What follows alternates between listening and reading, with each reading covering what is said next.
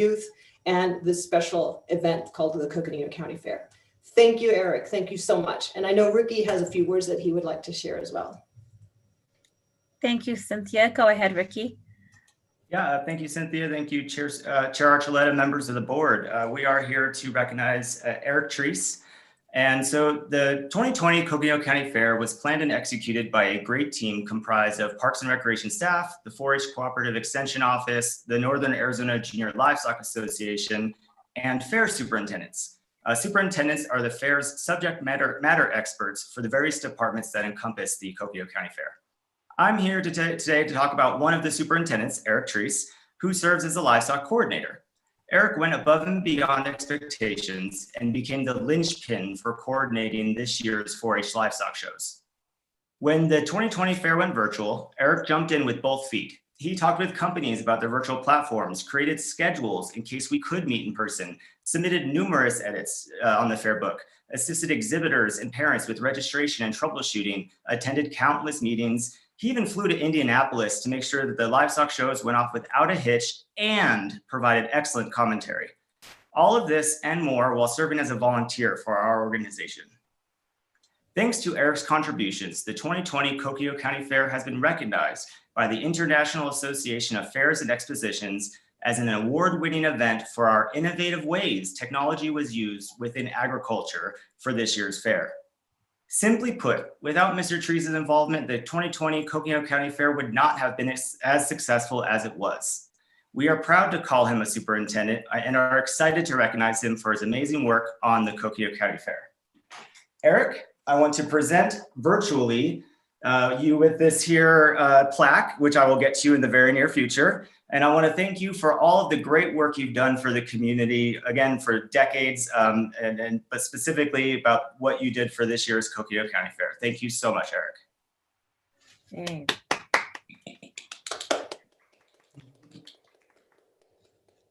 Well, that's amazing. It's awesome, Eric. You're a superstar, and well, we can't thank you enough. And on behalf of all of the residents, on behalf of all of those who participate in the fair and 4-H, our deepest gratitude, as was mentioned. Would you like to say a few words and tell us a little bit about your experience?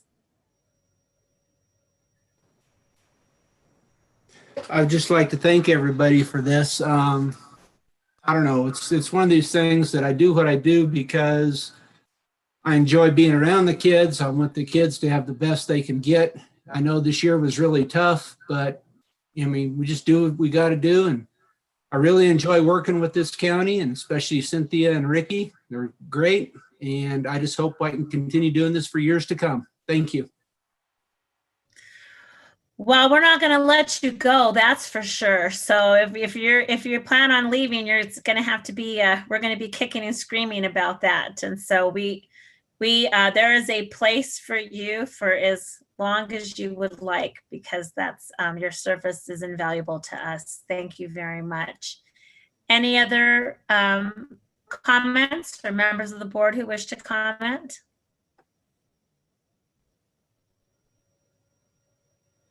All right, well, on behalf of the board, thank you once again, Eric. Thank you, Cynthia and Ricky, for bringing this to our attention. What a well-deserved recognition.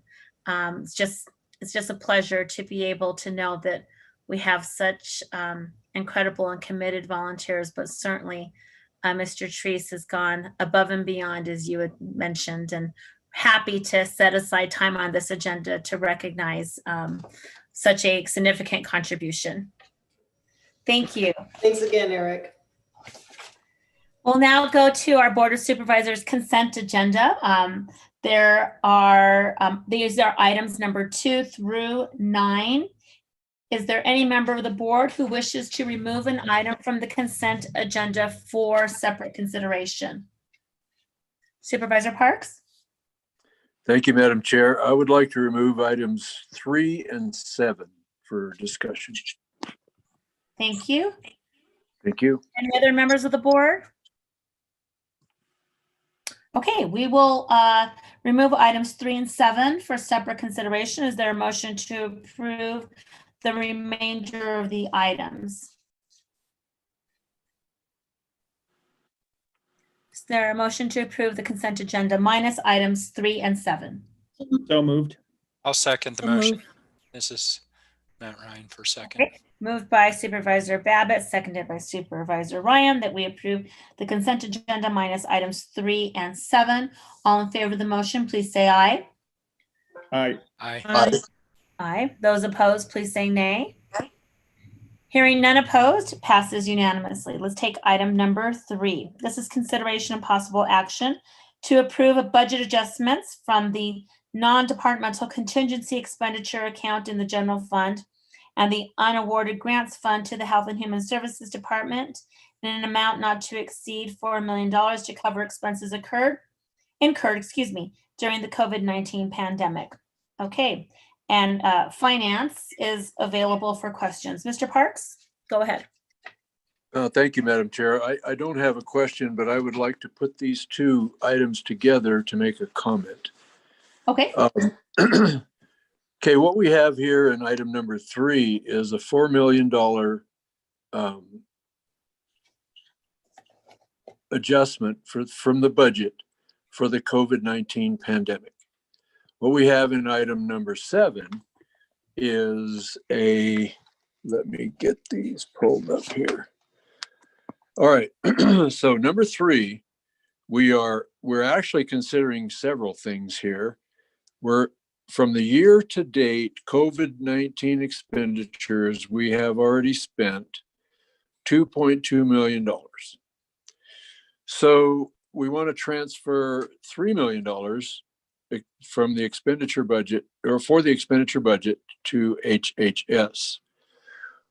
We would also like the ability to move an additional $1 million in spending capacity from the county's unawarded grant funds for any expenditures that exceed initial estimate of $3 million. Okay, over here on item number 7, we are being asked for 14 FTEs and a corresponding budgeted amendment in the amount of $1.7858 million to provide COVID-19 specimen collection and testing services. Okay, that is essentially 1.8 million. Going back over here to item 3, that is a total of $8 million that we are being asked to expend or have expended already. And that is at a rate of government funding from DEMA and from the Fed of 75%. That leaves $2 million for our taxpayers to fund from the county general fund, and or however else we can fund it. As we learned with the original COVID-19 funding, we are not going to get reimbursed for the other 25%. That is probably a foregone conclusion.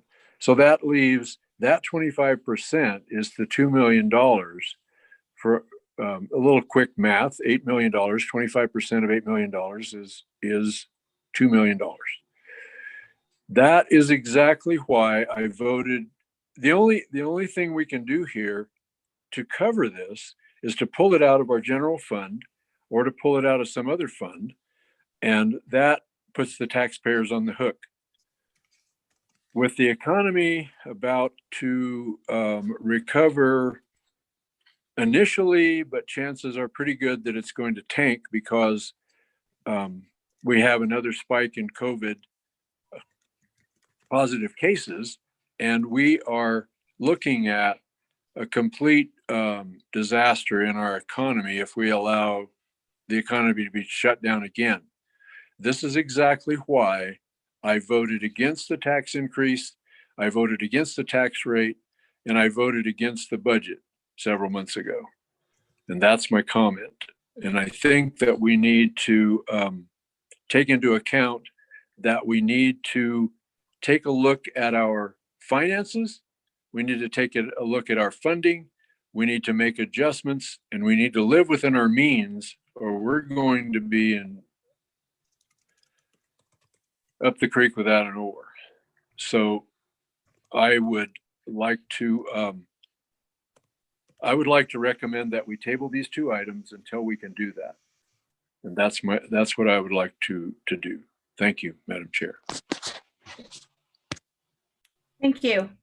So yeah, there's a lot there that you commented on. So let me, I would like to get some input from our county manager and from finance. I want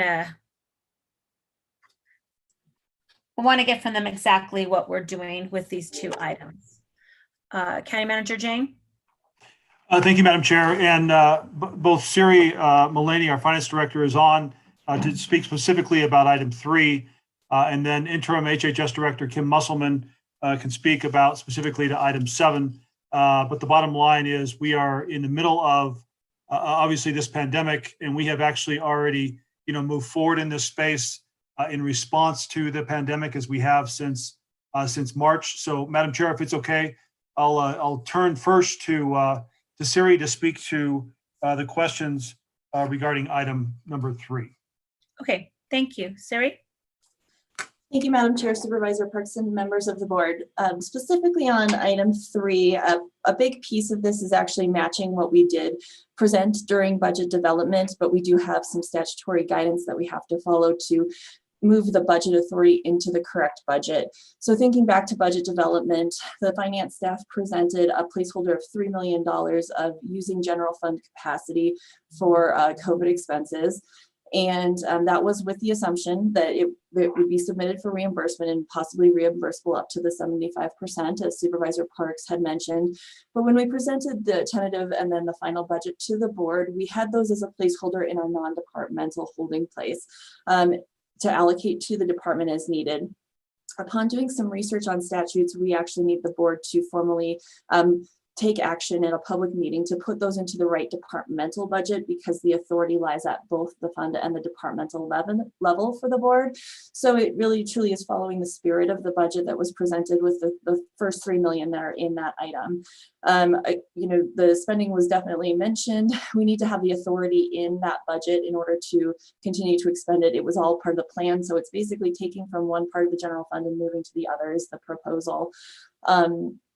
Then to speak to the couple million that has been expended, it does sort of play in with the item number 7, because fortunately we had expended some amount of money. Our more recent updates that we're receiving from HHS actually have lowered the year to date because they're able to take that grant funding and move expenses out of the general fund. So overall, it's going to be a savings to the county general fund to utilize these other dollars that have since been awarded for some of these expenses. So that's good news. We asked for $4 million just so we didn't have to continue to come back to the board, because we also did do a placeholder in our unawarded grants for the expenditure authority as we need, because we can't expend dollars we don't plan for.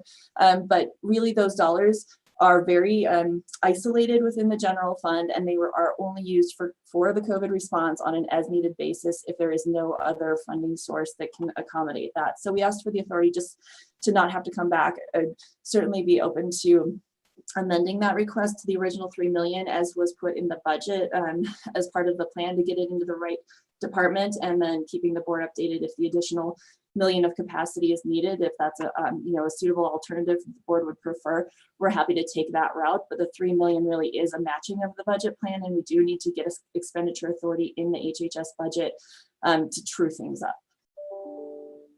So basically this is more administrative in nature. Correct. It really is a zero sum. It's a plus in one place and a minus in the other. Right. Okay, super. Well, let me just, Kim, Interim Director of HHS, did you have anything you wanted to add? Thank you, Madam Chair and Supervisor Parks. I didn't have anything I wanted to add. If there were any other questions regarding the specific grant funds for item 7, that is the second part of the ELC grants that we submitted through CDC, and the board approved about a month ago. The first $1.7 million of grants specific to our EPI division that was able to then cover many of the positions that were hired to do our contact tracing, our investigations and monitoring. This grant is specific to testing and staffing associated around our testing sites, and also will create a smooth transition into the vaccination realm, which we are quickly entering. And again, as Siri had said, this is money that actually is a benefit to the general fund because we were able to retro these back to August. So many of the expenditures that the general fund was absorbing around the testing site and other services that we were providing in the COVID response, we were able to actually charge to the grant and relieve the general fund of that expenditure. Okay, thank you. Let me ask the board if there are any other questions. We have these 2 items that we need to take action on. Board members, any other questions or comments? Supervisor Moran? Thank you, Madam Chair. Kim or Siri, how much did you receive in the grants, just out of curiosity? So the item that is before you today is for just over $1.7 million. And I apologize, I don't have the, it's actually I do, $1,758,217 for this specific specimen collection and testing services. And then the board had approved approximately a month ago another 1.7 million and some change that was specific to the epidemiological services around contact tracing, investigations, surveillance, and monitoring. Okay. So just a little over $3 million, $3.3 million. All right. Thank you. Madam Chair, I'm looking at this and it's administrative in nature. By the same token, I think an element of Supervisor Parks' and I guess observation or query associated with this would be just keeping track of what the balance is associated with it, making sure we're applying it appropriately, making sure that we have we're backfilling with the grant money or other monies that are being moved into it. Knowing how they're offset is helpful. Gets a better understanding of how much we really have to use from general fund versus the other pieces. By the same token, a reason that we do create this additional fund balance in the broader budget is so that we can address emergencies. We are addressing an emergency, the COVID-19 in this case. It would be the same for any fire that we would respond to. We know that we will incur costs associated with an emergency. So, and then as far as creating that buffer, I probably should ask the question to make sure it's answered in public for the sake of just public edification. Siri, that extra $1 million, if we don't end up using it in the response, then we move it back into the general fund. Thank you, Supervisor Ryan. So the $1 million is budget authority. So if it isn't spent, it just lapses basically. So okay. Essentially, yes, general fund balance. Okay. So Madam Chair, I'm okay with these 2 items and we'll be voting in favor of them. Thank you, Madam Chair. Thank you very much. And yes, it is budget authority, and we have been apprised of expenses all along the way. We will be continue to be apprised of expenses. I, as one board member, believe that this is a responsibility of the county to continue testing and contact tracing. And so I am supportive of these 2 items, and that is what local government exists for, especially county government in the space of public health. Supervisor Parks, you had in the discussion, you had mentioned that you wanted to table it. It was not an official motion. I don't know if there'd be support for tabling these items, but you're welcome to make a motion to that effect if you would like. And if there's not a second, it'll die and we'll go forth with another motion.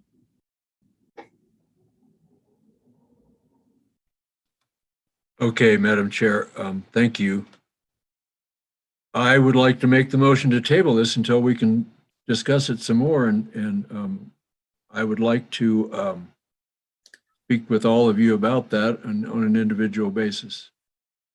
Thank you.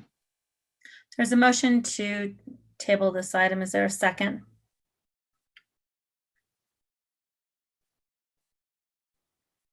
We don't have a second on that motion.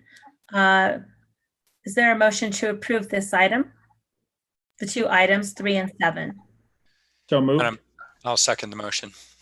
There's a motion to approve items 3 and 7. Any further discussion? All in favor of the motion, please say aye.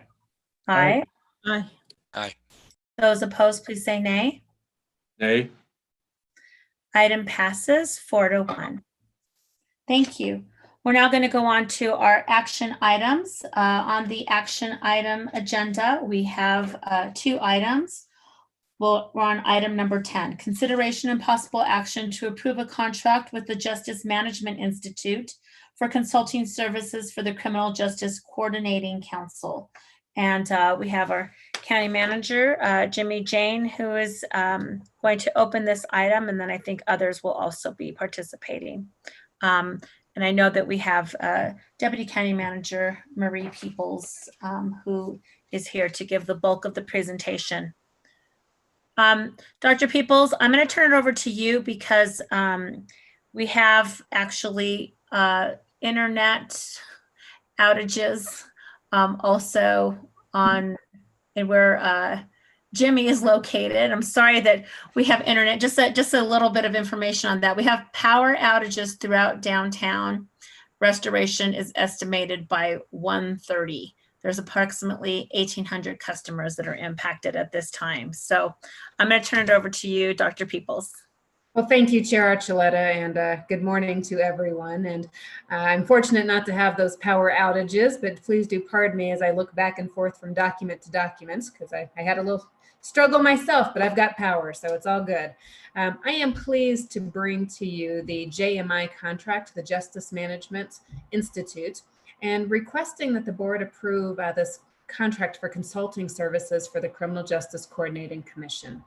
JMI has a lot of experience. They're a national leader and a world leader. They've also worked out of the nation in terms of criminal justice coordinating councils and criminal justice initiatives. They're very acquainted with our Criminal Justice Coordinating Council. They have, I believe, worked with us in various aspects from the inception of our CJCC Council. They're very familiar not only with you, Chair Archuleta, but with our sheriff and previous sheriff and our judge and county attorney, which bodes well for the consulting services that they would provide. And what those consulting services are to help us do some evaluation and deep dive into how the CJCC should move forward, including bylaws, structure, and in-depth interviews with the stakeholders of CJCC. The CJCC has produced incredible outcomes through its inception, but as all coordinating councils, organizations, groups have, there are ebbs and flows. And while we try to prioritize what our needs are, we've determined that we do need some outside services for this. Another factor within that, Madam Chair and other board members, is that with the loss of the previous CJCC coordinator, Mr. Henry, who was with us for a short time, it provides a unique opportunity to use vacancy savings and to make sure that as we reopen that vacant position, or perhaps it needs to be structured differently, but that we're moving forward in the best manner possible. So with that, Madam Chair, are there any questions about the contract?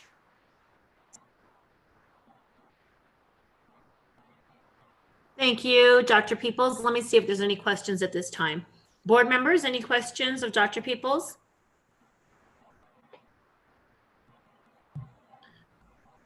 Okay, well, seems straightforward. We have worked with this group in the past. I do think it'll be very helpful. I'm very supportive of it as one of the members of the board. There's both Supervisor Fowler and I who sit on the CJCC.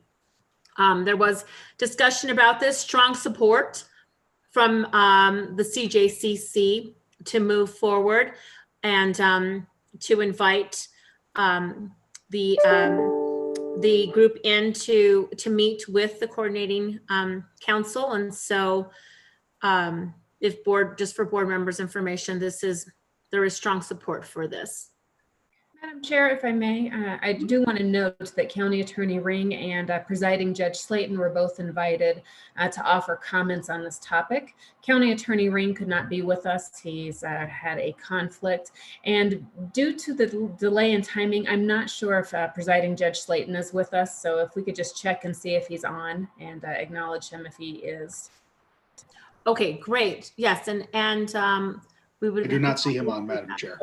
And he may not be because we're a little bit late, but I just wanted to share, as you noted, both County Attorney Ring and Presiding Judge Slayton are both members of the Executive Steering Committee, and they wanted to speak to offer their support for the contract as well. Okay, well, we appreciate you communicating that and really thank them for their efforts and for their willingness to be on this morning. Apologize that there was a delay in the meeting start. Well, wonderful. Thank you. Board members, is there a motion to approve this item? So moved. Is there a second? I'll go ahead and second it, Madam Chair. Okay, any further discussion? Okay, all in favor of the motion, please say aye. Aye. Aye. Aye. Anyone opposed to the motion, please say nay. Hearing none opposed, it passes unanimously. Just an announcement that Supervisor Fowler did need to leave the meeting this morning at 10:45. She will be gone from 10:45 to 12:45 to give a presentation. So we do have 4 members of the board present now. Item number 11, I believe that we are doing that on Friday, which is the canvass of the election results for November 3rd, 2020 general election. So I don't know if we have to take any particular action, but I know Isler is on, and certainly we can get an update from him. I know it was withdrawn at the request of our county recorder. So Isler, why don't you go ahead and give some information on this item. Thank you, Madam Chair. Good morning, members of the board. I do want to let everyone know that we are scheduled to canvass the election results for Friday in a special session with the board. We still have a couple of reports to run and finalize to be ready for that canvass. Okay. Well, thank you for that. So this does not require an action, it's just withdrawn and and it will be noticed, of course, Friday's meeting will be noticed, but just to anybody who's interested in that, mark your calendars for Friday at 11 a.m. We will have a special meeting to canvass the elections. Madam Chair, just real quick on this. And you may have already said it, and maybe I didn't hear as I was just looking at another item. So just the reasoning for the extension. Sure, Isler said they have to run a couple of reports, but go ahead, Isler. Yes, Madam Chair, Supervisor Bryan, we are required by statute to provide some additional reports with the voter outreach and education and election board worker training, and we're finalizing those reports and have them be part of the package for the board approval and the canvassing of the election results on Friday. Okay, great. We just needed a little bit more time. Yeah, well, in order for us to canvass, so we need to make sure that you guys are doing what you need to do. So thank you. Thank you. And basically just Friday, I believe, is the deadline. Is that correct?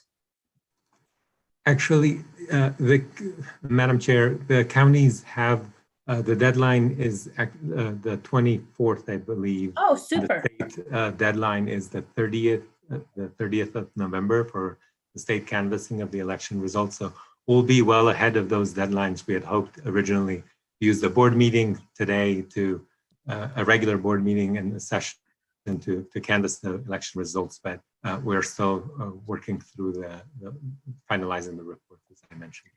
Great. Well, wonderful. Well, Friday will be well ahead of the deadline, and we will canvass the election on Friday. Thank you. All right. Thank you so much. All right, let's go on to item number 12. This is a public hearing, consideration and possible recommendation of approval of an Arizona Department of Liquor Licenses and Control regarding an owner transfer new application for a new Series 10, which is beer and wine store liquor license for Don Hole's Cabins and Canyon Market in District 3. And I'm going to turn it over to our clerk, Lindsay Daly, to present this item. Lindsay? Good morning, Chair Archuleta and Supervisors. We received a liquor license application from the state for a Series 10 beer and wine store.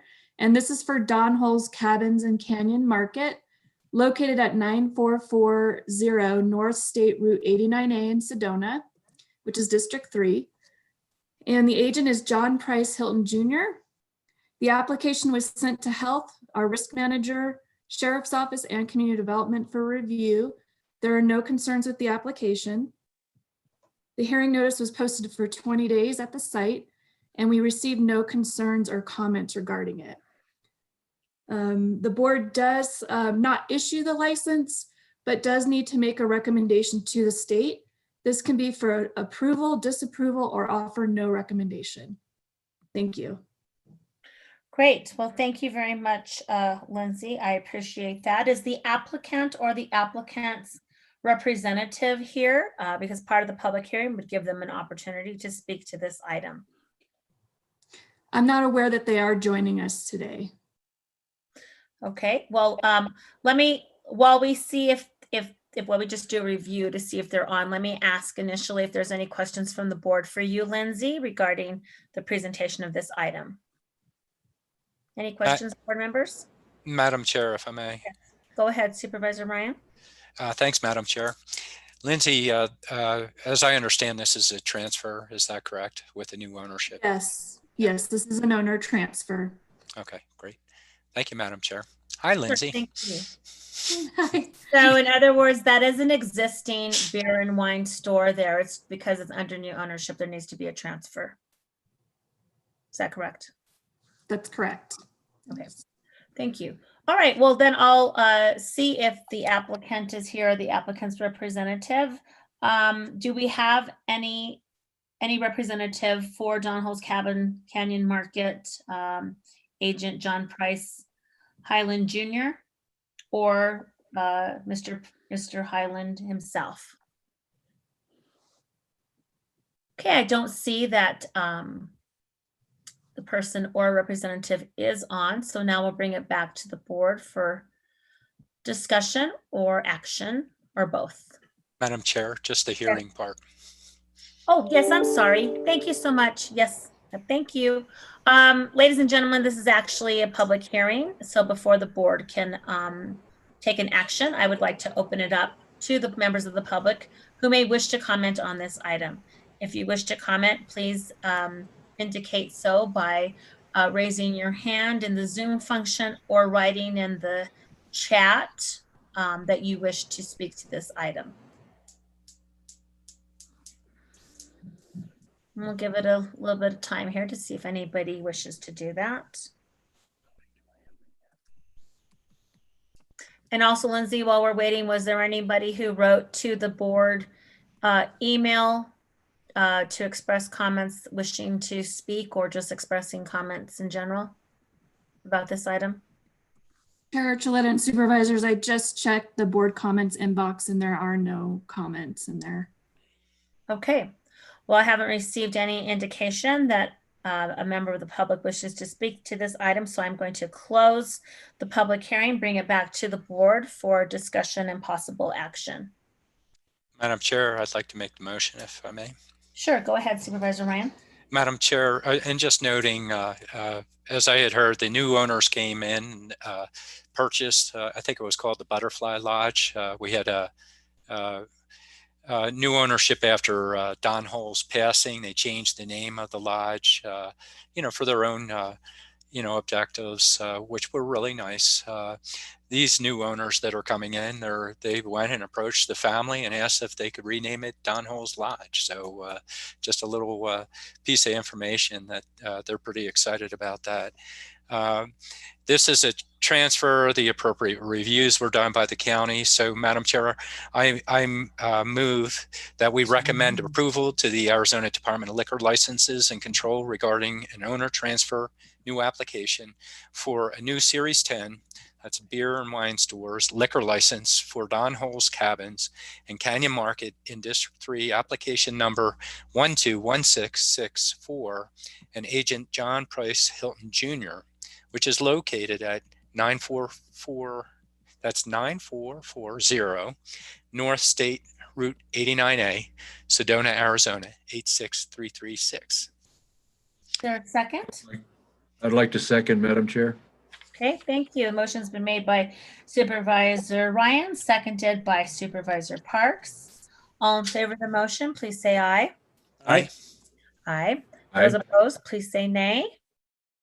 Hearing none opposed, it passes unanimously. All right. Thank you very much. That takes us to our next item. This is discussion and possible action. This is presentation and discussion with Coconino County Treasurer Sarah Benatar to provide a financial update and economic outlook. Welcome, Treasurer Benatar. Thank you, Madam Chair and members of the board. I'm going to go ahead and share my screen. Hopefully, you're able to see that okay? Yes. Okay. So thank you for the opportunity to give an update on Coconino County's economic outlook. The data I'm going to present has been put together by myself, various sources, and I believe the presentation was emailed out to everyone yesterday. But, you know, I wanted to, given where we are right now, I wanted to paint a picture of kind of what the last couple of months have been like and what to expect going forward in response our economy, local economy, and it's going to have information nationally, globally, but also locally here for Coconino County. So it's been a rough couple months for a number of reasons. We're in the middle of a global pandemic still, and also in the middle of an economic recession as a result of that. So there's a couple key indicators that I wanted to share with the group and discuss how that impacts our local economy, which from my perspective, I'm not very optimistic about. I truly believe we're going to be going through a dark couple of months in the wintertime, and we probably won't be seeing truly any substantial growth until about the earliest would be fall 2021. Again, that is my opinion on this based off the data I've reviewed and the information I have presented. And so with that, a couple key indicators that have guided me in that direction. I'll go over some economic recession comparisons from the last couple of recessions, and then looking at some other key indicators such as air travel, hotel occupancy, unemployment, labor force numbers, property tax collections, GDP, and the Treasury yield curve. So this image right here is really comparing the last couple of recessions that our country has faced. So the 1990, 2001, the 2008, and the current coronavirus crisis. And this is demonstrating the green line is the top 25% of earners, and the purple line is the bottom 25% of earners. And with all other prior recessions, the job loss and growth has been consistent amongst all earners. So the impact of the recessions has been felt across the board equally. When you come to the coronavirus, you actually will see this purple line, which is the bottom 25% of earners, are being disproportionately impacted by COVID, and they are not bouncing back. And so really, this economic recession that we're in has really impacted those working in the hospitality industry and retail, and also in small businesses.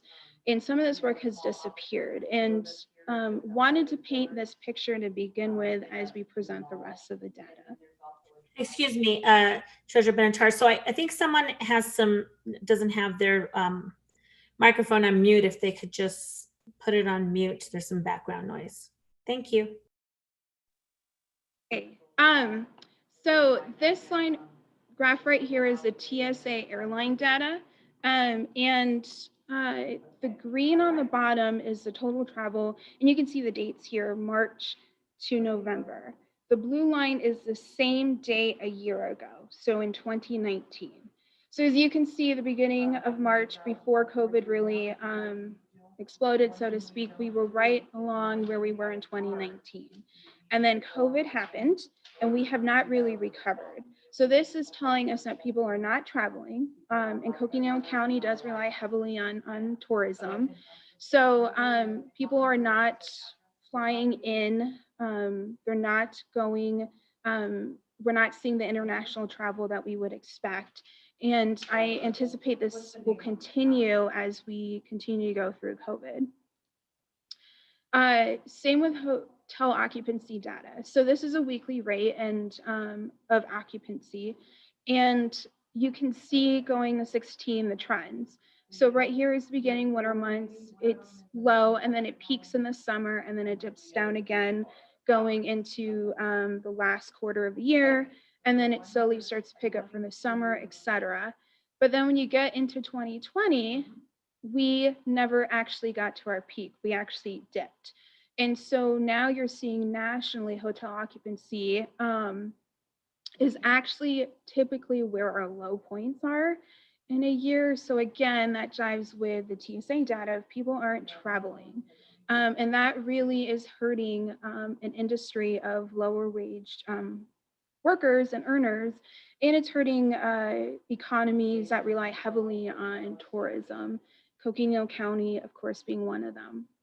When you start to look at restaurant data, so this right here, I did this from last about 3 weeks, October to November, and you can see compared, things are just down. People are not going into restaurants to eat. And of course, there's other factors as well. Restaurants are closed or operating a limited capacity. But truly, they're not getting walk-ins, you're not getting reservations. People going out to eat has declined compared to same week prior year ago. And then you can see here, the blue line is US, the red is Arizona, and the green is Metro Phoenix. I look to us more like we're Arizona versus Metro Phoenix because we do have a bit more of out-of-towners who come, and when they do come up, they do go out to eat. But still, you can see compared to where we were the same week a year ago, we're still down. We're not seeing growth, we're actually seeing decline. So another key factor that I personally like to look at as opposed to the unemployment number, and the unemployment number is good to see and to follow, which right now for the month of September was about 8.5%, I believe it was 8.2%. But the workforce numbers for me is really telling because that tells us who is actually working. And unemployment numbers can be skewed because of a number of reasons. You know, they are no longer looking for a job, they no longer qualify for benefits, etc. And so the workforce numbers for me are much more telling of the story of what's happening locally. So this is our workforce numbers here in Coconino County. So the blue line is 2017, and this is over a calendar year. The green line is 2018, and the purple is 2019, and the red is 2020. So you can see 17, 18, 19, it's pretty consistent. You know, it starts to be lower in the winter times. We pick up in the summer, which would be expect in a town that does have seasonal employment due to tourism. But then when you look at the red, so we started off 2020 strong, especially in January compared to prior years. But then you saw that dip in March to April, and we have not recovered. We have right now just over 65,000 people in the workforce here, and that was the September numbers. I anticipate that's going to continue to decline. If you look at the trends on the prior year, September is usually our peak month, and this is where our peak month is. This is going to continue to decline just because we're not going to have that tourism coming in It's an off season for us. And this is, again, really alarming, because this is saying that even though maybe our unemployment seems to be decreasing from where our peak was, we are not seeing people in the workplace, in the workforce numbers. So how does that impact other factors? Well, a piece of that is property tax data. And this is something we obviously follow very, very closely. So for tax, this graph on the left is highlighting tax year June 30th delinquencies, and we're comparing it from all the different years. And so this is tax year 2010, which is fiscal year 2011. And tax year 2019 was fiscal year 2020, and this is what was on June 30th of 2020. And you can see we started off right around the recession, the last recession, and we started to see a decrease. And then, we stayed pretty steady, but then we saw a big jump from tax year 2018 to tax year 2019 delinquency. And this is tied directly, I believe, to some of this information here, as well as the tourism data that was presented. We are seeing higher delinquencies in commercial property, hospitality, hotels, restaurants, and we're also we did see an increase in single-family resident delinquencies, and we also saw an increase in delinquencies with individuals who qualify for an exemption, which again, those are typically our lower wage earners. And those that we have seen delinquency with, those single-family residences, those are individuals who don't have a mortgage. So they've either paid it off or they inherited their property, etc. So when looking at first half comparison, which just happened, November 2nd was our first half deadline for 2020 taxes. And comparing it from the prior years, we're usually just under 50%, between 44 and I'd say 46%. We are barely at 40% right now. So we're about 4% behind where we typically are at this point, which 4% may not seem like a lot, but 1% for us is just over $1.6 million. So that's pretty significant if you think about it. That's over $6 million that we're behind compared to prior years. So based off of this, the trends that we saw in 19 and the trends that we are seeing right now, I am anticipating that we are going to have a 93% collection rate at June 30th of 2021, so this fiscal year. And this is a collection rate we haven't seen since the Great Recession. And I worry that this will have a bigger impact because of the industries that it is impacting and the individuals it is impacting. So when you look at the mortgage data, so we just presented the property tax collection data. Mortgages are paying on time. Mortgages are doing fine in terms of paying property taxes, but mortgages only make up about 20% of all the property taxes that we collect in Coconino County. So only about 20% have an escrow that's paying their property taxes. So that's pretty significant. But what about that 20%? How's the mortgage industry doing? So this economic recession that we're in right now is very different from any of the prior ones. And the reason is who it's impacted. You have, an entire industry of professionals. You think of, those in the finance sector and those in lawyers, et cetera, who are able to adapt and work remotely. But then you have other industries such as retail, restaurant, hotel, that they can't go virtual. People are not traveling. So those are going away. And so that's why in terms of the mortgage data, it's not as big as an impact as you would have expected it to be based off of prior economic recessions, but it is still an impact. So this right here is from the September report of Black Knight, and Black Knight is one of the leading research firms in mortgage data. And you can see this document, I like these graphs because it really paints a picture in terms of, as opposed to an economic recession, really looking more at these natural disasters. And so you can see Hurricane Harvey and Hurricane Irma.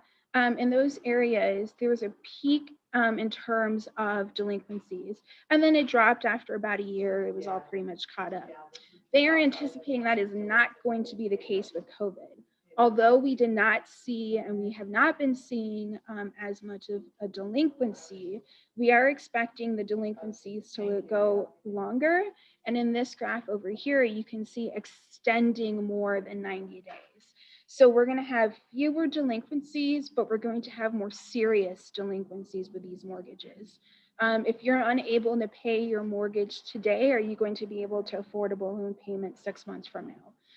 And unfortunately, the answer is no if you don't have any employment. So we have less delinquencies, but we have greater length of delinquencies that we're seeing in the mortgage arena right now.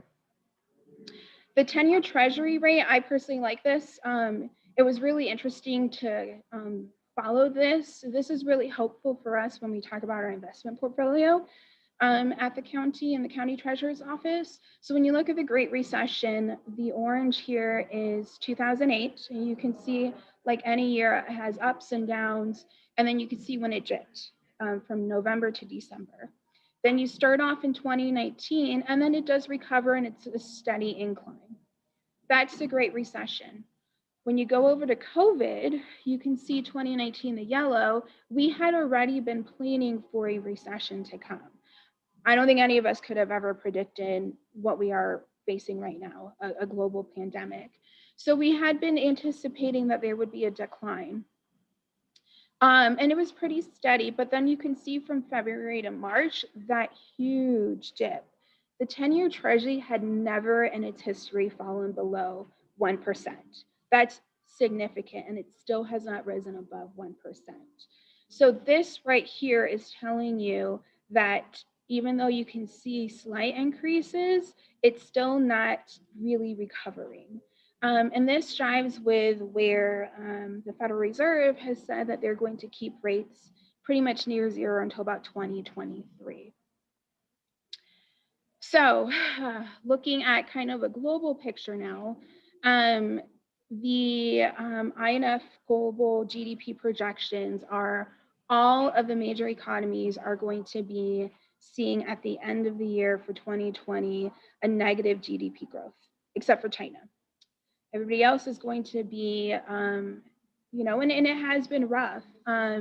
Yes, we did see from the second to third quarter that big growth, the record growth GDP increase, but we are nowhere near where we were before COVID, and we are still having essentially overall a negative GDP growth. So even though we increase from being in a deep hole to less of being in the deep hole. I'm going to mute myself and let Chris talk about this screen.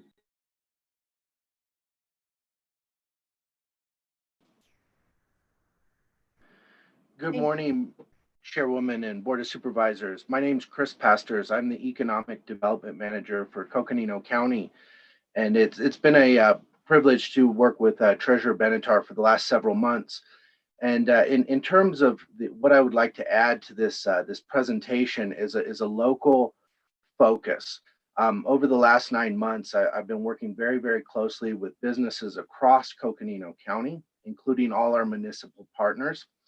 And one of the things that we really sought out is local information that can inform us as to what's going on with our businesses here in Flagstaff, in Williams, in Page, in rural Coconino County. And so about 8 months ago, we started a survey with the Northern Arizona University's Economic Policy Institute. So the information that I'm sharing with you has been gathered, analyzed, and shared from NAU's Economic Policy Institute, thanks to Dr. Guzman and his team. But one of the some of the information that we've collected, and we've done a series of surveys over a period of 5 pulses. And so what it's given us is it's given us some longitudinal data. so we can see how business sentiment and how business impacts are happening over a period of nearly 8 months. And so what I wanted to share with you here briefly is what we're seeing locally is in congruence with what Treasurer Sarah Benatar is sharing with us on a national level. And so I think there's similarities between what she shared with you from a national perspective and what we've been seeing and experiencing here at a local level. I know many supervisors have been getting calls from business owners locally, asking about what programs might be available, looking for different resources to help their businesses stay operational and continue to employ their employees.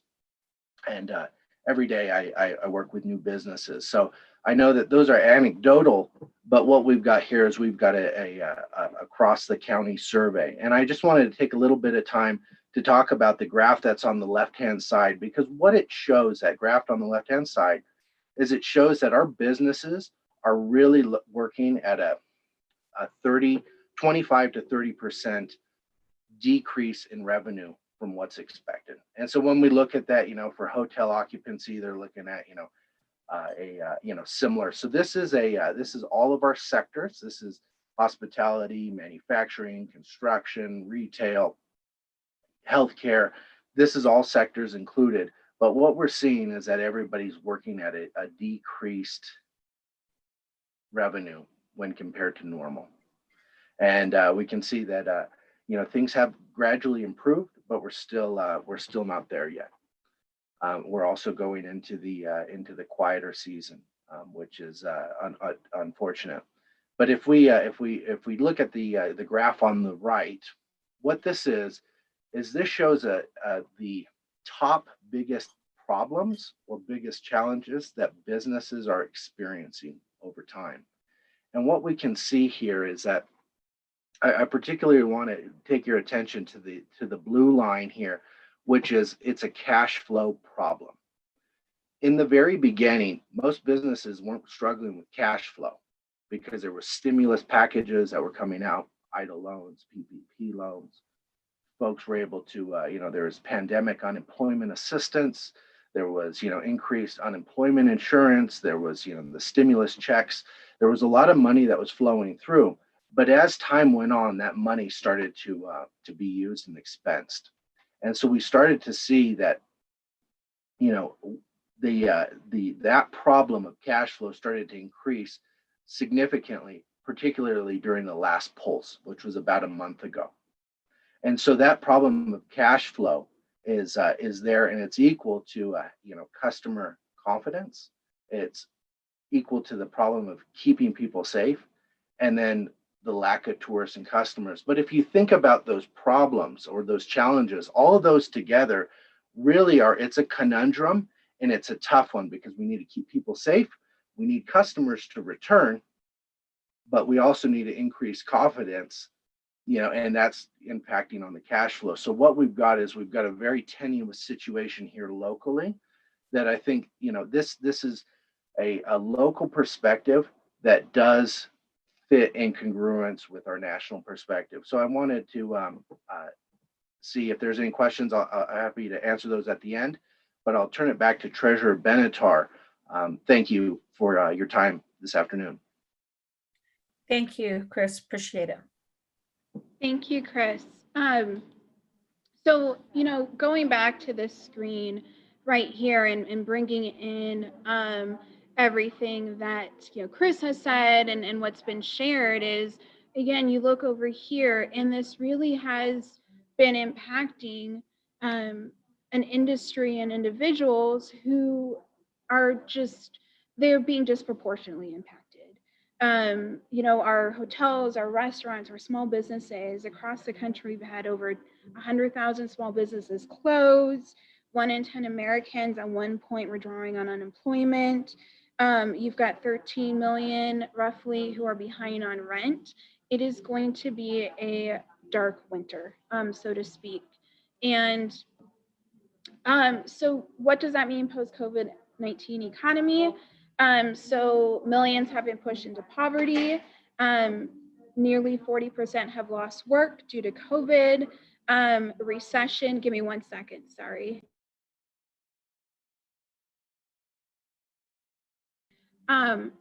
Sorry about that. I'm actually working out at the mall today, so I apologize for the background noise. Also, economic recession, I think we're going to be going into depression that's going to rival the Great Depression. Feds are keeping rates at near zero till 2023. That's huge. They have not done that before. And we're not seeing the growth. And truly, until the pandemic is under control, we're not going to be able to recover. Individuals are going to be scared to go out. They're not going to travel. They're not going to go out to eat. They're not going to be spending money in retail the way that they previously had, because they don't know what their jobs are going to look like. And, you know, when you start looking at how some of these programs are set to expire, it's going to be really, really difficult. And then we're also going to continue to see a revenue reduction, and that's really going to impact government entities. So property tax estimates are going to stay low. We're not looking at going back to those 99% collection rates until 2023, the earliest. And there was a great quote that Chairman Powell from the Federal Reserve actually said on Thursday during a presentation. And it's even after the employment rate goes down and there's a vaccine, there's going to be a probably substantial group of workers who are going to need support as they're finding their way in the post-pandemic economy, because it's going to be different in some fundamental ways. And it really, really is. You know, those who are in industries that can work remotely are going to be fine, but those who can't aren't. And it's really going to change how things are and function. So really the question is then, what do we do from here? So what the Treasurer's Office has been focusing on is we've been looking at things from a local, state, and national perspective. So locally, we put together a task force to guide us on programs, marketing, outreach, and advocacy that we will begin doing. Members of the task force include Chris Pastors from Economic Development, but we also have someone from DNA Legal Services. We have a tax lien investor. We have Devonna McLaughlin from Housing Solutions, Sarah Dar from the City of Flagstaff Housing Department. We have Carol Dykes from United Way. And so we are have key people at the table who work more in the mortgage side and in the property tax side, really focusing on that property ownership component right now. On a state level, we are looking at legislation. One of the things that we are looking at is to update our tax deferral statutes. We know that those with exemptions have been impacted by COVID and are struggling with paying their property taxes. And so updating the tax deferral statutes would allow those who are in exemption to defer their taxes. So that is something that we are working on. And then we're going to continue partnership with counties and statewide organizations as we look at other programs that could benefit our property owners. And then on a national scale, we actually are partnering with companies such as CoreLogic. So they have been doing a deep dive into our data, and that's how we've been able to identify the exemptions in the hotel industry as those struggling with property tax payments. They are actually going through our first half collections right now, and they are doing it statewide. And so that data should be available to present to us in a larger group in December, so we can really guide our decisions based off of what the data is showing us. So again, that goes into where we're going to target our marketing and outreach for property tax collections, our advocacy work, and programming. And then also on a national level, we are working with these national companies and their advocacy teams to use that data for possible federal programming. So with that, does anyone have any questions? And I will stop sharing my screen. Great, thank you. Let me ask members of the board if they have any questions at this time.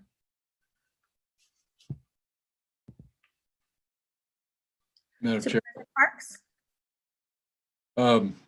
Sarah, I was wondering, thank you, Ms. Benatar, and thank you, Mr. Pastors, for this presentation. It's pretty timely, and I actually wish that this had happened before we went through the consent agenda, because it dovetails pretty much with what I've been thinking all along. And the numbers don't lie. And as everybody can see, we are facing some pretty dire times. And the question that I have, Sarah, is how far into the future are you predicting this downturn to continue before we start an actual recovery?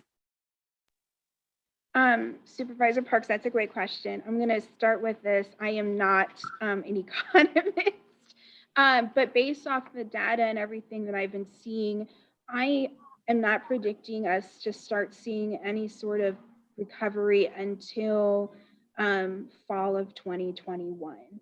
So about a year from now. And even then, it will be a very slow recovery, because there is going to be that industry that I don't know how they're going to recover unless there's some sort of congressional help or even statewide help put to get them through this times. And again, that's anticipating, and that's, I would say I'm being optimistic in the sense where that's a vaccine will be available and start to become widely available towards the end of next summer. People have started to take them, and then people have started to feel comfortable going back out in some sort of normalcy. But truly, I'm not seeing a full, again, slow recovery from fall 2021 to, I'd say, about summer 2023.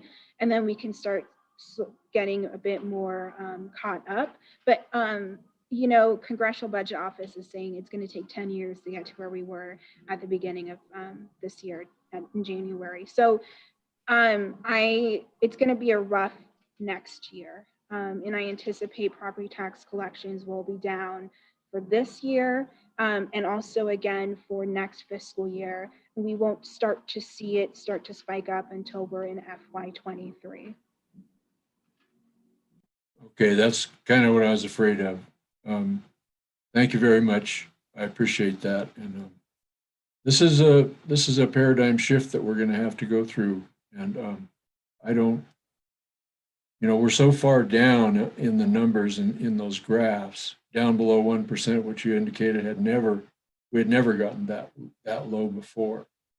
I'm not very optimistic at all. So. But anyway, thank you very much. And thank you for all the work that you guys did. I appreciate that.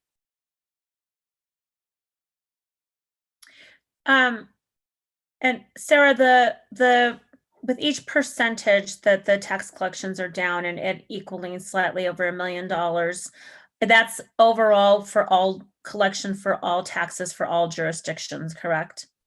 Chairman Archuleta, yes, that is correct. So the way that we do look at that is across, is the overall dollar amount we collect, and that is spread out through all the different taxing districts. So a portion of that, the specific portion attributed to Coconino County in terms of primary property tax collection would be how much? That I don't know off the top of my head, but I can get that information to you and get back to you what that would be. Okay, great, thank you. Other questions? Madam Chair, just a comment. Yes, go ahead. Supervisor. Thank you. Well, I really appreciate it, Sarah and Chris. And, you know, I just really want to recognize that the folks from Coconino County, yourselves, Eric, Jimmy, it has really been noticed what a more active role we are playing in relating our local government and the capacity we bring from a data piece, from an access to resources piece, to so many communities across our county and the small and independently owned and operated businesses that are the foundation of our economy up here. And so, you know, it's really noticed. Maybe it isn't always appreciated to y'all enough. And so I want to take that time to just say thank you for playing a supportive role. Yes, COVID has been shown that to be so important with incredible intensity this last 8-9 months, but even before then, just that we are part of this conversation is really noticed. It's really appreciated, and I hear it all the time about how grateful people are that we were engaged in this realm in a supportive piece. So thank you so much for it. And it's one of the things I really feel we have, done well in these last few years, really trying to refocus and ask important questions on what's our role to play in economic development, economic support, economic resiliency, because it, Supervisor Parks, is justified in being highly concerned about what this next 2-year window looks like. So thanks very much. Thank you, Supervisor Babbitt. Any other comments or questions from the board? Okay. Eric, you had a comment that you would like to make? Madam Chair, thank you very much. I just wanted to say, first of all, from Public Affairs, we will continue to interact with the Treasurer's Office and our elected officials and bring to the board advocacy pieces regarding the tax deferral statute and other helpful ways that we can look at our economy. And then also just wanted to express my thanks both to the board, but also to Chris Pastors for the great work on the micro grant program that Flagstaff Downtown Business put together and that the county contributed to. Businesses in the county did receive those grants in many different parts of the districts, well outside of Flagstaff as well. And then also we are close to having a result on the revolving loan fund grant application through the EDA.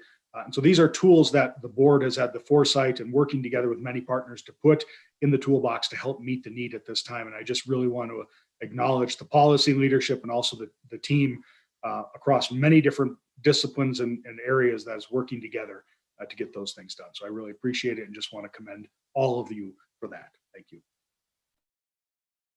Great, thank you. Appreciate it very much. Appreciate the presentation. Supervisor Ryan? Yeah, just a quick thank you on the presentation. And, just a reminder, if we didn't have the taxpayer money coming in, if we weren't frugal with our budgets, if we didn't focus our money, we wouldn't be able to bring these programs forward to assist people. And that's pretty much what we've been trying to do. Absolutely. I acknowledge the area where we need to be conservative. And we have been, and these are some of the benefits. We're going to go through a prolonged period, and we're going to need to be there, but it's going to be challenging as well. So I want to thank you for the presentations. Mm-hmm. Great. Any other comments? All right. Well, thank you for the presentation. I think this is a good entree before we head into our budget cycle as well. And I know that our budget team is going to also then follow up with a presentation, and we'll just keep a close eye on this. I think it's good to be able to look at our numbers and look at the trends more regularly so that we can have this information at the moment and as we go into our budget cycle. So appreciate the work and the effort that went into this. Thank you very much. Treasurer Benatar, thank you very much. Mr. Password, thank you very much for the update this morning. That now leads us to a break. And so we actually are going to convene back again at 1:15 this afternoon. So we will see everybody at that time. Thank you.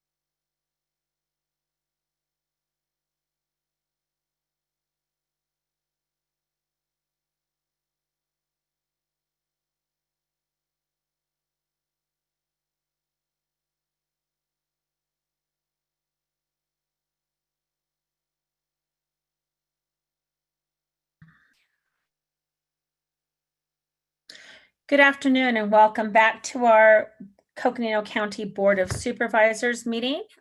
We were on a recess and now we are reconvening for our 1:15 session. We are on item number 14.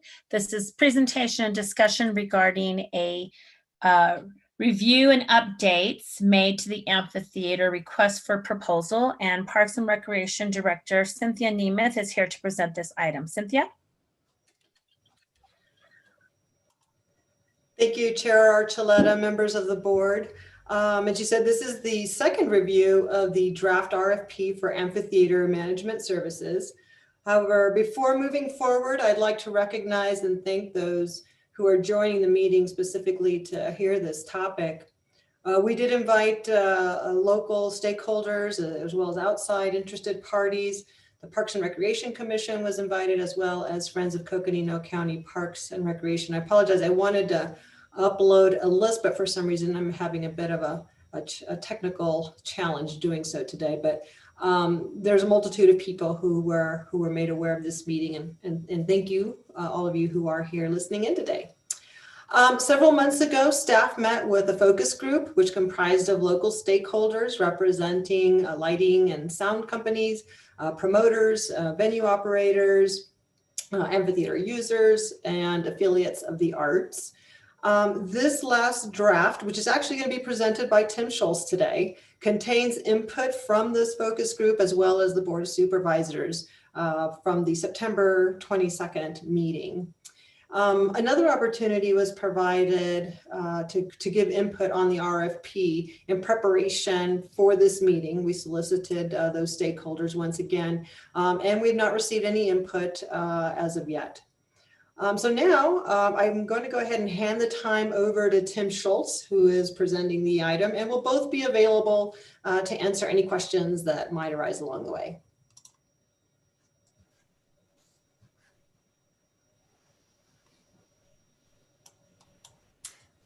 Thank you. Tim? Thank you, Cynthia. Good afternoon, Chair Archuleta and members of the board.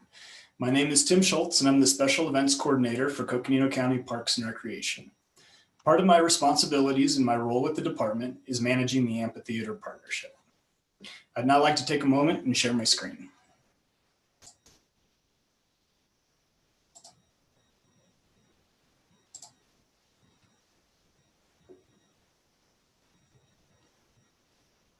Did that come up for everybody?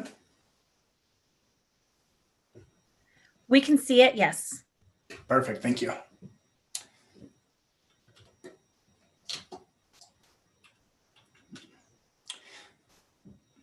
The reason we are here today is to talk about the second draft of the amphitheater request for proposal.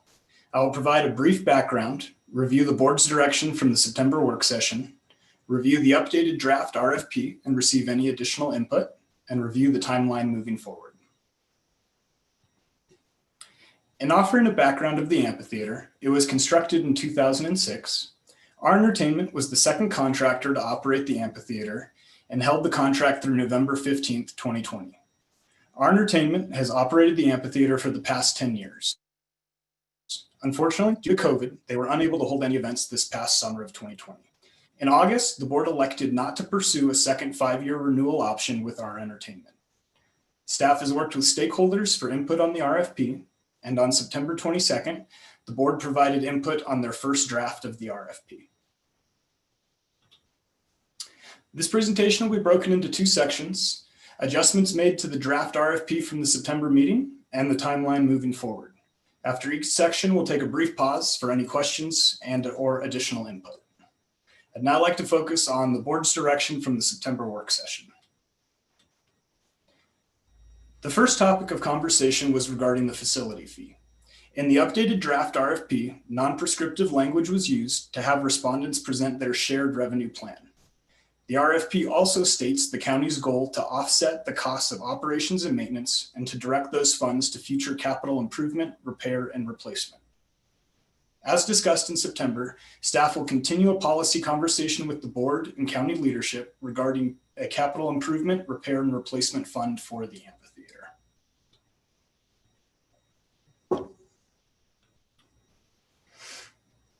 Also discussed in September was the venue naming rights. The updated draft RFP states the county is responsible for approving changes in venue name, be it through rights negotiated by the contractor or any other method determined to be in the best interest of the county.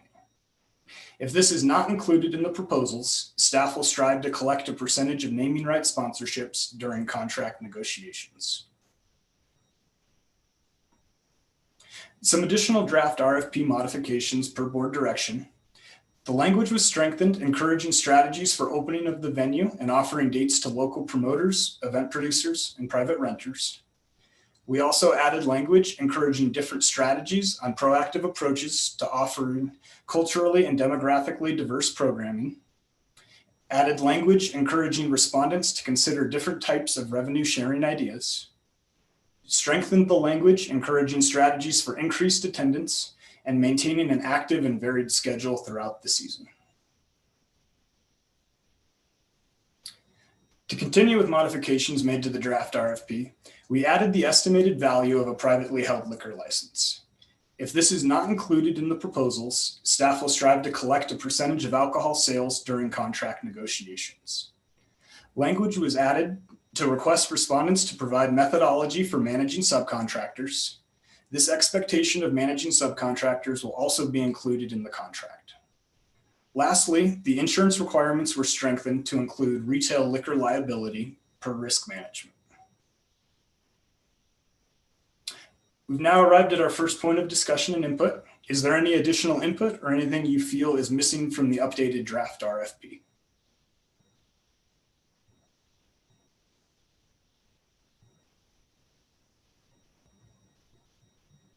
Thank you, Tim. Let me ask if there are any questions at this time from the board.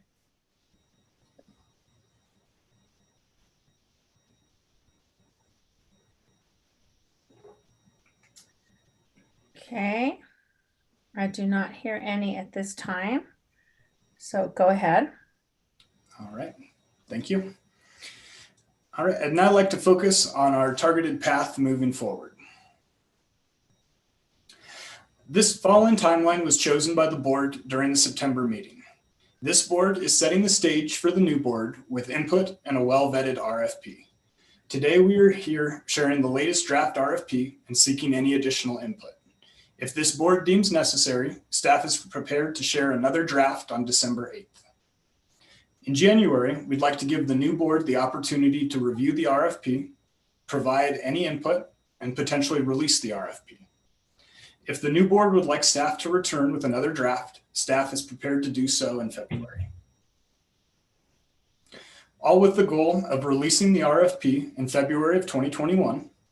Then in April, staff plans to review proposals and select a recommended proposal with the plan of meeting the board in April or May to review proposals, staff recommendations, possible negotiation points, and COVID-19 protocols, all with the hopes of having an approved contract in June. Now we've come to our second point of discussion and input. Does this board have any input on our target timeline? And also, does this board require an additional review of the draft RFP? Okay, thank you so much, Tim. Can you go back to the original, can you go back to the slide right before this? Yeah, do you want to start right here with today's timeline? Yes, thank you. So I would like to see the third draft of the RFP, and I see that that is, does that mean there's a placeholder on December 8th if we needed that? Chair Archuleta, I would refer that question to Cynthia. Cynthia, if you're still on, do we have a placeholder for December 8th already? Yeah, thanks, Tim. Supervisor Chair Archuleta, we actually have a placeholder on December 1st, I believe it is, not the 8th. Okay. All right. Let's see. Okay, and then why don't we go to the next page, please?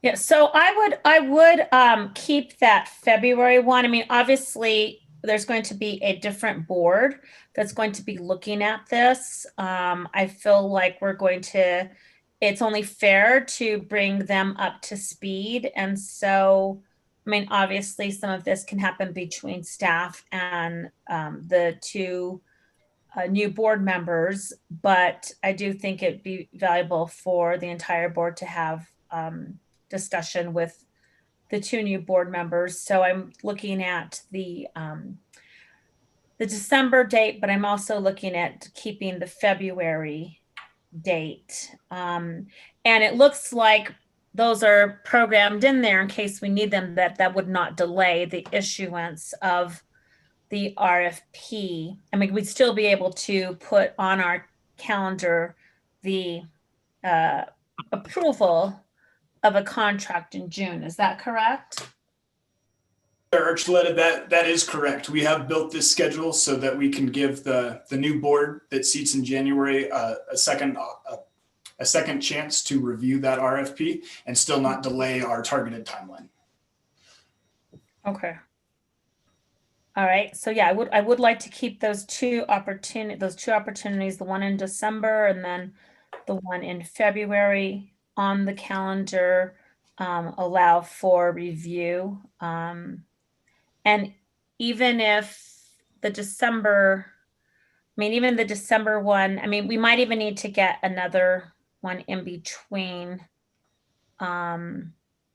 maybe December and February. We'll see. December is still with the existing board. And so again, just because this crosses over two boards, depending how much time the other board members need to digest everything and make recommendations, we might want to be flexible with that.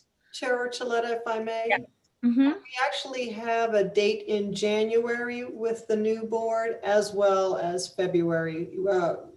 We're programming two options for them to one to maybe be. Oh, I see that now. Okay. And then if they felt like they wanted to review and hear it again, we're prepared to do that again in February. Okay, got it. Thank you. Yes, and so I would like to keep all of those dates and opportunities. I think that's great.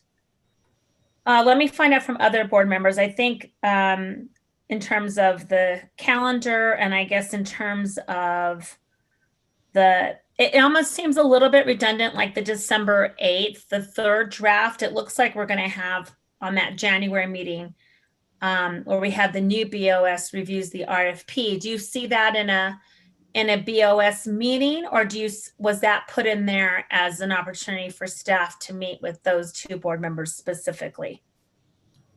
Thank you, Chair Archuleta. The January 2021 was intended to be another board meeting. So that way the two new members and then also the current board members that are transitioning over will have the opportunity to review the RFP again. And the December 8th, if I can add to that, which is now really December 1st if we need it, was only if this board felt it wanted to further provide input, because since the board had said that they wanted to make sure that the new board saw a very well vetted, well inputted RFP draft. So this is just simply there if this board feels like they want to hear this item one more time. Okay. Well, thank you. Let's see. Input from the board then? Madam Chair. Yes, Vice Chair Fowler, go ahead.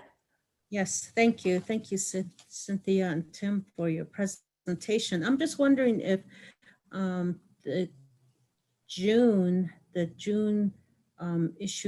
approving the contract in June, if the contractor will be able to, if that's enough time for them to provide some events for that year, should we have events next year? Yeah, thank you, Vice Chair Fowler. That is one thing that was in consideration when we presented our timelines during the September meeting. Staff is working currently with all of our annual events, such as Pickin' in the Pines, the Flagstaff Symphony Orchestra on July 4th, Made in the Shade Beer Festival, to make sure that we can get those dates set for 2021. And then obviously it will be up to the independent contractor selected for them to see what they are able to bring forth in 2021 for the rest of the season. I'll add, Chair Archuleta, Supervisor Fowler, that yes, it does not allow for a very robust season, and then this assuming that, you know, we're in a much healthier, healthier COVID environment. However, yeah, we recognize that this would not allow for a new operator to bring in a significant amount or a robust amount of acts. Madam Chair? Yes, go ahead, Supervisor. Oh, I'm sorry, Vice Chair, are you finished? Because it's a great question. It's one I wanted to follow up, but are you finished? Yes, go ahead. Okay. Yeah, so I think just obviously the operator, if one is selected, is not going to have time to do much, but I think the nature of events and booking is that there's going to be some challenges anyway. But what I really think we should make sure gets done in January at the meeting is a mechanism for folks who want to bring events out before the contractor is selected to understand the rental rates, to understand what it costs, because we don't want to eliminate those folks who are coming up with individuals. So it needs to be super clear from my perspective, needs to be very reasonable and manageable, and we should not forego any opportunity if the conditions would arise. So I hope that comes forward very early in January with the new board. So, you know, local promoters, national promoters, and maybe the independent contractor who ultimately gets selected could still bring events should conditions allow it. And then the last thing is, I'm very comfortable with the timeline. The only piece that caught my attention on the staff summary was, you know, if we are providing the alcohol, the license, it should not, we shall get percentage of alcohol sales. You know, it's not staff will strive. You know, when I ran, you know, Mike, we gave 50% of revenues to the county on alcohol sales the first 5 years. And we made money every single year. Didn't make a lot of money. We worked our tail off, but you know, that is, this is where we put our private sector hat on in profit-oriented operations from the county, from my perspective. And it's not a staff will strive, it's we will. And just remember, you know, those of us who worked successfully out there for years gave 50%, and we bought the liquor license back then.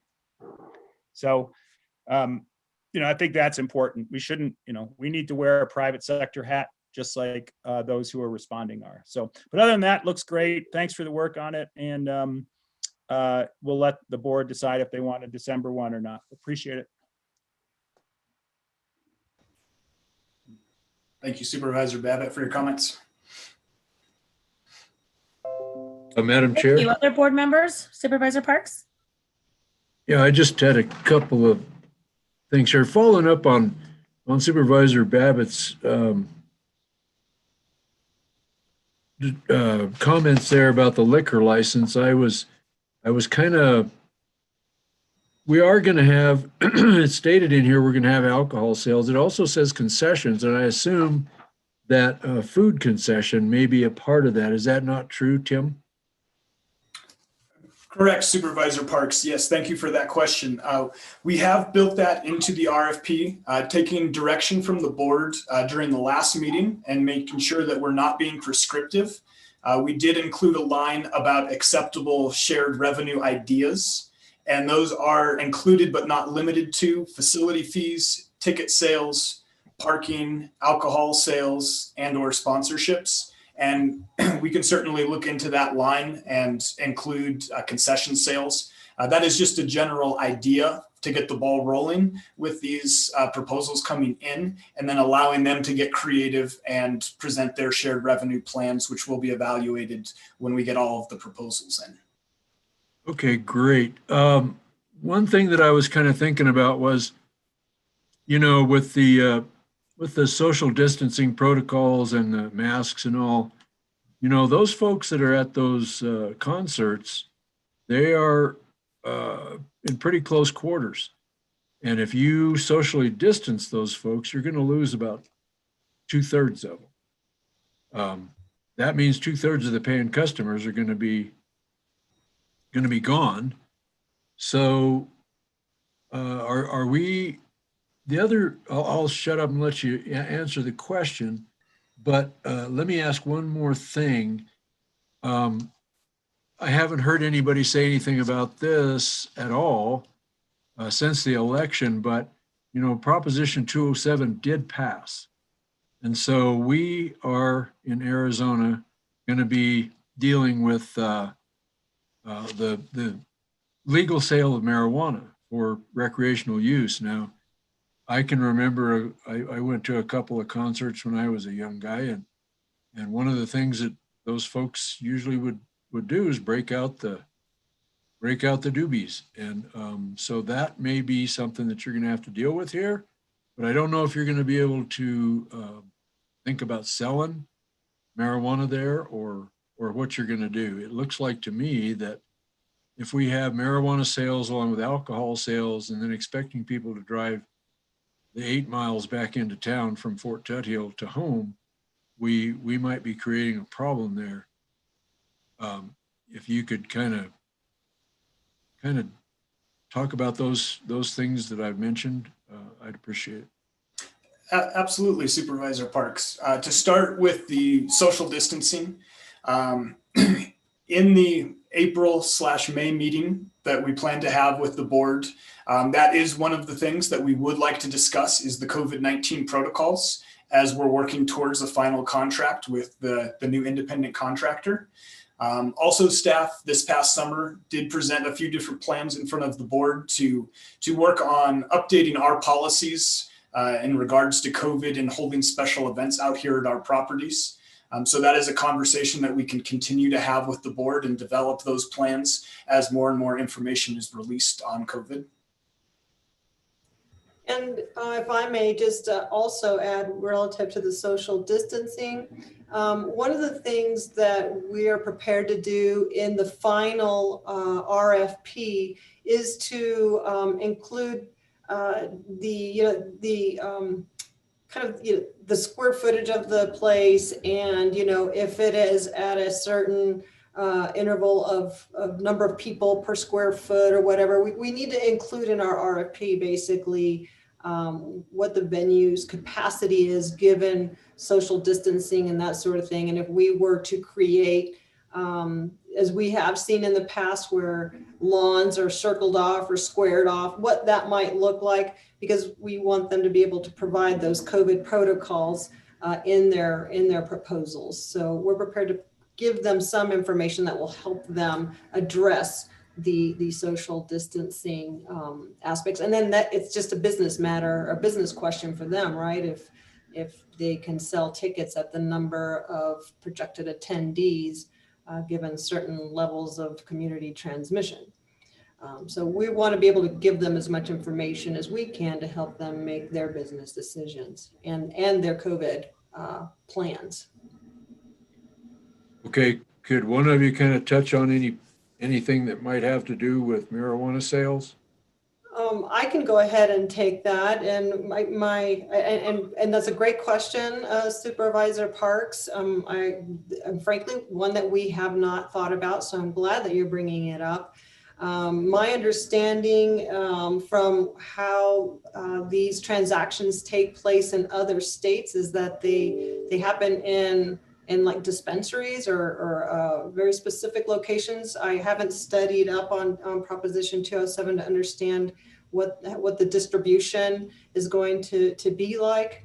But that is certainly something we're going to have to look at and devise a plan if one needs to be devised. So I really appreciate you bringing that up. All right, thank you, Cynthia. Madam Chair, if I may. Go ahead, Supervisor Ryan. All right, thank you. And I was waiting for Art to comment. I really appreciate his background associated with this. And it does beg the question if he would want to see it by December 8th, if there were some conceptual pieces that he can contribute to, I'd be willing to go that direction on it. All in all, rolling with it, seeing how it develops, which is good. And then, you know, I'm going to compliment Jim Parks. Jim, you're coming in with one good idea, and you're going out with one idea. I'll just trouble. The marijuana potential for concessioning. I don't know how the proposition's written, although most things I thought I had heard, and I don't remember actually. But if it's not specific to dispensaries, it does beg the question of us developing a protocol associated with it. No different than alcohol for those people driving back into town. They have a personal responsibility associated with it, but maybe there will be, if there is an opportunity for a concession setup, that could be a revenue element. So it does beg the question, if we write a 5-year contract, having a provision associated with a potential amendment, provided that goes through. It also, you know, that's a broader question that we ask ourselves. We do need to move forward in multiple arenas as far as the county is concerned in how we will address Prop 207. Actually, and I was just realizing the irony of this is you have the Prop 207 with takings, and now you have the Prop 207 with marijuana, etc. So yeah, what an interesting contrast. However, you know, those are my thoughts of just making sure that we have the opportunity to do that. I know we've come back before and made modifications, but our modifications are usually were based upon the contract holder's request. And if it's conditional only on the contract holder making the request, then, you know, I'd be curious to see if we have a provisional for amendment in that way. I would make that assumption, but I don't know that right at this moment. Thank you.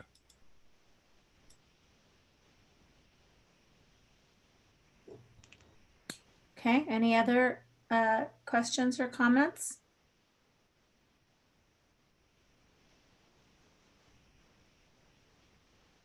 Okay, well, I don't know that I have clear, I don't know if there's clear direction about the December work session or the December review. So I do agree with the alcohol, that we do need a portion of the alcohol sales. I do believe it needs to be significant. So I look forward to seeing the language in that. In terms of the December meeting, sounds like, I mean, I'm fine with having a December meeting, bringing it forward to look at it again. Matt, it looks like you were saying that you would be fine with it in case there's some other information that the 2 board members that will be going off the board wanted to add to it. Is that correct? That's correct. Okay, well, let's keep it on there. It can always be removed, but let's go ahead and keep it on there and get the changes made for that meeting, and then we can take another look at it. Yeah, isn't Supervisor Parks going to, you know, kind of get back at me here? I was waiting for that. Where are you, Jim? The revenge may be long coming now. Watch my back. Is that what I'm hearing? No, watch your front. Roger that. Okay, well, super. Thank you all. Appreciate it. Unless there's something else, Cynthia? No, thank you very much. And we'll be back one more time to bring up just these final comments that you guys made. Okay. Thank you very much. Yeah. All right. Bye-bye. Okay. Let's go then to our next item on our agenda. And That item is the presentation and discussion regarding the rural broadband study and possible recommendation regarding pursual, excuse me. I don't have my reading glasses on. I was like, perusal, okay. We're gonna peruse the area for grants. Actually, We shall. we shall possibly pursuing a very large grant, the rural broadband grants. And we have Deputy County Manager Joanne King, who is going to introduce this item. Joanne? Actually, Madam Chair, we have some outside presenters who were set for the time certain of 2:15 today. So we're ahead. A possibility that we could move to some other items and then come back to this item at 2:15. Absolutely. Let's see. Dr. Peoples and Director Musselman, are you available to present right now? If not, then I will ask Director Peterson if he can go. Thank you, Madam Chair. Sure. Chair Archuleta, I am prepared to go ahead with the COVID update if that is. Great. That's really helpful to us. Thank you. So basically for those that are following us, we're going to go to item 16 right now. We will come back to item 15 at 2:15. Right. So we'll get the PowerPoint up here. And we'll have our Coconino County COVID-19 update. Thank you for your flexibility, Kim. Are you able to see that now? We can see that. Perfect. And we appreciate your flexibility. Thank you. Oh, absolutely. Glad I can accommodate. Wanted to provide a brief overview to the board. As you're fully aware, our case counts continue to climb exponentially week to week. Last week was our highest since the very beginning of the pandemic. We ended the week ending November 7th with 519 cases and a positivity rate per 100,000 at 361.7. The numbers over on the right-hand side were numbers as of last night, as of yesterday, where we ended. Wanted to just share briefly this graph, which was our data dashboard update as of this morning. And as of today, we are on track to exceed the total number of cases from the previous week of new cases since the start of this outbreak. And I just point out that as of today, we're at 452. Again, that was for week ending November 14th. And as you are all aware now, the testing results are reported on the date of the test. And so we continue to get in additional results and information. And so that number continues to climb, and we expect there to be even more additional cases attributed back to that week when we get in our final numbers today. Madam Chair. Go ahead, Supervisor Ryan. Kim, if I'm hopping ahead on this, just let me know and I'll back off. But, I'm curious between you or Marie, understandable contact tracing, you have to, we have protocol to protect people and their privacy. But in the meantime, we should get we hope to get some semblance of idea of how vectoring is occurring. And I'm just curious, with so many cases from a public health standpoint, that type of information would be helpful, so that people could be a little bit more preventative. Do we have anything that we can tap into, to understand that? Or do we understand where we are, and is there something new coming out of it? So Supervisor Ryan, Chair Archuleta, I guess I'm not completely following your question in terms of, I guess I just want to be clear what you're asking. Are you wanting to know where we are, just where the incidence rate is occurring, or if there are specific events and things that are increasing the transmission? It's a little to both questions. You know, one has implications for the other, but the second part of your question, the second question you asked was where I was going with it. Well, thank you, Supervisor Ryan. Chair Archuleta, what I would say to that initially is, and as I go through some of these other graphs, I'll share with you, but certainly, and actually, let me go back to, whoops, excuse me, to this slide right here with respect to the communities where case transmission is occurring.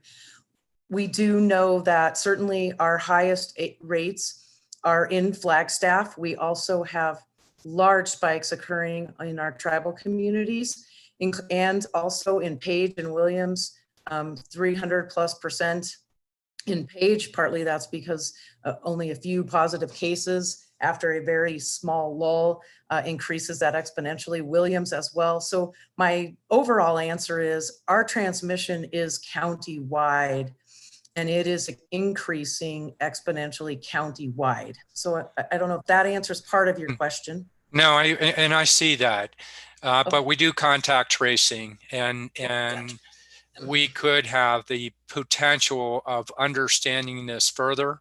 As our transmission rates are spiking like this, there may be behavior patterns or something new that we're learning, and that type of information in our community, if we know a dynamic that may be influencing it, could help us advise on additional preventative measures other than, you know, the usual wash your hands and wear your mask, etc., social distance. So you're interested in like our contact tracing information when people are being contacted. Is there any places that people have been like in common or something, or any trends that you see like that in terms of where people have been and where they may have contacted it from, Supervisor Brand? Yeah, it's you go back to the old, you know, simplistic biology 101. Oh my gosh, I have a well. Oh, everybody's getting sick from the well. Everybody in the community didn't know they were doing that. They're out there, they're getting sick, they have transmission occurring. Where? How's it happening? Well, it came from that well. Eventually they get to the source and the essence of that. And so beyond, hey, we have X numbers in particular community, contact tracing could, you know, with an epidemiology following this, they're always looking for those patterns. And if we come up with additional understanding of dynamics that are occurring in our communities, particularly where we see spikes, if there's new information that comes out, that's what I'm curious about. They look for that, and I'm curious with such spikes, have they seen anything, any evidence of particular behaviors or sources that are unique or could be helpful? So, Madam Chair, this is Marie. If I could just a second, I was wanting to add on to what Ms. Musselman shared. And as our investigators are doing the work that they're doing, and I think this may get a little bit to Supervisor Ryan's question, one of the things that we are definitely seeing is that spread has become much more common in our communities within small group gatherings. Before, we were really seeing the larger super spreader events, but now we're seeing it really spread through families rampantly, and, you know, family and friends. And so in terms of the public health messaging that Supervisor Ryan was asking about, the message really is that we know it's incredibly hard to be socially distant, but in order to protect our loved ones, particularly vulnerable populations, older adults, younger children, we are really asking that people not even have those small gatherings, which is a really hard ask considering that the holidays are upon us. Nationally, more and more studies are coming out about the huge spreading that is occurring within gyms. And so I have no reason to believe that that is different within our communities either. And I know our environmental health teams have worked very hard to run down every single complaint that comes in through ADHS, through an online portal, through email. I mean, there's just a multitude of ways in terms of people not wearing their masks, face coverings, and complying.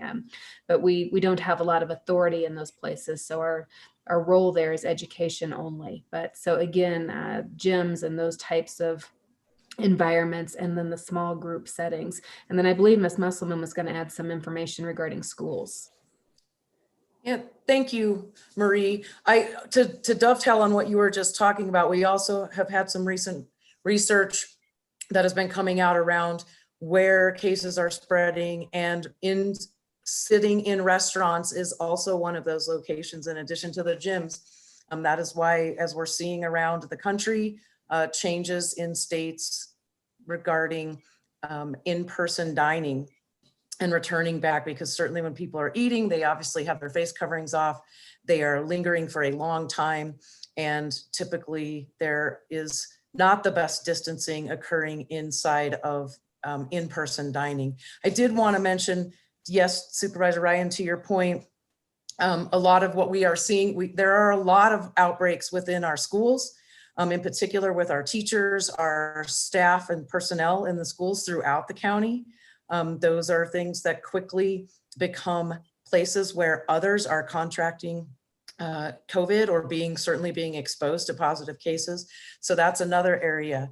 Just, to mention again, that just people gathering, not being distant. I think that to some extent we are also seeing our activity where we have increased the volume of the number of our employees that are entering into buildings and that are in buildings. And our numbers, as you see, are higher now than they were when we were operating in the substantial category completely and having little to no public and even staff inside of buildings. So I think we're at a critical turning point here, and a serious situation going forward. And I will be sharing just a little bit, certainly our hospital numbers, hospitals across Northern Arizona, certainly across the state and across the nation, our numbers are increasing, and our availability of nursing staff is decreasing. And what was different this time around is that when we were having our spike before, there were many states around us who were not. Now the entire nation is seeing a similar spike all at once, and that really changes the dynamic of available medical personnel to provide care to those who are hospitalized. And so that's a huge concern. It's a huge concern of our provider community, and it's certainly a concern of public health. So hopefully that gives you a little bit, Supervisor Ryan. Actually, you're each getting to where I was going with it. And because we're reaching this point, it does beg for that additional awareness. I think people are clustering as families, or just assuming they're safe, but those can easily grow to numbers, of additional transmission. And, obviously ventilation's a big factor when you're in enclosed spaces too, but that's a hard one to wrestle with. But any way that we can help with messaging, or whoever's putting that out, if it's a statewide message, but that, especially with the holidays coming in, would be good. Yeah, thank you for that, Supervisor Ryan. One of the things that we are also doing through our JIC, our Joint Information Center, hopefully you have all seen some of the infographics that are coming out specifically around the holidays, and what we are asking if people are going to travel and are going to be gathering with their family members, especially those who are in the most vulnerable categories, that folks are being extra diligent, including quarantining for 14 days prior to getting together in those gatherings, getting tested before attending those gatherings. And then if they're going to be returning from those gatherings, to then also quarantine and get tested again about 5 days post that get together. And so those are things that we're trying to, if people are going to gather, they really need to be taking extra cautions. And ultimately our message is people really need to be limiting those groups and to your common household as difficult as that is at this time when we all want to be gathering as families. And I'm going to pause as I saw Supervisor Fowler pop on the screen. Did you have a question before I continue? I just wanted to just follow up to Supervisor Ryan's question. So it sounds like it's a more of a community spread within the community rather than being brought in from outside. President Nez with Navajo Nation just today was on, has been announcing, not just today, but Navajo Nation is saying that most of the spread is come from individuals coming home and bringing that back. And so therefore has decided to have another lockdown, and was on CNN asking people not to return home until they are, so I'm just wondering, so there's a difference here. In our county is pretty much a community spread. On Navajo Nation is being brought in. So that's what I'm hearing right now. Is that correct? Supervisor Fowler, Chair Archuleta, I would say that it's a combination. Certainly people coming back home, as Marie was indicating, as the students are all going to be leaving where they go to school, and they're going to be returning home for likely an extended period of time. There is a large concern about people bringing it back into communities. But we're talking here in Coconino County where it's already in our communities, and we are perpetuating it in and amongst ourselves, is at a higher level than even the risk of it coming in from the outside. But I think that there's certainly a combination of all of those things. And yes, the Navajo Nation lockdown that's been re-entered, and then certainly the impact that that's having on schools and others. We are in a very serious situation. As I transition into even this slide, our community transmission is in the substantial category. We have, over 361 cases per 100%. Our positivity rate is at 11.2%, higher than it has been since the beginning, early dates of the pandemic. And the COVID-like illness, and before I move to just the positivity rate and to make a point regarding how much testing we're doing, is the CLI, that COVID-like illness incident, continues to sit at that 3.8 in the minimal. And this is concerning to us because one of the things that we know is that not all the hospitals are reporting, including Flagstaff Medical Center, with respect to the CLI at the state level data.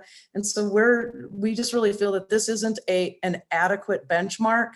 If all the hospitals aren't reporting, there is not an accurate picture of this. And when everything else is sitting up substantial, this is really a misleading type of benchmark that's holding us at this moderate level of community transmission. I did just want to point out, this is our testing and and the most interesting piece here is, again, we're at the 11.2% positivity, but you'll also see that week of 11/7 was our highest number of tests that were conducted. So that just goes even further on the science and math side of this, that our community transmission is growing exponentially and incredibly significantly. So just wanted to make that point. Just a reminder with respect to some updates as far as testing and kind of holiday schedule overview. I know I had shared most of this with you all last week, but just wanted to reiterate for yourselves and for the public that our Fort Tuthill operations are going to be continuing on and through and into the new year, but we will be closed over Thanksgiving weekend, November 28th and 29th. Also over the Christmas weekend, 25th through the 27th, and then January 1st through the 3rd. That's the Friday holiday days, going over the Saturday and Sunday into the weekend. There, just for the reminder for everyone regarding the data and publishing for Thanksgiving week, the data dashboard will be published on Thanksgiving Day, but there will then be no data posted over the holiday weekend. and will resume on Monday, November 30th. Over Christmas, again, the site will be closed Friday through Sunday. The data dashboard will be published on Christmas Day and then again on the following Monday. And then for New Year's, site closed Friday, January 1st, and the data dashboard will still be posted on January 1st. Those weekly, our weekly reports and the school's reports will be published on the Monday following the recognized holiday. And we've been sharing that with the groups, with the schools, as well as with our community partners when we do our weekly briefings. Upcoming testing tomorrow, we will be in Fredonia, Thursday, we will be in Fredonia from 10 to 1. And HHS is going to be providing nasopharyngeal swabs and flu vaccines. We will then be in Williams on November 24th. The exact times and locations are still being worked out with respect to the potential sites, possibly being one of them being considered at the Williams High School parking lot. Also will be COVID testing and flu clinics in collaboration with North Country. And then another scheduled event being arranged for December 3rd in Tucson. So as you can see, we continue to plan and rotate those events around our outlying communities to make sure that we are returning at least every 3 or so weeks to be providing testing and flu shots throughout the county. Had mentioned before, we have all of Fort Tuthill has been reconfigured with heaters and tents, and we are prepared for the ongoing snow and winter operations. We are going to be doing a minor reset to the parking flow and traffic flow to Fort Tuthill site to accommodate the parking lot that is typically utilized for snow play parking and activities. That reset will be taking place next week. And then, as had indicated, our ASU partnership is extended through March. And as we go into vaccine rollout, we will likely be making some alterations to operations at that time. But until we know more, things will remain at the status quo with the 6-day-a-week operation. The last piece I just wanted to just a question about the testing. So in the resetting of the parking and the circulation, is that going to do anything to hours of operation, or will that be able to be done seamlessly? That will, thank you, Chair Archuleta, for that question. There will be no impact to operation. We will continue our 6-day-a-week operation with our set hours, and all of this will be done after hours and put into place so that the community members will not notice any change to our operations. Okay, and then I just had a question. If a person can't do the saliva test, then do they just request the nasal, or does that have to, because I'm not sure that that's an option when you register for the test. I don't see that that's an option. Thank you, Chair Archuleta. You are correct. When you're on the site for registration for the ASU, that the nasopharyngeal option is not an option to pre-register. People can just show up at our Fort Tuthill site Monday through Friday. We do not provide nasal pharyngeal testing on Saturdays, but we do Monday through Friday from our regular 10 to 2 hours and 10 to 3 p.m. hours. And they just need to come in and as they come into the queue, let folks know that they are there for a nasal pharyngeal swab, and they'll be routed to complete the registration and get that swab taken. Okay, super. Thank you for that. Absolutely. So lastly, I just wanted to give an update regarding the vaccine rollout. We are super excited. Staff has been engaged in weekly, sometimes bi-weekly meetings, both at the federal and state level. We are planning in our weekly planning meetings so that we are prepared when vaccinations do become available to our community. We have worked with TGen, as TGen is one location here in Coconino County that actually has ultra cold storage on site. And so we have entered an application together that has been approved by ADHS as one of 5 sites that are being submitted to the CDC for pre-distribution in Arizona. And if the CDC approves, TGen will become our ultra cold storage site here in the northern region.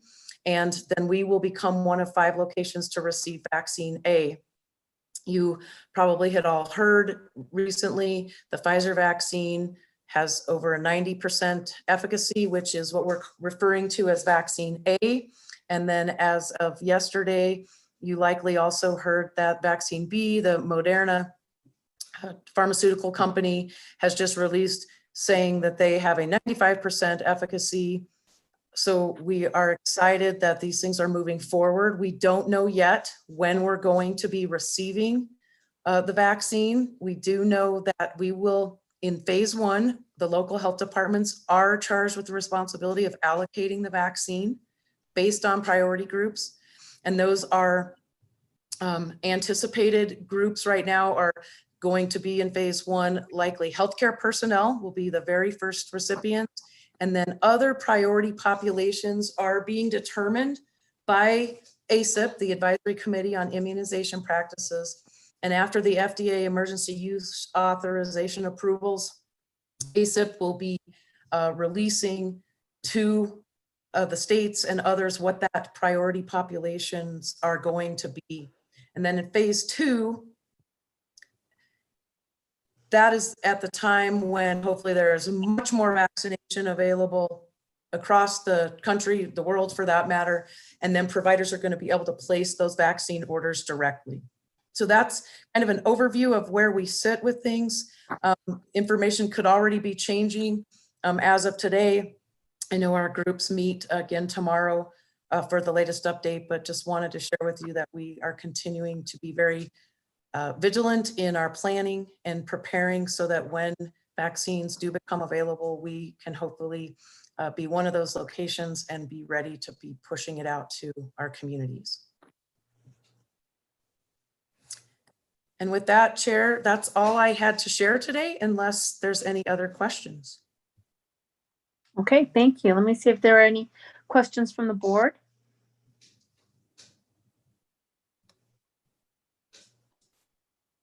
So that's really good news with ASU, the partnership, Kim, that's wonderful, till March. And so are they providing staffing as well, or remind me a little bit about that partnership? Yes, Chair Archuleta, happy to. Yes, they are providing staffing. In addition, we still have National Guard staff that are working in tandem to help provide the traffic flow and some of the additional supplemental staffing. We do know that the National Guard, or we're told that our national deployment is scheduled to end in the first week of December. We also have information that that may be extended. Unfortunately, we don't know if those orders get extended until usually the last minute, and ASU is working closely with us in terms of getting referrals because they are working on securing additional staffing to supplement the work that the National Guard staff has been doing for us through their contract. So we're meeting with them, providing them information. The staffing that we're providing at our testing sites typically include specific staff around collection of the nasopharyngeal swabs. And so we have obviously a nurse who is usually the one administering the swab, and then 1 or 2 administrative related staff that are assisting with the entry and other just organizational components. And then we have a couple of staff that go along out to each of the outlying areas. And in many of those areas where we're also offering ASU saliva-based testing, they are providing the staffing for the saliva-based testing. Okay, great. Thank you. You're very welcome. Any other questions on this item or comments? Just a quick comment. That's great in pursuing the potential for a vaccine site. So yeah, anything that we need to do to help out if we could, but it seems like you're doing what you need to do. Thank you. Thank you. All right, well, thank you so much. And we will move on then to we're going to go to item number 17. And we will expect to have the presentation discussion regarding the rural broadband study at 3:15, specifically 3:15. And thank you so much, Eric, for going next. We appreciate it. This is Director Peterson from Public Affairs, discussion, update, and possible direction regarding state and or federal legislative or administrative matters. Madam Chair, members of the board, thank you. It sounds like I have an hour to fill, so be prepared for good fun. Madam Chair, usually the lame duck is called the lame duck for a reason because we don't have much to talk about, but we have lots to talk about. First of all, tomorrow I do want to encourage you all, and we'll share the link with you, but Supervisor Babbitt is testifying in front of the Senate Energy and Natural Resources Subcommittee on Public Lands, Forests, and Mining on biomass and the importance of biomass in forest restoration.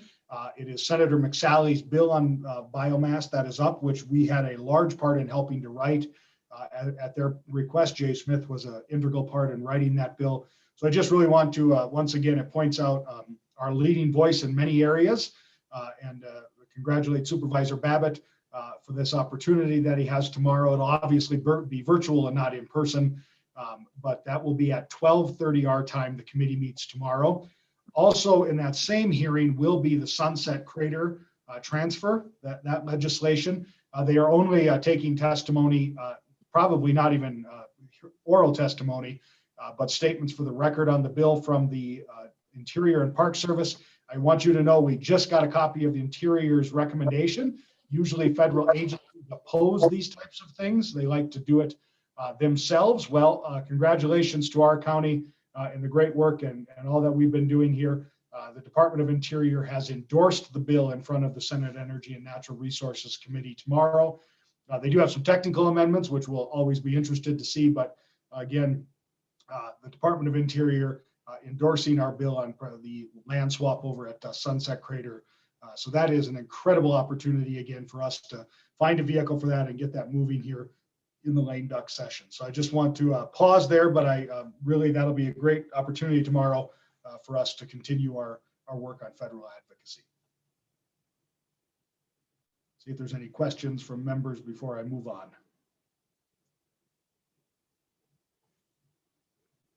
Oops, Supervisor Archuleta, I think you got bumped out. I'll pull you back in. Sorry about that. We'll let the chairwoman get back in.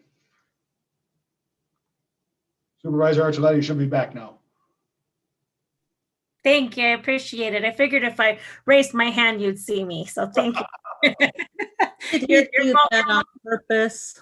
You're multi-talented. You're presenting and looking at the meeting functions at the same time. So I appreciate that. Yes, so this is great news. Wonderful that Supervisor Babbitt is testifying tomorrow. Great news on the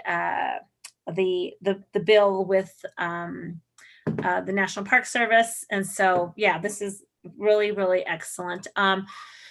I know we have a letter in the past that we wrote in favor with Sunset Crater. And so I'm sure they have that in their record, or do you feel the need to get something to them by tomorrow? Supervisor, the committee received that letter that we had sent to McSally and O'Halloran and such. Okay. And they just asked us to simply readdress it to the chair and ranking member. So we did that already and it's in the record. So super. We are taken care of in that regard. Okay, great. Thank you. Well, we'll just keep an eye on that. Really want to follow that. And I really hope that gets accomplished this year. That would be great. Absolutely. Now, continuing on in the lame duck, chairman and members, we also have the National Defense Authorization Act, which is not yet in conference, but is going to be in the conference committee. The leadership and the chairs of the Armed Services and the Armed Forces Committee have been really negotiating this. Why is the NDAA important to us? And that is due to the Camp Navajo land transfer that's in the bill. There's 3,000 acres, mostly along the rail line that is prime for economic development for usage. Both bills, the House and Senate, agree that the land should be transferred to the state. and the state will be able to obviously utilize that land quicker and faster. The NDAA is not held up because of that by any means. It's actually held up over the renaming of military bases for Confederate generals and other members of the Confederacy. And so there is that conversation that needs to get worked out sometime in the next now 13 legislative days that the Congress has remaining on their schedule to get that bill passed. I think it will. I think they will figure out something and get it done to move forward. It's one reauthorization that never gets held up beyond the sessions. It always gets done. But again, I just want to put that on the radar. This is incredibly important to our area and for the ability of economic expansion in that area along Camp Navajo. Supervisor Ryan has been advocating for this for some time. We all have, but really with NAMIC and such. So I wanted to bring that up, make you aware of what the hold up there and any concerns are on that bill. Pause for questions if there are any or comments. Any questions, Supervisor Ryan? Yeah, I'll just comment real quick. No, I really appreciate the work on this and just keeping track of it, which is really good. NDAA, the other piece that's not critical at this time, but a lot of these grants that we're getting in through the Joint Land Use Study, are usually spun out of these authorizations. So it's one that while we took part in less so in the past, it's one that we want to be conscientious about and keep looking at that depending upon our own local developments for our opportunities in the future. Thank you, Eric, for this. Okay, go ahead, Eric. Thank you. And then the last big federal item I'd like to bring up is obviously our push for state and local aid for all the different COVID-19 relief that we're talking about. I really, and I talked with Bob and Anna again today, the federal government has to get to a funding bill for the remainder of this fiscal year that has just started, by the mid part of December. December 20th is the end of government funding within this Congress. So they're going to have to figure out either a CR to continue the current levels or move us into a new set of appropriations for this fiscal year. Within that is our best and likely spot should we see any action on state and local aid, COVID relief being involved there. I am skeptical of that they will include it, but at the same point, there are hints from folks that they may come to some agreement. May is a huge operative word in that statement. They are still billions, if not trillions of dollars apart between the two houses on what should be an acceptable amount of spending. And obviously, if they do come to an agreement, it's about a month ahead of any change in the presidential administration. There'll be a question about do they wait for a new president and new sets of priorities and such. So I just want to put that out there that, getting the funding pushed through before December 20th is incredibly important as well. So we do not have a Christmas, New Year's into January shutdown of the federal government and the opportunity of a vehicle there for funding flowing our way. Any questions, comments?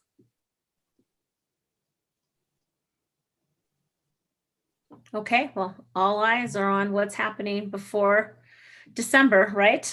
Exactly. So we, obviously the federal transition has been, my words, rocky as we all go through this presidential transition, as we are with the entire country. But we will continue to watch things, see where opportunities exist for all these things. Bob and Anna realize this is not the normal lame duck and quiet holiday season. There may be opportunities. So we are being vigilant on the federal side. So you can all rest assured that if we see opportunities for other things or along the way, some kind of momentum, we will try to exploit it as best we can.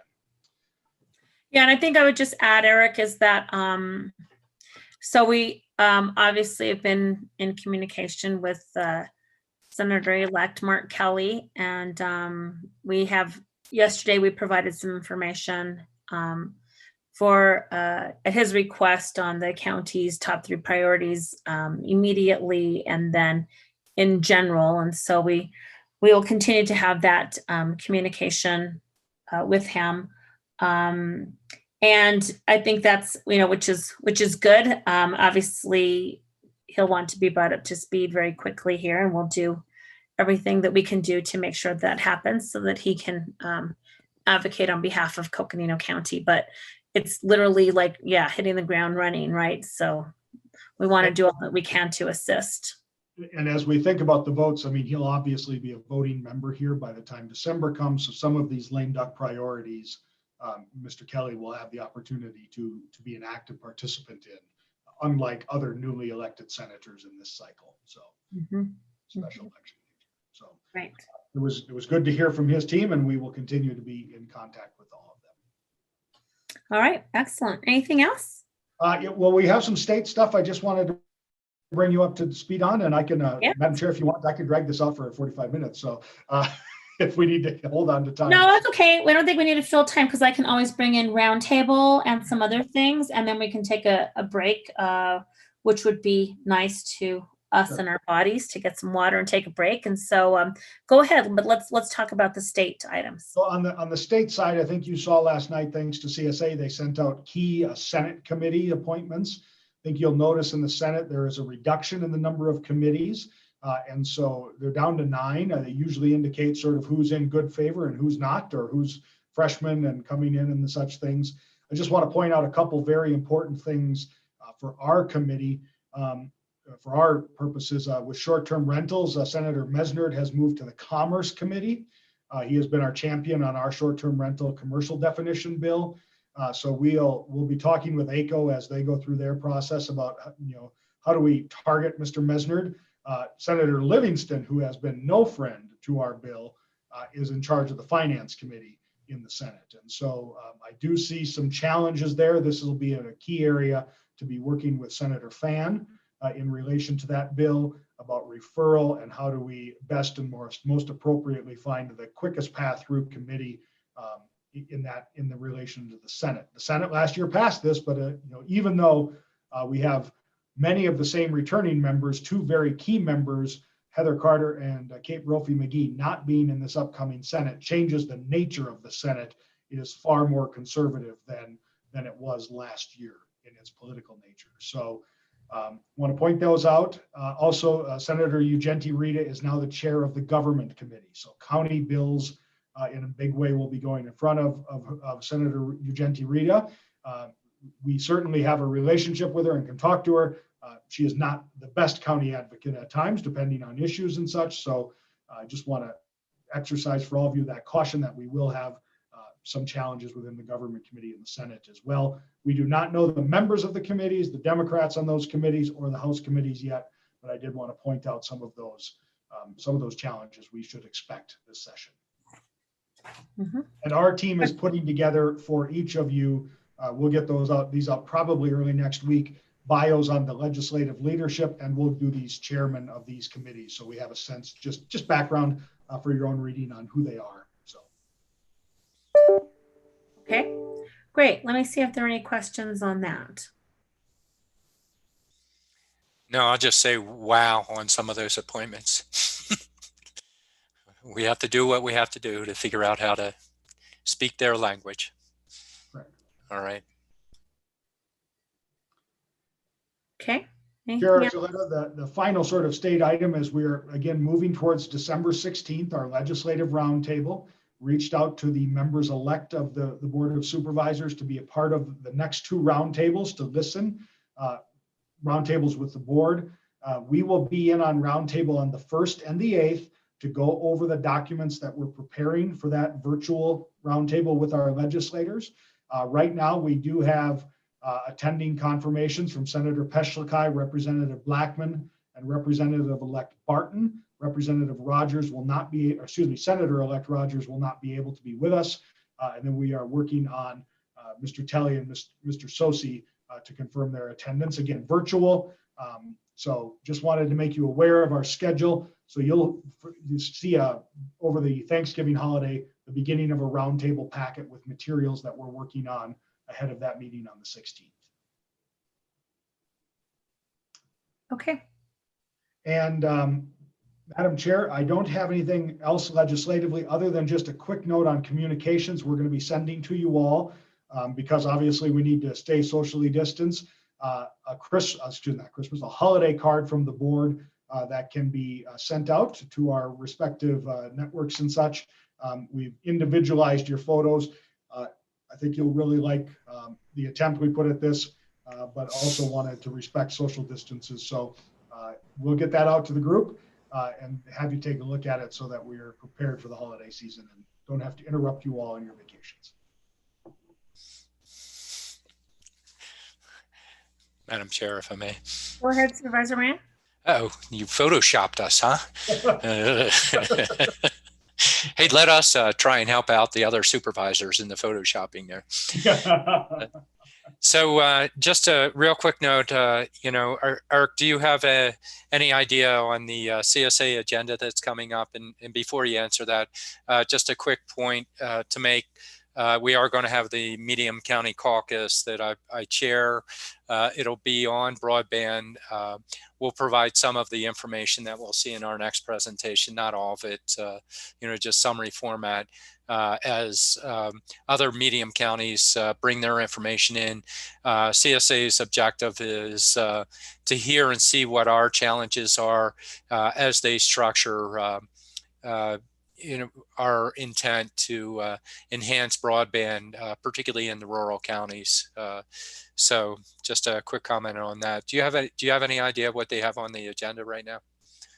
Yeah, Mr. Chair, at the county managers meeting, they discussed, they're really going to recap much of what the managers looked at. So this is a broadband conversation. The materials are not going to be anything that we have to put together. They've done some data background on broadband availability county by county. They're also going to do an election review and sort of go over where things are at. They'll touch on Prop 207, 208, any county implications. The real action item, as we all know, is the medium counties are up for the elections this year to nominate somebody to get in the leadership pipeline at CSA. And so obviously everyone else will need to move up one seat. So those elections will need to be done. That's the real action item. Other than that, it's a general update on where things are and also sort of an outlining of the priorities passed at the summit now that we know the legislature, what's really a CSA bill to be run, what's a bill that somebody else is running that CSA will support, what are coalition items that we're all involved on. So they've been preparing their leave behinds and such. So really a sort of a recap of where we were before the election, coming after with election results and what we are looking at ahead. So it'll be an important meeting to get everyone a baseline. So I encourage everyone to be involved. I know I will be reaching out to Mr. Fowler to see if he can join us for the Medium County Caucus on Thursday morning and such. So that's what I know of the agenda. Yeah, and I should probably note that, working with Robin at CSA for that executive committee position, we put it in there as a placeholder that we can take action. We don't have to. It was the desire to initiate the conversation. And so it doesn't have to be voted on until December, but or, worst case scenario, sure, we could always punt it, but just so everybody understood that. Thank you. Yeah, and Madam Chair, just so Mr. Ryan knows and Supervisor Fowler and such, just I will be out Thursday and Friday, but I will be out on the CSA meeting by phone, so I'll be able to partake and answer any questions if you want to text me and such. So. Vice Chair Fowler, go ahead. Yes, Madam Chair, thank you. In our discussions with regarding broadband, I want to make sure that we'll have roundtable, but that Supervisor Ryan being our Medium County Chair and Eric and our County Manager, if you, in our discussions, well, in all subject matters, we want to make sure that we do have our discussions that include our tribal lands as well. Our study that's going to be presented here did include tribal lands. Many of the counties throughout the Arizona tends to not include that in our legislative sessions. We want to make sure that we're very inclusive with all the citizens in our counties. So that's all I want to add. Thank you. Madam Chair, just absolutely agree. Vice Chair Fowler, absolutely will do. I do think tomorrow, as you hear from CSA, and this question popped up in the managers meeting, oftentimes the tribal element, the tribal lands are put in with the rural access to broadband. So that's a great question to ask when you hear from CSA staff about that. Just, does that include the tribal lands? I can tell you it does, and what they're going to present, at least from what they presented at the managers. But I wanted you just to know that it's there, but it is important that we call that out and bring that to light along the way. So. Yeah, and let me just, if I can, I'll just give a little bit more information in terms of the request regarding Senator Kelly. So a member of his transition team, Mayor Evans, texted me yesterday in the afternoon asking if I could, by close of business, or at least by 8 p.m. yesterday, if I could just text her the county's 3 most immediate priorities. And I asked her for, if that's during COVID time, for example, in this lame duck session, or our priorities like in general for the county, which we do have our legislative priorities in general for the county when we go to DC during our NACO legislative summit or conference. We have those already laid out. That is not what we sent yesterday. It wasn't a formal submission. It was basically in a text, which I thanked Mayor Evans for reaching out. And with our most immediate priorities in terms of COVID and the lame duck session is consistent with what we've said in the past, which is 100% reimbursement for COVID related expenses, and a package that includes revenue replacement for counties hard hit, and an infrastructure package for transportation and infrastructure. And we had also talked about a jobs bill to get people back to work. And so those are the items that I put for the county. And then I added some other items. I mean, if it were to come up and there was still time in the lame duck session, would be basically expanded and increased funding for housing, utility, food, and unemployment assistance for individuals and organizations affected by the pandemic, additional PPP and EIDL loans.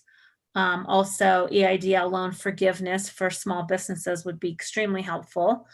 And then accelerated and intentional action awarding the forfeit RFP because we have experienced some delays. And then unrestricted and flexible federal funding for the first middle mile expansion of fiber optic broadband and connections across all of Coconino County.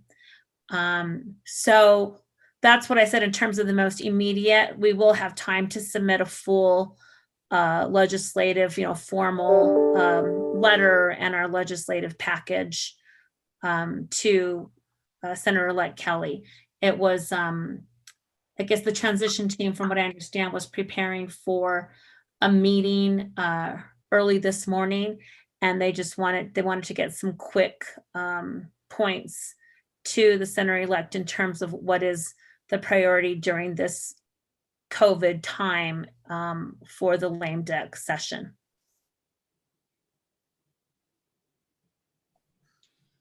Absolutely agree, and thank you, Chairwoman Archuleta. Thank you. Just for all, and Supervisor Fowler, and for the board members, we are looking at, Bob and Anna are working on early February virtual meetings with each member of the delegation. So that'll get us post-inauguration, get us a little settled from the transfers, and that we'll be having a legislative agenda roundtable as we go through December and into early January to finalize, sort of knowing what the lame duck accomplishes, what's on the top lists of what we are looking for federally in consultation with the board members. So obviously the agenda is set by you. As board members, our job is to help consult and guide once that agenda is set, and we will be bringing that back in roundtable to finalize. Yeah, I do think, Eric, it would be a good idea just to send, and maybe, you're probably already thinking about this, but just to send a, letter of congratulations to our Arizona congressional members and congratulating them on their election or re-election. And I think in the letter, we could reiterate our legislative priorities obviously we had our legislative priorities in January, February 2020. I mean, those, probably the ones that we had as the top priorities may pale in comparison to what we're experiencing with COVID now. So we might need to have some discussion about that at the board level. Maybe at our next meeting, that's one of the things we could discuss is, how our priorities are shifting. But certainly I think a letter right away of congratulations and, talking about even the lame duck session and how the county really needs relief right now. Okay, absolutely. Is that any input into that, Vice Chair Fowler, Supervisors Ryan and Parks? And Supervisor Babbitt? Yeah, actually, I think that it makes perfect sense. We're so caught up in just getting past the elections, but definitely, offer that olive branch congratulatory pieces and reaching out is in developing relationships is really good. I think we can enhance some of what we had last year based on what we're doing with some of our forest measures, as well as, again, I swing back to joint land use study. Transportation is an element that, we need to keep present in those conversations, depending upon who they get in and the dynamics. But by the same token, keeping them up to speed on COVID and our needs, and then figuring out how we press, because everybody in the world's going to be pressing on those type of issues. So agree with where you're going, just adding to it, Liz. Thanks. Yeah, Liz, this is Art. I'm comfortable and agree with the general course, and appreciate you really clarifying whether our ask is outside of COVID immediacy or inclusive of. So thanks for being thoughtful about that in your conversations with the transition team. Mm-hmm. Yeah, and I think there is also opportunity for us to maybe even set up a formal meeting with Senator-elect Kelly, even still in the next couple of weeks, just because I think he's trying to take in as much information as possible. So, Eric, if you could work on that, and probably any one of us can help with that as well. I'm part of his Latino kitchen cabinet. We meet every couple of weeks. Tomorrow there is a meeting. And so I'd be happy. I'm going to bring that subject up with him too, about just having some time on the phone, just to be able to offer directly our assistance and to communicate our immediate needs around the pandemic. Absolutely, Madam Chair. Also, I think probably a letter or a thank you note to Senator McSally would be also in order, as we're congratulating others. I think thanks to her would be appreciated as well. Not a problem. Okay. Anything else? I don't. I did pretty good. We got to 31 minutes. So. All right. Thank you. No, good information. Thank you. let's see, we're going to go to County Manager Jimmy Jane for his update. Thank you, Madam Chair, members of the board. Just a reminder, and thank you, Eric, for the comprehensive updates. We'll be going back to Eric and Clerk Daly in just a moment here. We do have a special board meeting this Friday at 11 o'clock. Clerk Daly has sent out an invite with a Zoom link, and the agenda for Friday's special meeting will be going out tomorrow, which, again, the special meeting, as you know, is to canvass the election, as were reported out earlier in this board meeting. Our next regular board meeting is December 1st at 10 a.m. And then we have our evening meeting on December 8th. We will be starting that meeting at 4 o'clock, just a reminder for that. And we will be doing a recognition of outgoing supervisors Babbitt and Parks at that meeting at 5 o'clock. And you did receive an invitation from, along with our elected officials and many other members of the community, et cetera. I received an invitation from Chair Archuleta earlier today, also asking for you all to submit photos and anything you would like to be included in a presentation, again, to recognize the work of Supervisors Babbitt and Parks, again, on December 8th at 5 o'clock.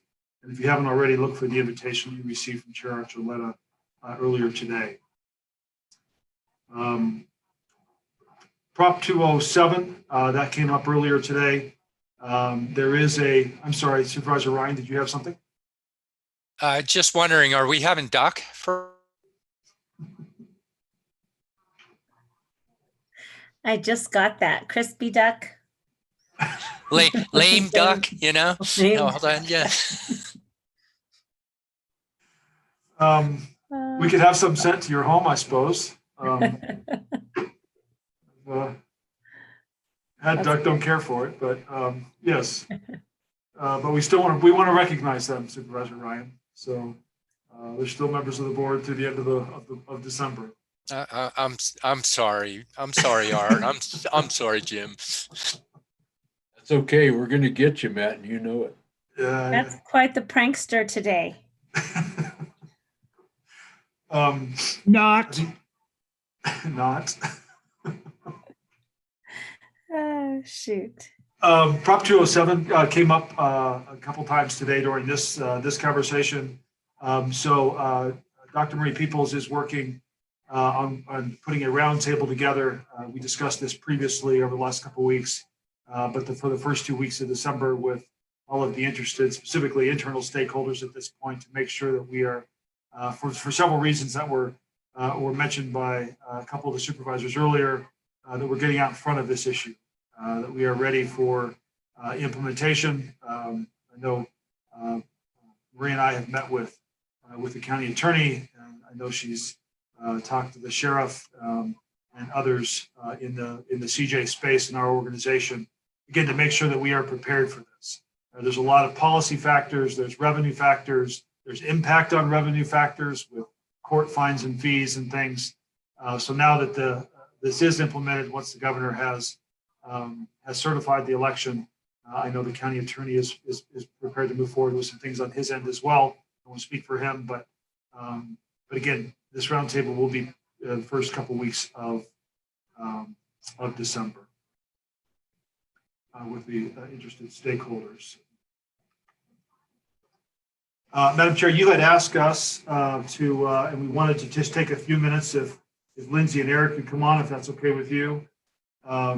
We wanted to talk just briefly with the board on a couple different issues and just make sure we get some clear direction.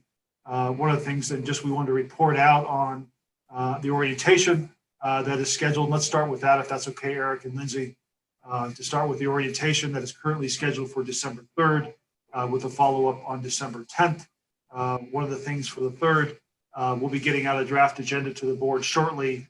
It's in kind of final prep for you all to see and review. Make sure you have your voice in that. But one of the things, obviously in today's world, we're in this virtual space, and we just wanted to get some final direction from the board as the team is preparing for December 3rd, getting confirmation on a virtual experience or in person. However, we wanted to do that. So if we could start with the orientation, again, understanding that a final draft agenda will be coming out to the board. Sure. Madam Chair. Sure, that'd be great. Thank you.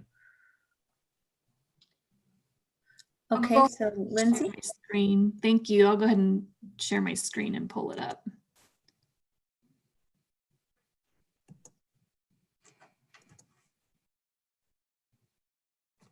Okay, are you able to see the Thursday, December 3rd?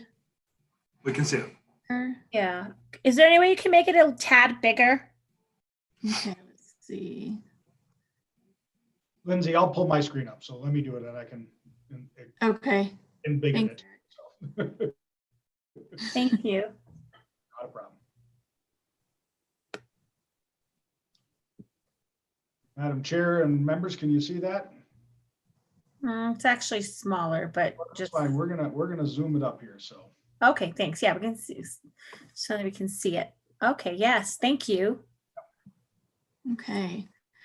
So what we are looking at, this is a draft for the December 3rd, and that's a Thursday, December 3rd board orientation with the supervisors and supervisor-elects.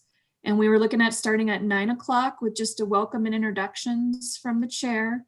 And then 9:15 to 11 would be a current issue roundtable for a chance for the supervisors to talk to the supervisor-elects. And that may be about district issues, but a chance for everybody to share among the supervisors on district stuff going on. And then 11 to 11:15, a break. 11:15 to 12, ethics and open meeting law with Rose and myself. 12 to 12:30, a working lunch, and that's just an opportunity for County Manager Jane and Public Affairs Director Peterson to go over county history, demographics, authority, and functions. Then 12:30 to 12:45, a break. 12:45 to 1:15, department overview. And these were looking at being given by the deputy manager. So department overview, just general government administration by County Manager Jane and myself.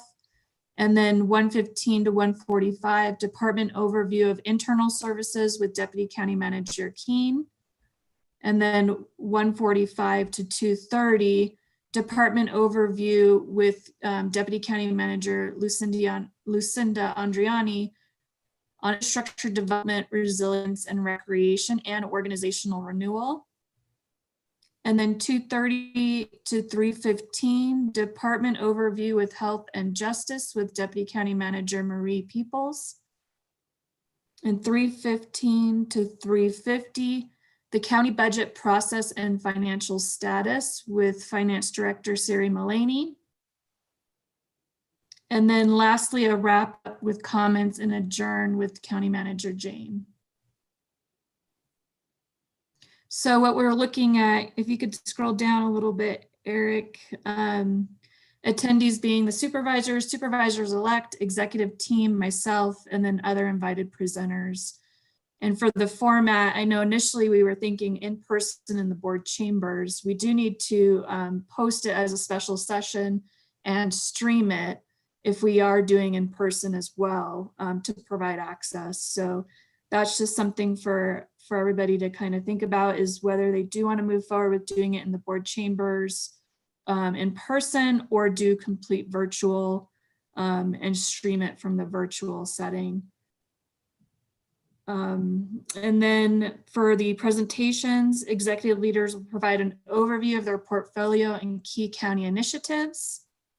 And initially we were thinking of using the large lobby table for boxed lunches. That's if that is going to be in the board chamber room. I'm sorry, Lindsay, I don't see that part. What was that? Oh, I'm sorry. Yeah, they're down at the bottom there. It just says presentations the executive leaders will provide an overview of their portfolio and key county initiatives for the departments. And then lunch and refreshments. Initially, we were talking about having using the large lobby table for box lunches and refreshments if we were going to be meeting in the board chamber room. Madam Chair, if I can, I think that's this was all built with the idea of an in-person meeting. I think that's really the crux of not only the agenda, certainly, but overall where we're at. Are we staying with an in-person, or are we going to a virtual meeting? We can certainly work to both, but it's really a matter for this board to decide and obviously recognize where we're at. I think we've heard from some folks that a virtual meeting may be more safe, just to be blunt, but we certainly can accommodate social distancing in the boardroom if needed. Yeah. Okay. Well, thank you. So, so I appreciate that. I guess I'm just trying to think also, like, is there another day, or is this, there's another day, right? Let me ask that first. Is there another, can we see the whole thing in unison? Yes. And then, I think I can better give input that way. Okay. And then December 10th, so a week after the December 3rd, I'll call it the part 1 of the orientation, we'll have Thursday, December 10th. This is a draft schedule. We were looking at doing a full day starting at 8 o'clock, welcome and high-level county department review with County Manager Jane, and then pretty much providing the elected departments an opportunity to meet with the supervisors. So 8:30 to 9 would be the Sheriff Driscoll department overview, and then 9 to 9:30 the county attorney with County Attorney Ring, a department overview. 9:30 to 10 clerk of the court department overview. 10 to 10:30 health and human services overview. 10:30 to 11 community development overview, and then a lunch break to 12. And then 12 to 12:30 Parks and Recreation overview, 12:30 to 1:15 Public Works, Flood Control and Forest Restoration overview, 1:15 to 1:45 Superintendent of Schools Department overview, and then 1:45 to 2:15 the Recorder, 2:15 to 2:45 Assessor, and then 2:45 to 3:15 Treasurer, a break, and then ending the day with a roundtable and closing comments with County Manager Jane. As you can see, that doesn't even fit all of our departments, but that's what we have kind of drafted for now for Thursday, December 10th. And again, Madam Chair, very clearly the difference here is this one we intended to be virtual rather than try to shuffle people through and try to maintain all the COVID precautions with the massive change out of people. So. Yeah. Okay. So I think for some of the larger departments like Health and Human Services, I would expand that to a larger amount of time, like probably 45 minutes. And again, it looks like these are all going to be pretty much like high level overviews. I mean, we're not going to be able to get into a lot of the weeds in this. But can you go back to the first one then? Yep. So the current issues roundtable, that's an opportunity for every member of the board then to, like you said, visit with the other members. And so like if District 1 wanted to talk about like, top 5 issues or whatever in District 1 or whatever, that would be the opportunity to do that there. Correct. Is that correct? That's what we were thinking. Okay.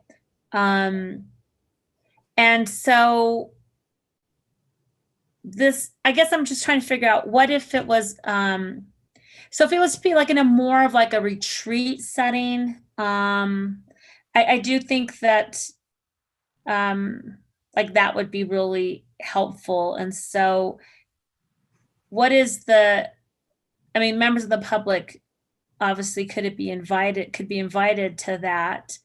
Are we saying that if it was like in person, we still have to be in a place where we live stream? Yes. Correct. Madam Chair, you're absolutely right. Even in person, we have to provide the public access to the meeting because 3 members of this current board are at least 3 are likely to attend. And so therefore, if we're not going to allow them into the room, which would be a struggle with the numbers and social distancing, we would have to provide the live stream. Right. No, I'm not saying don't allow into the room. I mean, anybody, just like, I guess what we used to do before, we used to live stream, which is basically, have it if the board was having a retreat, we would have a retreat and we would announce it, for example, like at the mess hall. And members of the public, it would be noticed and members of the public would be, would be welcome to come. You're absolutely right, Madam Chair. When you add in the 5 of you current, plus 2 new members, 7, 4 members of the executive team, and the clerk of the board, even if that's 1, you're at 12 people. We can safely, with the social distancing, get 19 people in. That does not, so add Siri and I, that's now 14. Ultimately, the point we're getting to is if we get 10 people, we cannot turn them away at the door without providing them a live stream if they want to watch this meeting. Okay, I'm sorry, maybe I'm just not understanding. So if we had a large location, correct? Okay, and that allowed for, any member of the public who wanted to be there, then, obviously there's a capacity issue for any place. There's a capacity issue for the mess hall. There's a capacity issue for the boardroom. There's a capacity issue if you were to, have an auditorium. So there's always going to be a capacity issue. We've always had that in the past. I'm not understanding. I'm trying to say, how do we want to be open and to the public? I'm just trying to say, is there a place that we could have it that would be more conducive to like a board retreat that we wouldn't have to worry about live streaming because it would be, the meeting would obviously be open to the public. Madam Chair, I think you're absolutely right to ask the question, and this ultimately will come to the county attorney. Part of the problem is we don't know how many people in the public would actually show up. So part of our answer is built in the idea of what is the outcome. If a large number shows up, we obviously, in observing our own COVID protocols, can only allow a certain amount of capacity. What we understand from the attorney's office is then there has to be the ability of the public to watch the deliberations of the board. That's the live stream function. Now, I don't know if in the past if that's been the result, but from what I understand in conversations with the clerk and with the county attorney's office, that is what we need to be able to offer people. Should a large number come and we have to turn them away, whatever the size of the room would be, the ability to live stream, which of course we do on the YouTube now, so that anyone can join the meeting or witness the deliberations of the board. So I don't know if Lindsay has more, or Rose on that matter. That would be. Well, I think I'll explore this a little bit further at another time, but I would like to, in terms of the content, I would like to give some feedback at some point in terms of the actual location and wanting to make sure we meet the law of open meeting law, of course. I do think that can be done. And at the same time, find a place where we might be able to have it somewhere where we can safely social distance. But in terms of content, so I can always come back to that at another time. But in terms of content, and you wanted just some feedback on the content, I appreciate that. I would like a little bit more time for the current issue roundtable. I think there's 5 board members and there's 2 incoming board members. So that's even when the 5 board members share, that's 45 minutes. So I would take that into the break and probably just, let people take their own breaks as they can. And then, so expand that if at all possible to be, at least an hour. I would say more like if we could do even a little bit over an hour. I think we can go after 4. I think it should probably be a full day. I don't see the need to end at 4 to allow a little bit more room in there for folks for in the beginning. Looks like the working lunch. Okay. Yeah, I think it's fine. It just doesn't allow a lot of room for questions. It's pretty packed. It is packed. It's a pretty general kind of 30,000 foot level overview, which doesn't, allow a lot of time for questions. That's the one thing that concerns me. I mean, we might need to go into like a day 3 at some point, and maybe it is just, right away in January. I mean, maybe the board has a board retreat or something like that. Just because I see this as a pretty introductory level orientation that doesn't allow for a lot of questions, time for a lot of questions. And it's just, that's always the case, right? We always, there's so much we could talk about. But yeah, I think the topics are good. Supervisor Ryan? Yeah, I'm going the same way you are, Liz, in terms of it's introductory for the opportunity. It's very important to understand, our obligations from what we do as a county. And so this is really cursory, limited on questions or and yet, keeping it general like this is a good first go of an introduction. But, typical learning, it's a matter of processing. Eventually, I'd like to see us go a little bit further, go deeper, getting an understanding of, oh my gosh, look at all these different services that the health department has, and start to see an accumulation. And as you go along, that would help for the edification of our new members as well as us. We do so much, it's easy to lose track of everything that we do. And then the other piece is we're going to have a new board. So I like this opportunity for exchange of concept with current board. But for the future board, I think it's really important. They're coming in as independent representatives with different ideas. It's important to pause and listen to those and just chat about that and what our roles are and that kind of thing. So, I could see us having deeper versions of this or opportunities as well. And it is tight. I agree. Yeah, and then my whole thing is like, we do have to get to know each other. So that's why I was thinking like maybe, so this is a good like segue or leadway into, a board retreat of just, it's important to understand, ideas and, what people want to accomplish, what board members, what they see as the county's role and function, and kind of like what makes each of us tick, and what how do we see our districts. And we'll do a little bit of that district wide, but I think just like getting to know each other and talking about really how does the board function, how do we function as a board. That's really important. The Board of Supervisors, we have a certain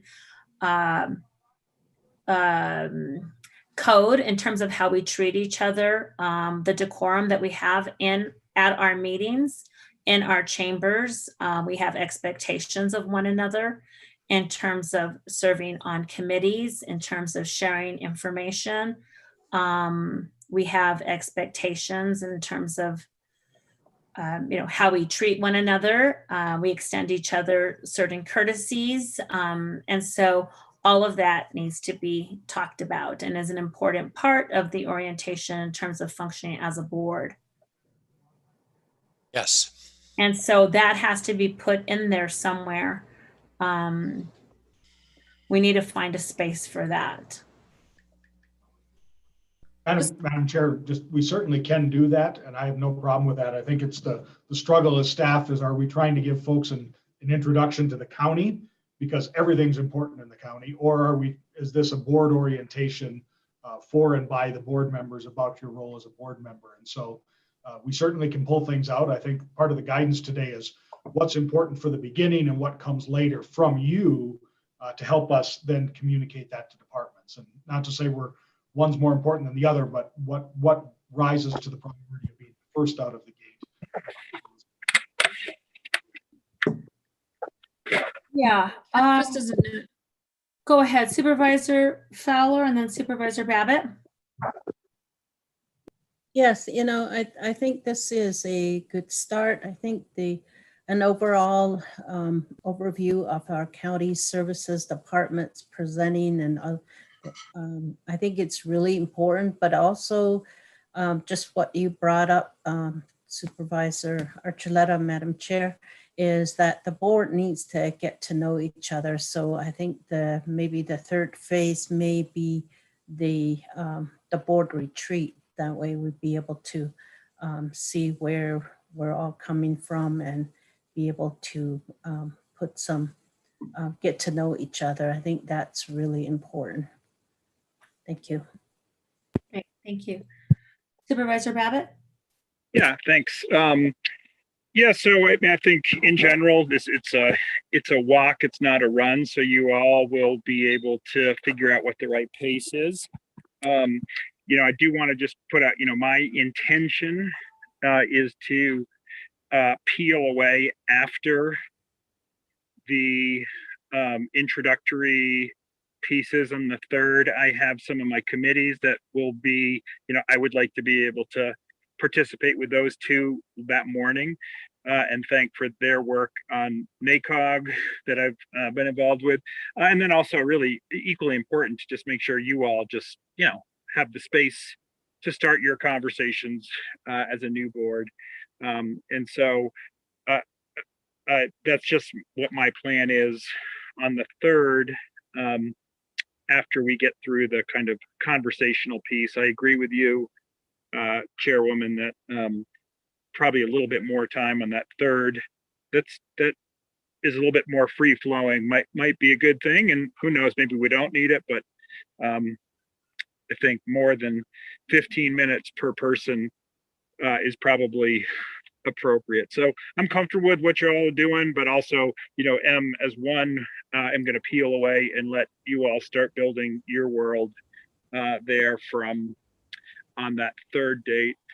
Obviously, I've had conversations with Supervisor-elect Horseman, and we're going to keep having those. So we have a very good line of communication and transition going. But appreciate the Lindsay's work on this, and happy to facilitate and be a part of much of it that is appropriate. So thanks. Okay, any others? I know we have a time certain to get over to the broadband discussion, but I want to make sure that we wrap up this part. Supervisor Fowler? Yes, thank you, Madam Chair. And it sounds like it's already happening. I would just suggest that the supervisor-elects and meet with the district supervisors. And it sounds like Art and it's already, Supervisor Babbitt's already doing that, but I think that would be very good as they need to know their district, get to know their district, and that transition is very important.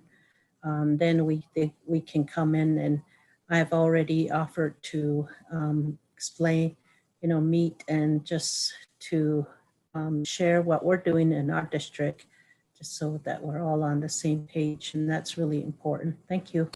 Mm-hmm. Yeah, thank you. Supervisor Ryan, anything you want to say to wrap up?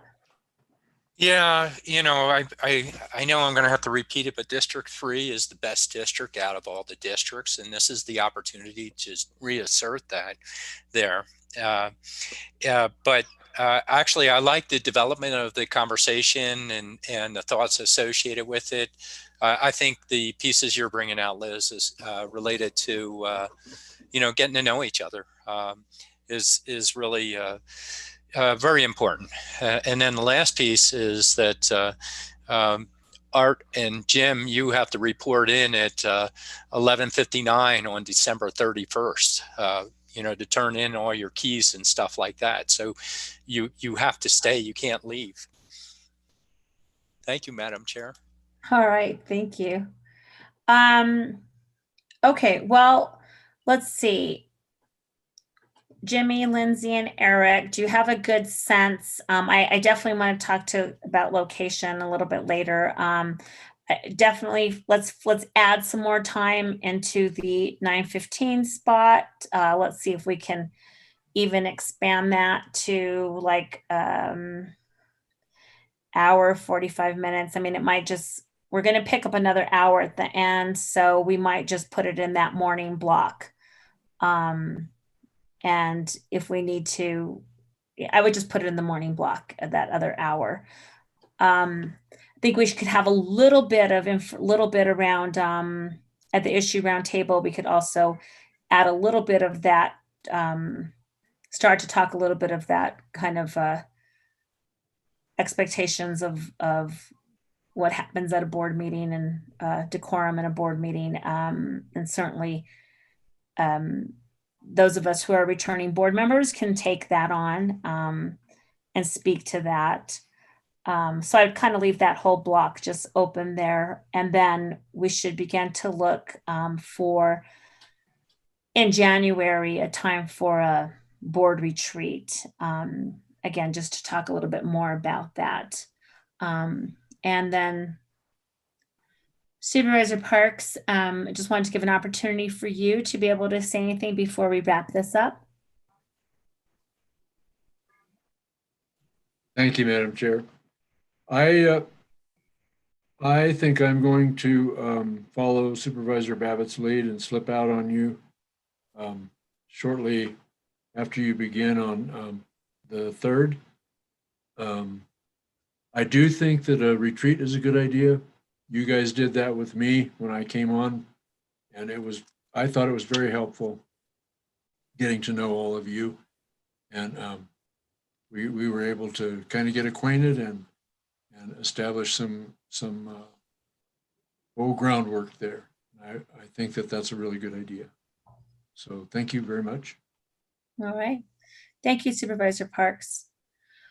Okay, great. Well, we'll continue to work on this and refining it. And then we can always, we need to get to the point where we have the date set. We can always do a little bit more refinement, and Jimmy can, bring this forward with board members, or, we can get the information out again.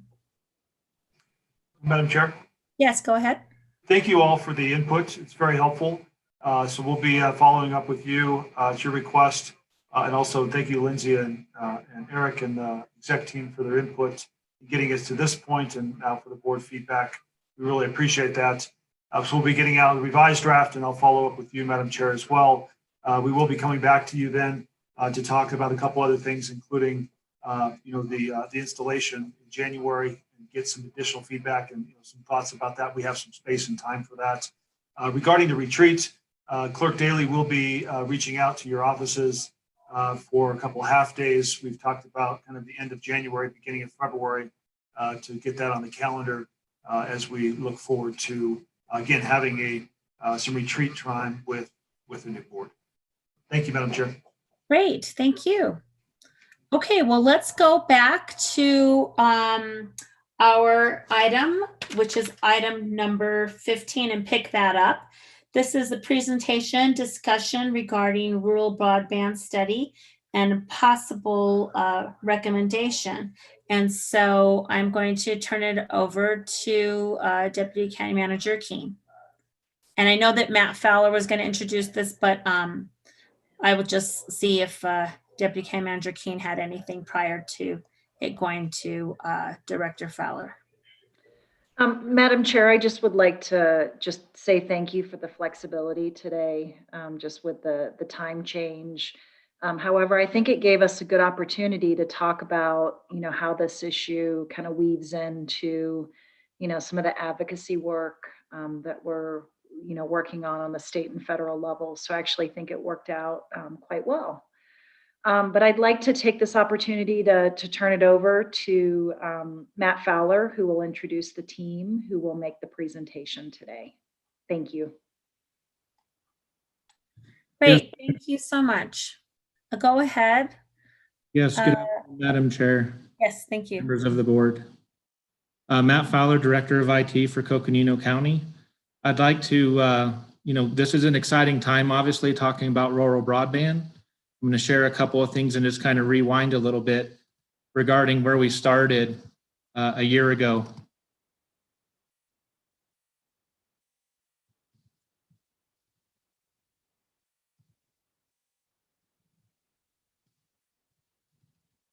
So a year ago, obviously working with Supervisor Fowler and other members of the board, it's really important for us to identify the underserved areas across Coconino County regarding high-speed internet and rural internet connectivity. And we applied pre-COVID to the ACA for the $50,000 grant. And we won that award. And we also contributed 15% for a total of $57,500 to go towards the feasibility study. And so time flies, obviously, it's already been a year, but we definitely want to highlight Northern Arizona University for the strong letters of support coming from Rita Chang and also from Stephen Burrell. We also had support from Econa regarding John Stigman, and also from the city of Flagstaff regarding city manager Greg Clifton. Looking at this study, it was apparent right away that even though we're Coconino County, that this isn't just a Coconino County problem. This is not only just a state problem, but a nation problem, to be honest with you. And so what we did is we took a look at areas from a more of a regional presence, looking at opportunities through multi-state initiatives. And so we looked at this as really as two phases. Phase one being for Highway 89 from Flagstaff to the border of Utah, and then interconnecting Highway 160 into 89, looking at the Four Corners region for opportunity. I reached out to Praxis Associates. They have a very strong track record. They've built very similar networks in very rural areas, particularly in the Sierra Mountains, and working with a lot of different tribal communities and in difficult soil and rock and boring and trenching needs. And so we're really, really appreciative of Michael Ort and Robert Vockler with Praxis Associates. They're going to be doing the presentation and overview today. And again, this is a conversation. We are seeking your approval and guidance on how to approach grants. We would definitely like to pursue grants at this time and look at opportunities to enhance the lives of the citizens that we're serving. We realize the importance of technology, especially now with the pandemic, still being here, and how important it is for telemedicine, telehealth, and for education and public safety. So with that, I'll go ahead and turn over to Michael Ort. Thank you.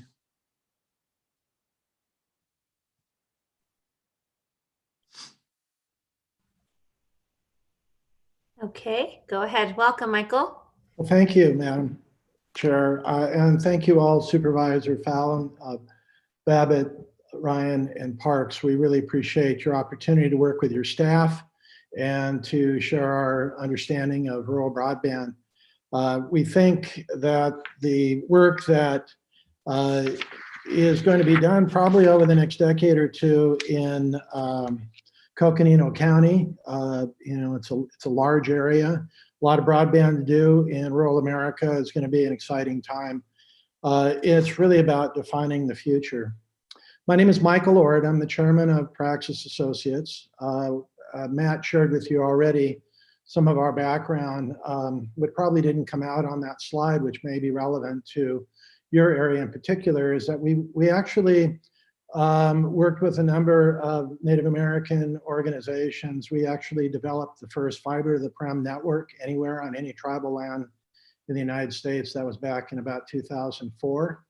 We built the first gigabit network, broadband network. That was also on a tribal land, the first one in the United States. And we worked with approximately about 15 tribes in California and Nevada so far on broadband, both building middle mile and last mile technology. Just so that you are aware, this is my first time. I'm not quite a media star like you folks have become by necessity over the past couple of months. So if I seem a little bit nervous, it's because this is my first time. And let me see if I can load up the presentation.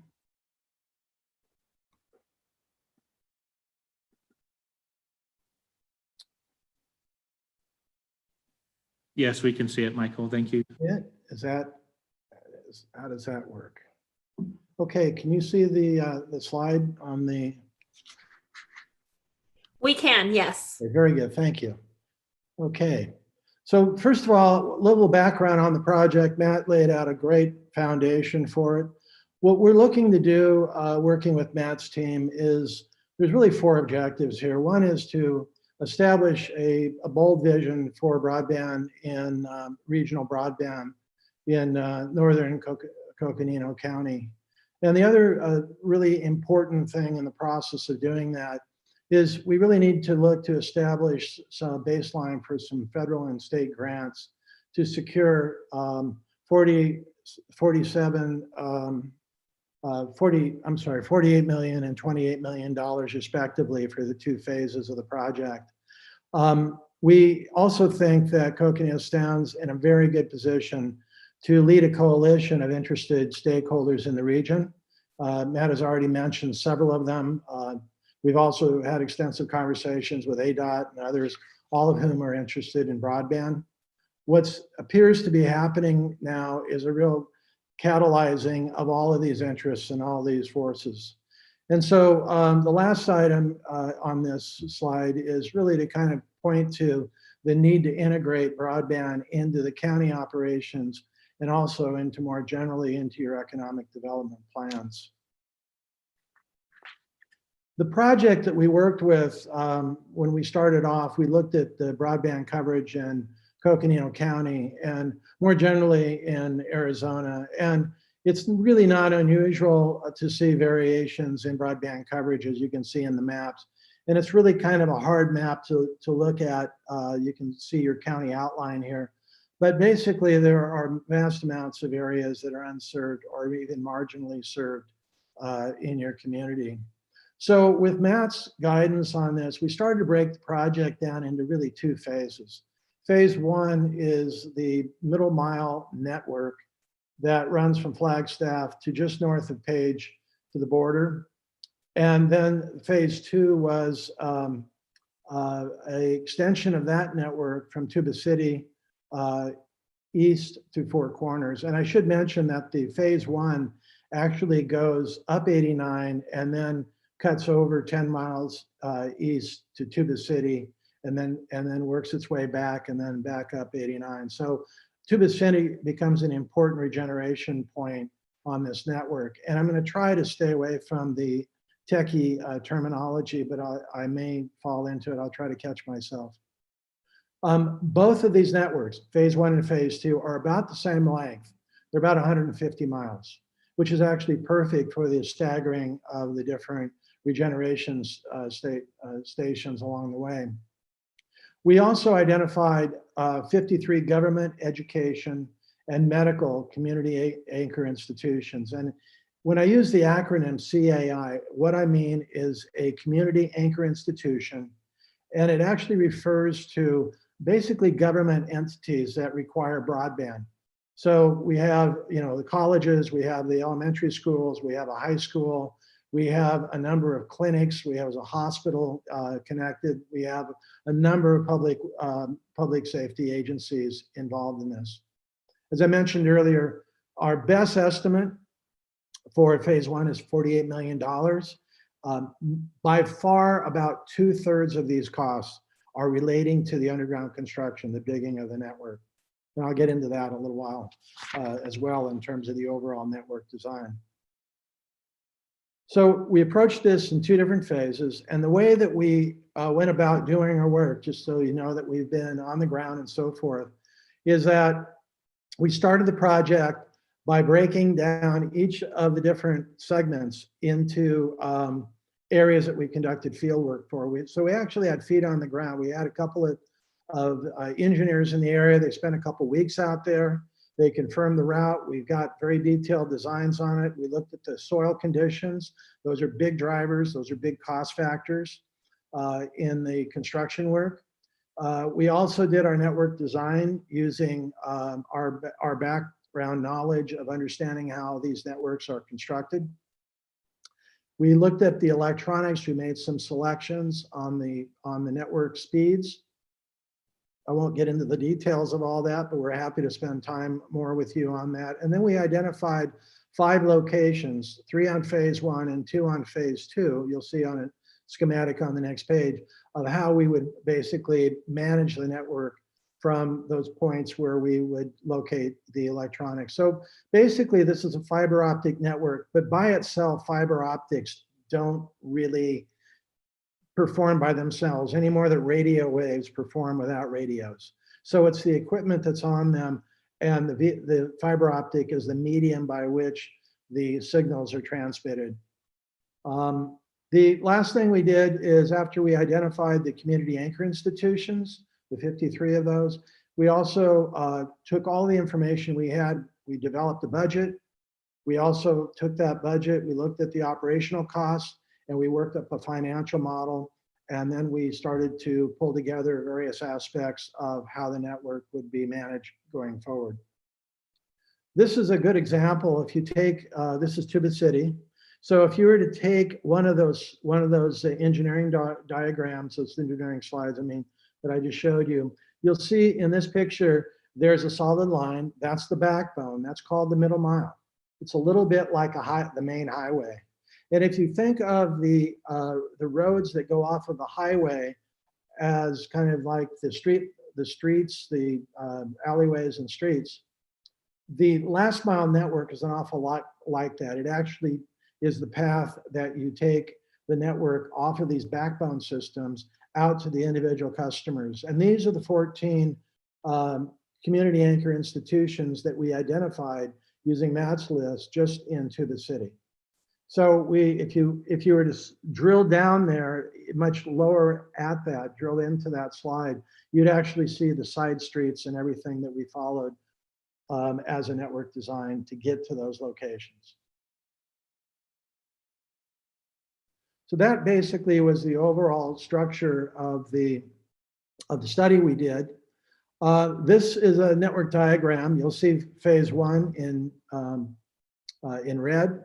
Phase 2 is in blue. You'll see that these locations are almost equally separated by about 70 to 75 miles. Our proposal is that the construction is going to be performed underground. We'd connect all the schools, cities, hospitals, and other locations. It would support about 50,000 residents and businesses.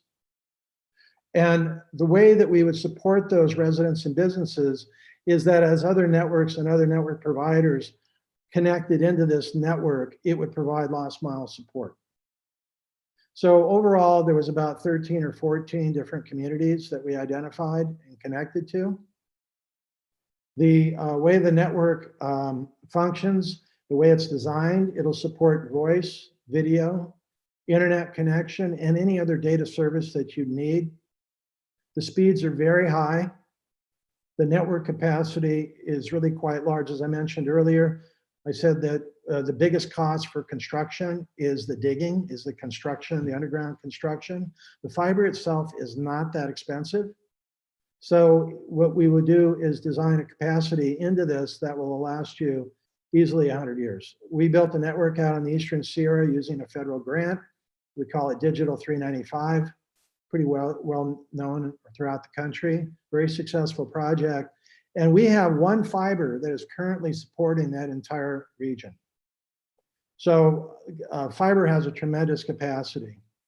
From a policy standpoint, you would want to develop an open access networks. That means that any agency or any service provider could connect back to that network on an equal basis. And that is a really good foundation to promote broadband growth in the region. We'd also be able to support what we're doing here today. We could support distance learning. We could support telemedicine, telehealth, and all of these applications are really starting to take off now as people are becoming more familiar in the COVID environment. And then lastly, let me just say before moving on that when we did the financial analysis on this, we were able to determine that assuming that this is funded by grants, and we wouldn't see any reason why it wouldn't be, we would see that this is a business case positive set of financials to perform. So I just described a little bit about the what. So now the question is the why. And I think that when I was looking at the news last night, I noticed that your county and the Navajo Nation in particular was on the national news, announced a lockdown, a shutdown. And it's pretty evident to all of us now in the COVID world how important, virtual communications are for working, for educating, for basically just staying connected with each other. If I can ask you to look to the upper left-hand part of the slide, I wanted to just reiterate something that Matt said earlier, which is this is not a Coconino problem. It's not even an Arizona problem. Frankly, it's a national problem. The United States ranks somewhere around 32 or 35 overall in the economic developed nations in terms of broadband coverage. It's really not a very good picture. And the reason for that is it has a little bit to do with how the networks developed and evolved over the years. Just so you know, basically when broadband networks were built, the backbone of the whole system usually follows main arteries like internet like I-15, I-10, I-40, I-80, and these major arteries, but they also follow a lot of the railroads because the railroads were these long distance, right-of-ways that you could easily get into instead of having to negotiate every individual private property. So that's where the internet money went into in the 1990s. But when they built those networks, they didn't build them with the thought of connecting every home in rural America. In the 1990s, we just didn't see the internet that way. We saw it as basically a commercial undertaking and as something that's kind of core infrastructure, but we really never saw how it was going to overall evolve. The exception, of course, me, when I say we, everybody else. But what we see as a result of that is we see patterns of what we call digital desolation. Some people call them digital deserts. They're areas where backbones were never built. It's a little bit like building the freeways, but not building the highways, not building the boulevards. And so because of that, you really didn't end up getting side streets. And so in the historical growth of the internet, areas like your community there were neglected. But it's also because the business case for these, and if you keep in mind that it was private enterprise that were investing in these long haul networks, they just couldn't make the business case to build very expensive networks in very areas of very low population. It's just the cost per unit ranges from 100 or let's say 15,000 up to we've seen $75,000 a unit, depending upon the difficulty of the terrain and how far people are apart. And then policy-wise, we really never had a very good national broadband policy. A lot of times you'll see one state has a policy, other states don't, and so forth. But again, things are really improving. So as a result of that, we've seen an unequal development in the applications for education, for healthcare, and for public safety.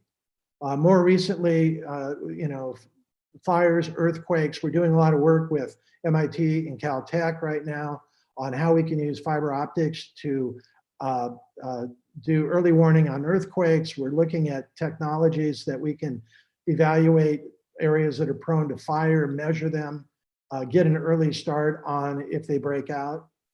And from a healthcare standpoint, we're seeing an increased use of telemedicine.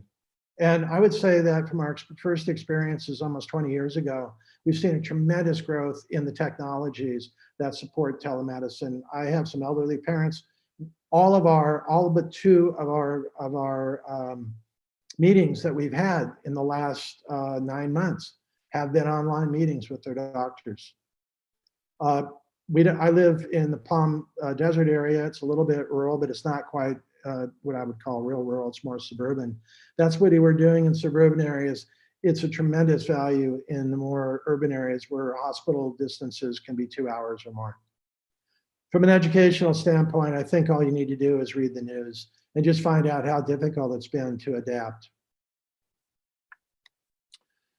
The other thing that I mentioned on the when I mentioned the fires a few minutes ago, I also wanted to mention, like, this is some images from your museum fire. And what became pretty clear to us when Matt introduced this to us was how critical some of your communications infrastructure is. You've got some single points of failure. The network overall is very brittle. If you lose those sites, you've lost network functionality wherever these support, and for months. We built our network up Highway 395.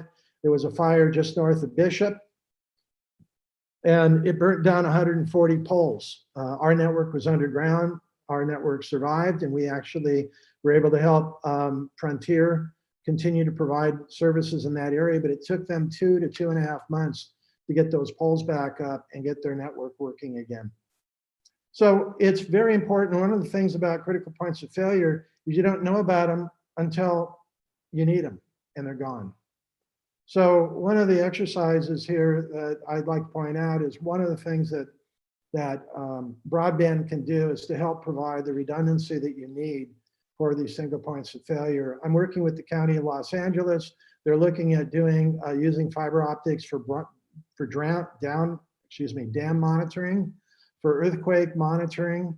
We're looking at technologies that'll actually give us an indication if there's seismic movements on highways and roads and bridges and things. These are the kinds of opportunities that we want to capture while we're also building out a communications infrastructure. And then finally, at a more global level, economic development. I have a number of devices in my home that are attached to my iPhone that I can control everything from lights to garage door openers to locks on my door to smoke alarms and everything, irrigation and so forth. Those are off-the-shelf products that I can just buy at Home Depot. It's becoming increasingly evident that broadband is beginning to underpin in one way or another the future economic growth, but also many of the products and services that we have. You know, you couldn't use Lyft or you couldn't use Uber. It's very hard if you don't have a phone. So there's a lot of these features that are broadband dependent. And when we talk about the digital economy, we're really talking about 4 core areas. One is the Internet of Things. These are the sensors, these are the devices, these are the valves, these are the switches. These are all of those things out there that connect onto a network. And the other component of it is big data. It's the data that's a byproduct of those devices functioning and working and measuring and so forth.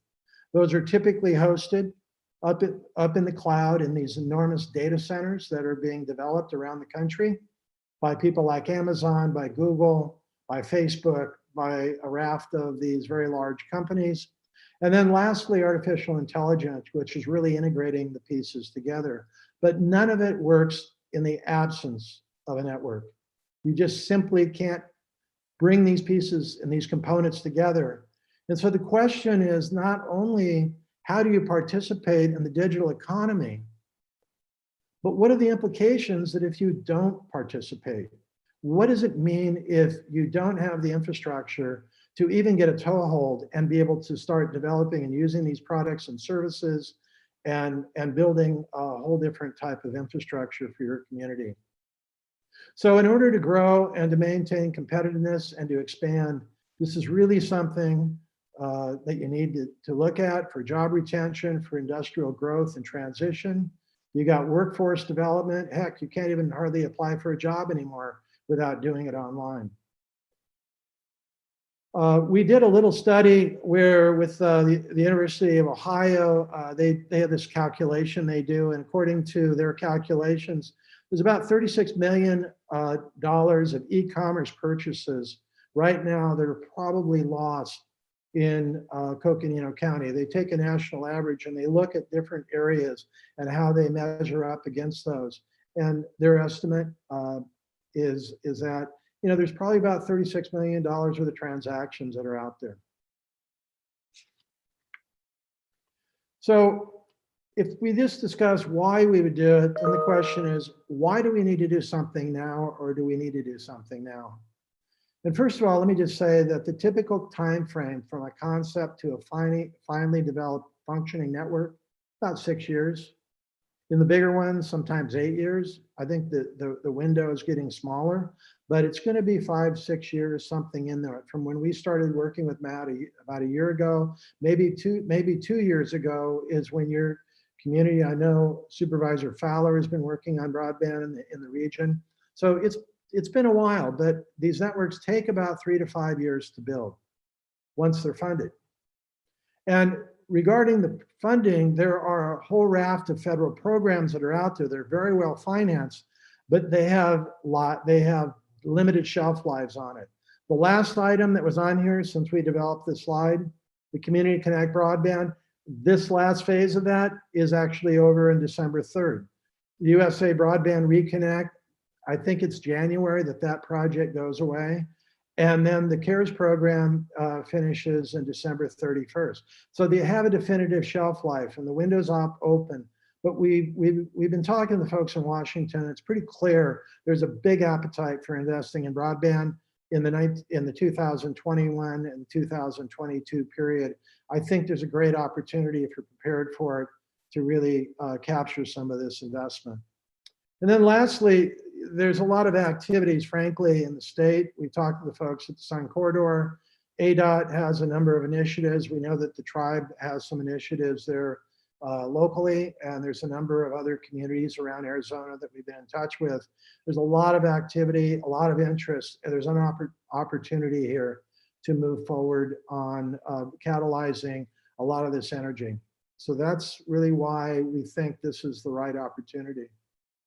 So that said, I'm going to just kind of go through this slide very briefly, and then we can take some questions before we finish up. But what we would propose to you is really take a look at the next steps as being really 3 different types of activities.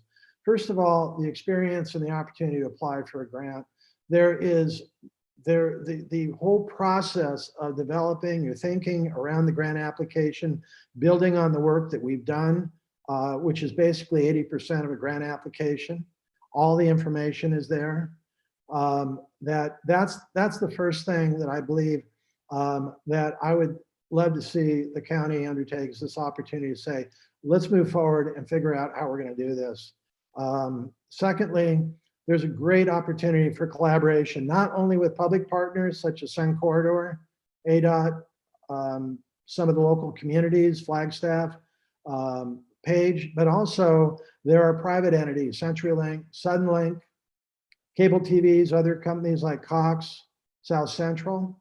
And then there's long haul networks. And by long haul networks, these are the ones that go from state to state across the country.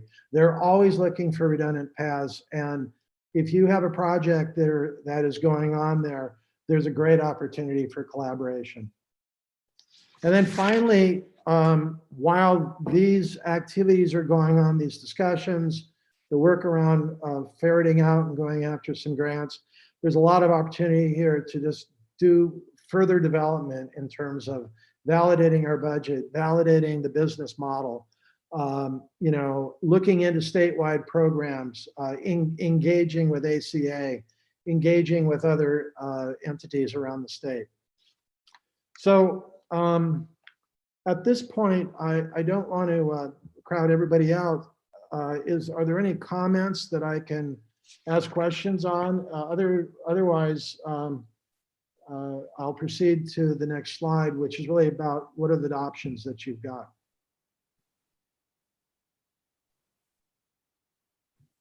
Madam Chair. Ask if there's any questions at this time. Board members, do you have any questions at this time before he goes on to the next part of the presentation? Okay. Okay. We'll just have a few more minutes. Hang on. I think Supervisor Ryan has a question. Hold on. Yeah, actually, it's a more of a statement associated with these. These all make sense, and then as we proceed through this, a piece to keep in mind for us is that it should be coordinated through a plan, and there's an economic development component that is out there for additional leveraging of funds, which plays into all of what you have here. And then other areas of consideration might be prioritization, first mile, and what's happening with the first mile and how it ties into this. As we look at, you know, which areas do you target and prioritize associated with it? And these are just different thoughts that start, you know, as I look at this, go through my head. That's all I have, Madam Chair. Thank you. Thank you, Supervisor Ryan. Other members of the board?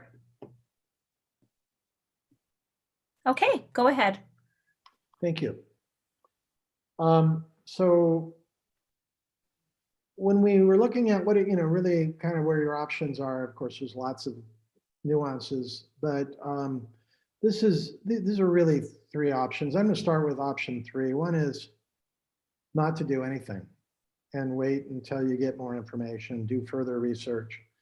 And I believe, you know, there's always room to gather more information, to learn more, and that's something that's worthwhile doing. But we also think that in doing that, you probably are passing up opportunities that can also be learning experiences and also development purpose opportunities and also collaboration activities. Our experience on the Eastern Sierra, we did that $100 million project, was that people were more willing to talk to us when we actually had a real project instead of a real idea.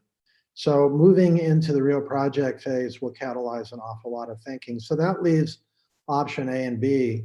And we don't think that if you go to option A, that you need to make the decision exactly how you're going to develop and maintain the network. That option is, those options are still on the table. There's different permutations of how you can do that. Of course, we wouldn't advocate that the county does, you know, any of the construction on the project. There's plenty of very good experienced network construction companies in Arizona and in the region around Arizona, Nevada, California. But we work with a number of Arizona companies that are very, very competent and very good at what they do. And so, you know, there is plenty of help here. There's plenty of help to also to operate the network. The Sun Corridor people, they operate a statewide network. It's not necessarily exactly the same thing, but they do have the capability to do this. And there's a number of other folks out there that will partner with you. We have a company, an affiliated company that does work with several military bases and several cities around Southern California and so forth. There are people in the marketplace that have the experience and know how to operate these networks pretty effectively. And then also, so, you know, our thinking was, as we work through these options, that maybe B makes sense, that, you know, you initiate an opportunity to move forward on the grants. As you do that, we don't know exactly how those grant programs are going to be structured. Some of them have been structured in the past. They were structured to pay for 50%, then 60%. More recently, we've seen 80%. And in some cases, we've seen governmental entities actually expand that to 95 and up to 100% funding, just because it's very difficult to get funding for rural areas. So we don't know what's going to happen in the next 6 months, but we're going to be able to see some good programs that are out there. We think they're going to fit very well with you. So pursuing a grant opportunity makes plenty of sense. It doesn't commit you to do something that if you don't get the right structure you need, you're not committed to do anything to go forward, but you may also attract a number of other partners into the program that will actually make it work better. So that's what we were looking at when we looked at these options. You'll have to look at these for yourself. We looked at them a little bit from the standpoint of a service provider, a little bit from the standpoint of what we've seen with other governmental entities. And there's probably, like I said, some nuances through here. There may be a 1A and a 1B, or an A1 and A2 and so forth. And then just to wrap up, we put some questions on the table. A lot of these questions were questions that Matt and his team raised we've heard it from a few other folks, is, and so I'll just kind of go through a couple of these. One is that has come up is this project competing with the private sector? The fact is that if this was a private sector opportunity by itself with no government funding, it would have already been here. If the opportunity, if the business case proved in, it would have been done a long time ago. Unfortunately, this and other areas around the United States haven't been built out, and it's not the case. I will tell you this, is that if you build a backbone network, if you basically pull together the resources to get a grant, to get a program together to build the middle mile, the actual opportunity for last mile providers, which are reachable by private companies, I've already mentioned a few, are more than interested in tying into these networks in order to make that technology that they put out there in that last mile much more viable. The cable company, we don't know what the speeds that they're offering today, but they may be about 10 megabits. That technology itself is capable of supporting 100 or more megabits. It's just that they don't have the kind of backbone systems that are needed to make them really functional. The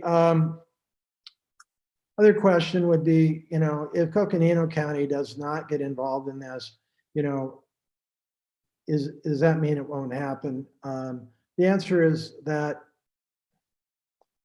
somebody's going to come along at some time, but at this point in time, if the county wants to be a catalyst, if you want to seize the opportunity, you want to take the lead on it to make something happen, it's really the county the leadership's going to have to come from the county, either by itself or most likely collaborating with other counties, or for that matter, other agencies in the state.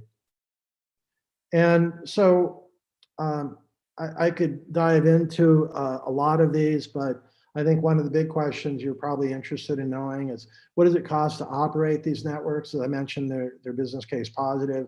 So your network probably run about $125,000 a month to run. All of that is recoverable in revenues. It's basically a network that ultimately, when it's constructed, it will operate and pay by itself. And with that, I believe that was the last slide. So let's see, I've got to figure out how to get. So Madam Chair, would you like to, can I turn this back to you? Yes, thank you so much. Appreciate the presentation. And Matt, did you want to provide any additional information or comments? Yes, Chair Archuleta, thank you. What I'd like to just also share and keep in mind is that obviously this raises a lot of questions. And typically, in scenarios like this, it's very easy just to kind of become paralyzed, right? And just to be stagnant and not have all of the answers. And as soon as we do that, we lose the opportunity. It's here and then it's gone.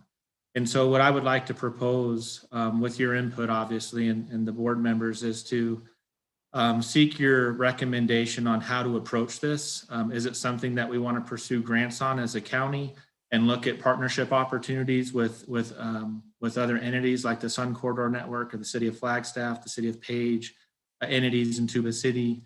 Or do we want to wait for someone else to come along and eventually solve the problem? I think the really good output of all of this is, to Supervisor Fowler's point, a couple of years ago when we met, was really better understanding what does it take. We've been hearing a lot from a lot of different entities, especially participating in the Colorado Plateau, about high-speed internet coming to these underserved areas, and then obviously we're not seeing any ground moving or any trenches being dug, and the citizens ultimately are getting frustrated because they're hearing something positive but then being let down. And so I think it's fantastic what the county, in my opinion, is in a fantastic position compared to other entities, because we did this pre-COVID, prior to the pandemic. We now have tangible data and documentation that can be packaged. And honestly, I feel very confident, very likely, that we would have high consideration for grant opportunities, especially with the closure of, I believe, NSG in Page. Those are factors that are also weighed in when applying for federal grant opportunities for rural broadband because of all the jobs that are lost. And so there's lots of opportunities for us presently that are positive. And definitely some hard decisions to make. We definitely wanted to give you a variety of options to consider instead of going down just one path. I want to say thank you again to Michael Ort and Robert with Praxis Associates. Also thank the Board of Supervisors with Coconino County, and again, county leadership, and also my internal team, Helen Costello and others. It's been very, very demanding, a lot of work, and it's rewarding at the same time. And I'm really proud to be part of Coconino County and the aspect of public service. If we can improve the quality of lives of the citizens that we serve by bringing these underserved areas high-speed internet connectivity, I mean, it's a huge win. It doesn't have to have our name on it. We're not biased on who actually brings us to life, but if we can enhance the quality of life of the communities, that's the win and the reward for us. So I don't know if there's an opportunity to do any kind of public comments. I did invite some other stakeholders if they did want to, have any comments to the board, and that was Derek Masseth, the executive director of Sun Corridor Network, and I also believe CJ Perry is also participating with the City of Flagstaff. And just want to say thank you again to them and the partnership for all the individuals and entities that we've been partnering with over the last year, just to really partner and better understand what does it take to do this. And so we're really excited. We're definitely we're excited to hear your feedback on next steps and what direction you want to take. In the event that the board does make the decision to pursue grants, it's definitely going to kick off a lot of additional work of lobbying, speaking with the governor's office, speaking with the senators, probably engaging Nexus, looking at public outreach and looking at opportunities, to share and collaborate this information online through websites, and engaging Eric Peterson and everyone. It's really a team approach because it's going to generate a lot of work, obviously, writing the grants and getting the word out to the communities. So thank you.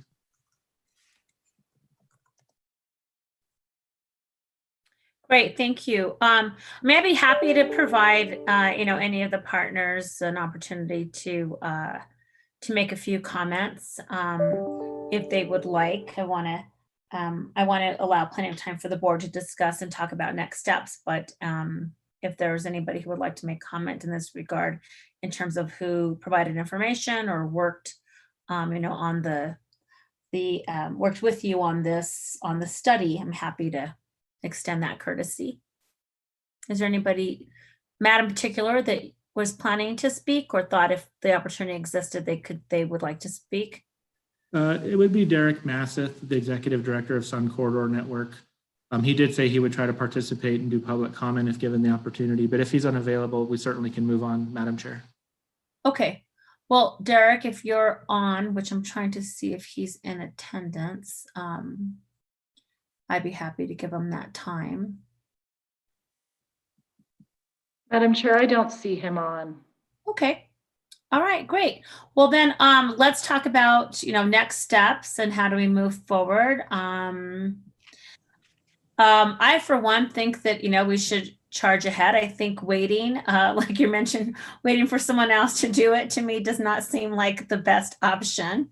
I want to first thank and congratulate Supervisor Fowler for her leadership in this area. She's been, leading the charge in terms of broadband in all areas of the county. And, we've always known that it's important, but boy, has COVID-19 highlighted just how critical it is to our communities, that it has really kind of hit everybody in the face. And, it is a challenge that we've had for a number of years in Coconino County. So I think the option of, if we wait for someone else to do it, that's not going to happen. And so I think this is in line with Coconino County in terms of, taking the lead and, seeing where there's a need and trying to do what we can to address it. And so I for one am supportive with moving forward, looking at the broadband grants, seeing what we can apply for. Gosh, we have the information, we have the study, we have the need, let's go for it. Vice Chair Fowler, I want to turn it over to you. Thank you, Madam Chair, and thank you, Matt and his team. Hi, Helen. Thank you so much for just the continued efforts. And boy, you just decided to take this on, and you have, and really working with our with the study and getting it all done. Thank you so much for coming out. Trying to see your name, Michael, again, and just really appreciate and really excited that this is finally completed, the study. Now it's the Board of Supervisors. We have had this on our agenda for some time. It is not just a study that was done. It is a priority of the Coconino County. We've taken it to Congress. We've met with the USDA and the Department of Economic Development, and in fact the FCC, the Federal Communications, came out to Tuba City and met with us on February 27th, 2018.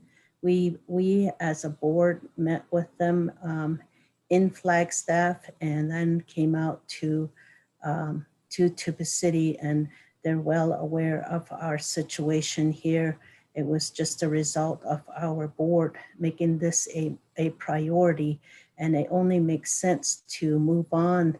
We are accomplishing so much, and to me, in a short time, because prior there was really nothing happening. In Tuba City, we continue our broadband meeting that started back in 2017, and that continues today. And we know that Tuba City Regional Healthcare Corporation is in need of high-speed internet. We have the Cancer Center that started there, where Dr. Jill Biden is involved in trying to do some fundraising.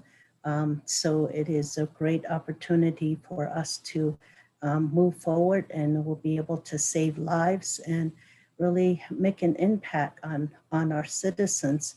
We have businesses that are really struggling with just trying to do their transaction. As you all know, in Tuba City, here I am. Today, it's working. A lot of times I can't even, log in or have to go to Flagstaff to be able to participate. I'm excited about this. And then on Friday, we've been working on several fronts on this. We officially started the Coconino, or the Colorado Plateau Economic Development Alliance. Now that's the alliance that we've been talking about for prior, even before NGS shutdown, and that was announced in 2016. We decided the way to move forward with knowing at the time NGS was going to shut down in 2044. And we were saying that's just around the corner. What are we going to do? So we started a meeting and having a conference on an annual basis. And we finally have got that organization together. And so I think this fits right into the plan that we have set forward as a board on economic development. We have hired an economic development manager in that process. So as a board, I think we've been very active and really been just moving forward and trying to assist with all fronts with our citizens that live in the county, but not just in the county, but really forming partnerships. And this is just another one that will just continue. So I'm really excited about it. I really think that we need to continue on the path that we have laid out. And all we're doing is we're just moving forward and every time we accomplish something, we move on. And this is really a great accomplishment. So thank you so much. And there are our partners continue to be excited, and really will be holding, we'll be able to work with them. So thank you so much. Thank you, Madam Chair. Thank you, Vice Chair Fowler. Let me see if there are other comments from the board in terms of the direction. Madam Chair? Supervisor Babbitt, go ahead. Yeah, hi. So, Supervisor Ryan and I were on this presentation yesterday and gave a bunch of comments. So I'm not going to reiterate the totality of them, but I'm super supportive of the work that's been done. I do believe that if this is going to be, if this general broadband expansion endeavor is going to be part and parcel of Coconino County's fiscal and policy and organizational work plan, that we really, that you, future boards, have a discussion on what the criteria is for how you are going to prioritize certain investments, what the metrics of kind of value is from an educational, from a healthcare and an economic development perspective, so that when we invest, we can invest wisely with an understanding of what we're trying to achieve. And so, I totally understand why, just for this very first analysis, which is great to have, that we, focused on a corridor, but I think if this becomes more of a organizational endeavor, that there's going to be a bunch of foundational policy and criteria discussions that I think the future board would be well served to have. But really appreciate all the hard work that's gone into this, and looking forward to watching from outside the organization the progress of this over the coming years and decades. Thank you. Thank you. Others? Supervisor Ryan? Thank you, Madam Chair. Again, as Art had expressed, as Lena had expressed, really appreciate the work that's gone into this. This is really valuable. I think it is the right thing to do. You definitely need to develop a plan in order to develop your action components. There's a whole other piece to this, as I was noting a little bit earlier, but even more so, would be there are various checkpoints that we have to consider as we progress through this. When there comes a time for investment where there is a reoccurring cost associated with it, you have to have a full plan around that, your limitations, and checkpoints to say, hey, do we have the resources lined up appropriately? If you do, then you have the opportunity to proceed. If you don't, that's the area of exposure that you pause and say, well, no, we don't. It's not time to move on it. By the same token, this is great. You have to have an implementation plan associated with it. When it comes to public versus private, they both play into this. And, as a simplistic example, there are times when you need government to initiate the investment, and you can structure your agreements accordingly. But simplistically look at our transfer stations. We did it when services were not available, but when private sector had the ability to move in, we stepped out of it. Or when you have an investment strategy of this breadth, it's the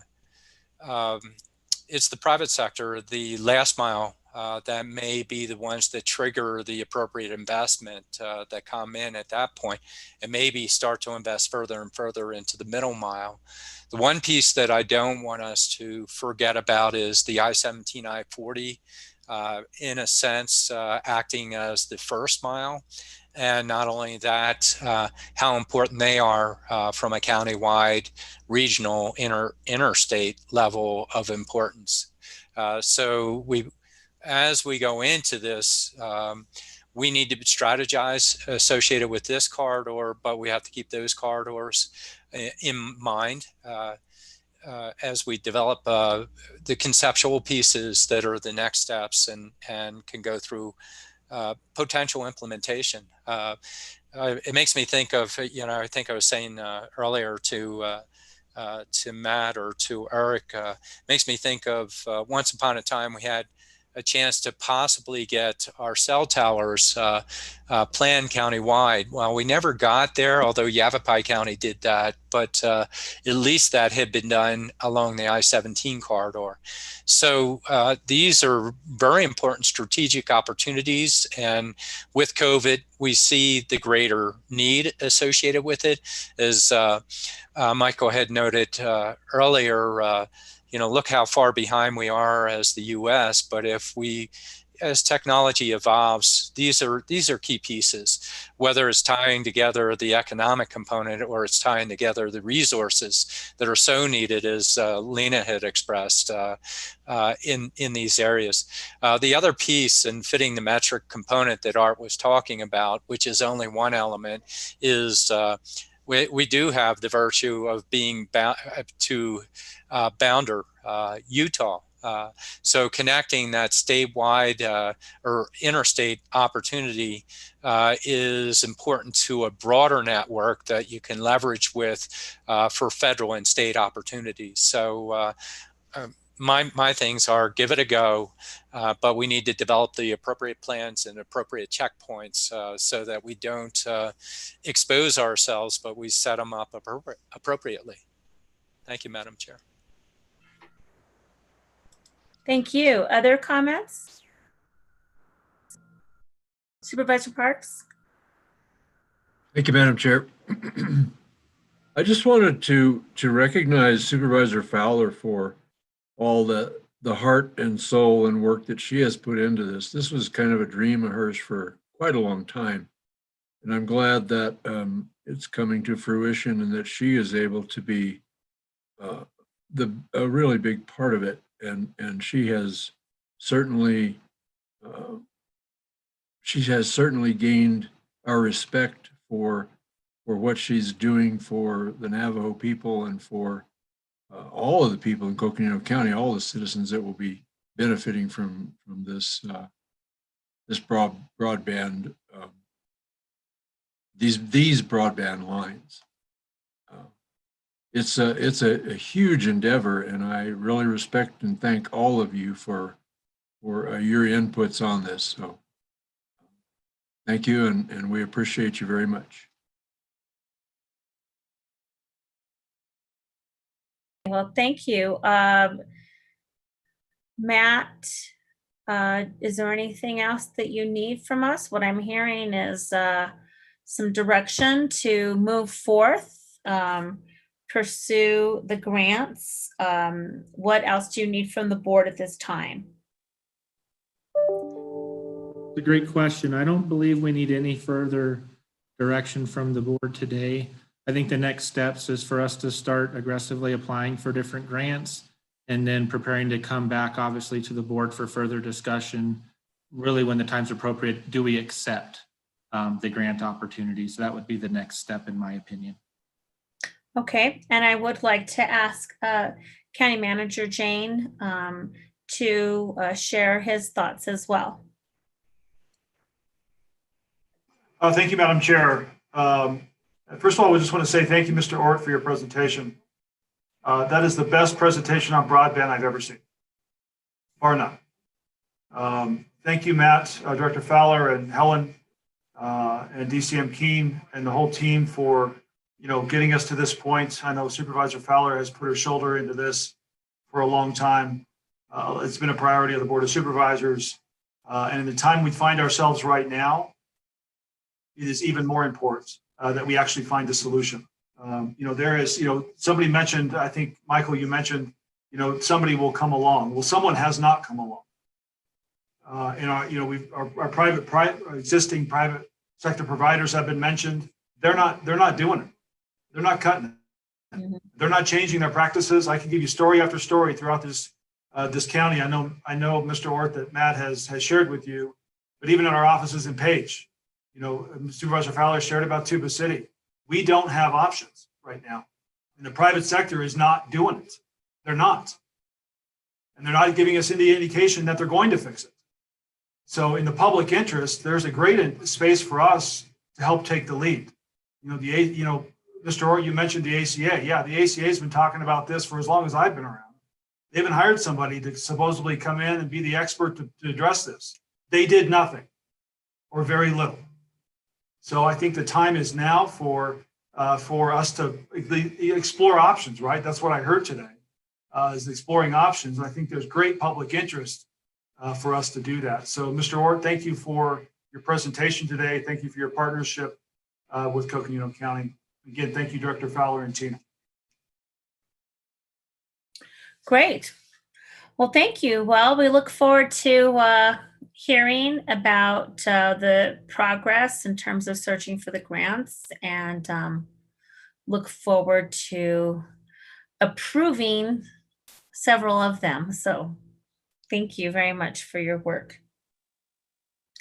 Okay, we are going to then move on. Supervisor Fowler, anything else? I'm just cheering them on. Okay, thank you. All right, super. Go team. Grab that smile, huh? Sounds great. Thank you all for your hard work on this. We're going to go now to item number 19. And this is, well, let me just check. County Manager Jane, I don't know if we actually finished all the items that were on your list because we needed to go to this presentation, which was time sensitive. So I should probably go to you to see if you had other things on your list. Madam Chair, I do not. Thank you for the feedback you gave us. We'll be coming back to you at the next roundtable and get some additional feedback for upcoming activities, including the swearing in and those activities in January. We'll be looping back with you about orientation based on the feedback we received. So thank you very much. Okay, great. Thank you. So we're going to now go to item 19, roundtable. This is just an opportunity for any member of the board to share information. So we'll start first with District 1, Supervisor Babbitt. Thank you. Just following up on the public participation piece today. So have encouraged and followed up on our side to get our response to the Fort Valley folks together. A best estimate that I've kind of been able to sense is sometime after Thanksgiving for that, but don't have a specific piece. And I'm getting a lot of inquiries on that and just letting them know it's going to come up when it does. It's my understanding the board is going to see that first, but I'm not 100% sure. And maybe I can follow up with Rose on that. And then let's see, the second piece that I have, I do think I wanted to check in as a follow-up on the conversation on that meeting on the 3rd.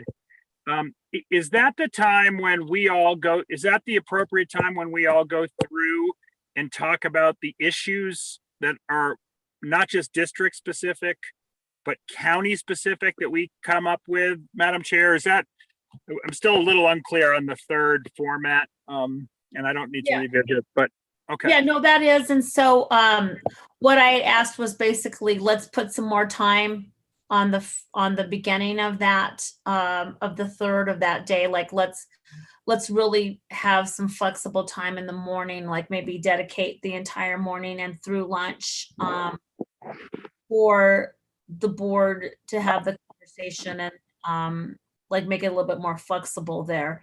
And that we wouldn't start, like, for example, open meeting law or any of that until the afternoon. Gotcha. Okay. That sounds good. Are you looking for more flexible time there, like add some more time in the morning? Yeah, and just kind of understanding. And I think as you have your conversations and bring it back, we got plenty of time. I think it'll get fleshed out, but just want to kind of understand what the expectations are of that day. So we'll keep working on that. So appreciate your helping guide that to a good conversation. And then the last thing is, I will be bringing some testimony to that Senate subcommittee tomorrow, which I'm excited for. And then also tomorrow, I'm going to be presenting at 4 Fry for issues around corporation commission advocacy and increasing biomass opportunities, and did report last week on the new mill news coming out of Belmont. And so there's some good movement going on, but I do want to say we are racing a clock that we are not on the right side of. I mean, this drought and climate change is just absolutely putting this region in a really precarious position. I'm going up tomorrow with the district ranger and and Joe Loveridge from J.E. Fuller and Jay, potentially to do a multiple hour hike in the high severity steep slope areas of the museum fire. I think it is absolutely critical that the county continues to play a role in advocating for active opportunities for revegetation up there. The flood risk is not going to be mitigated because we've essentially had, incredible drought and way above average temperatures for the last couple of years that are going to make regeneration really problematic up there, which means that watershed may need more help recovering. And so, in these last couple of weeks, I'll bring forward some, I think, opportunities to engage in that the future board can consider. But with that, that's all I have tonight. Appreciate everyone's work. Really happy. I do want to recognize Supervisor Fowler for the broadband work she's done. That's great. And the staff who operationalized her energy and efforts on that. So thanks very much. Thank you. And thank you for providing testimony tomorrow. That's very exciting. And so we really appreciate you doing that. And I know that, let's see, Deputy County Manager Lucinda Andriani has an update on the Fort Valley piece. So Lucinda, go ahead. Yes, thank you. Supervisor Babbitt, we're pressing hard to get this to you before Thanksgiving. So it may be the Wednesday before Thanksgiving, but I'm really pressing to try to get this over to you. So. Yep, understand it's a lot. I totally get it. Thanks. Thank you. Okay, great. Well, let's go to District 3, Supervisor Ryan.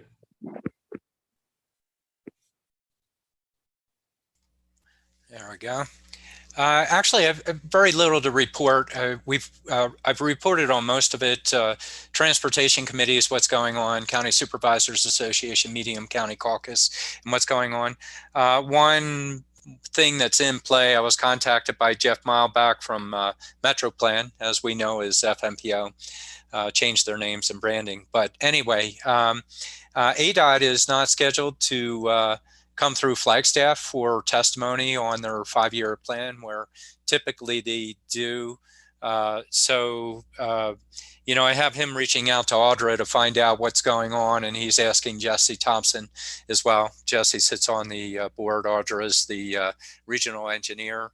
But what we don't want to see happen is that we start to lose Flagstaff as a area to provide testimony related to their stuff. So just heads up to everybody on that. And then in terms of my district, you're aware we're working our way through the Munns Park barn issue if we can get through it.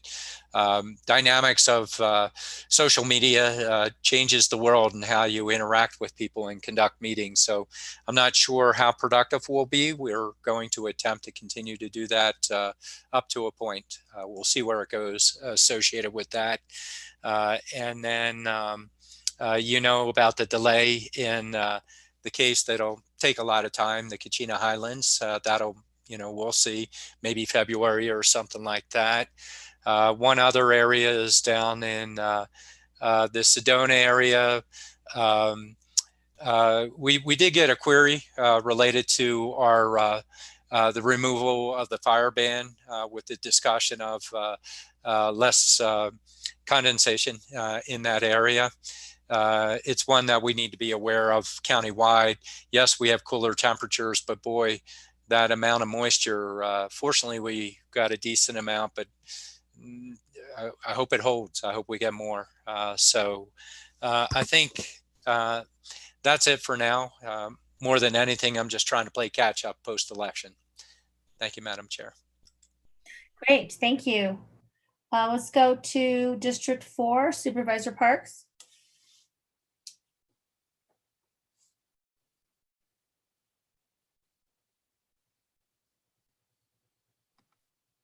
Okay, got it. Okay, thank you, Madam Chair. Yes. Don't have a whole lot. One of the things that has been concerning me for a couple of months now, several months actually, is the problems that we're having in some of the outlying lands with ATVs, UTVs, off-road vehicles.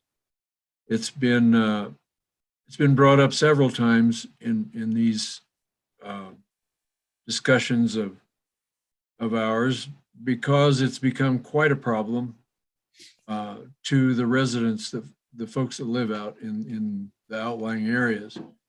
And since the Happy Jack rezoning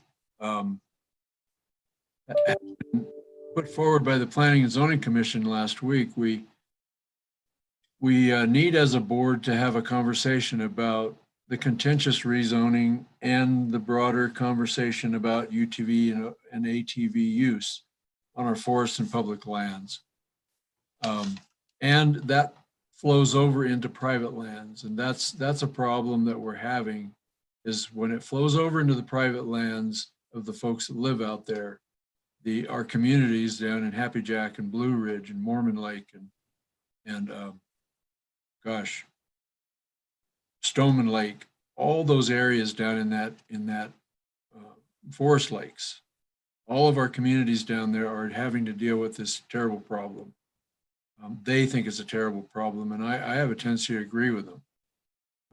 These vehicles and the people that drive them are causing a lot of damage to some really fragile countryside out there.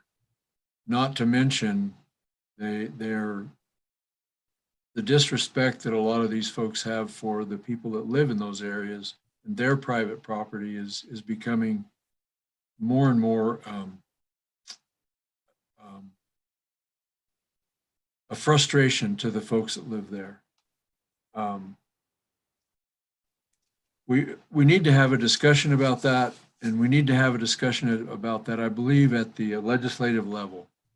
So I won't be here after the end of next month, but I hope that you all can carry this on to the legislature, to NACO, and try to get some things accomplished with not only the overuse of our forest lands by these folks and their vehicles, but we're having camping problems as well, overuse of camping areas. Some of the ranchers have complained to me that these folks are camping in places they shouldn't be camping in, next to waters, cutting fences. There's just a multitude of problems with what we've got coming into our county, and COVID has just highlighted it, because people were not able to do other things, so they took their ATVs and their campers out into the woods. And I don't fault them for that. That's fine. But they need to have some respect. They need to have some, and if necessary, some regulations. Enough of that. Okay. This Friday, I'm not going to be able to be in attendance with the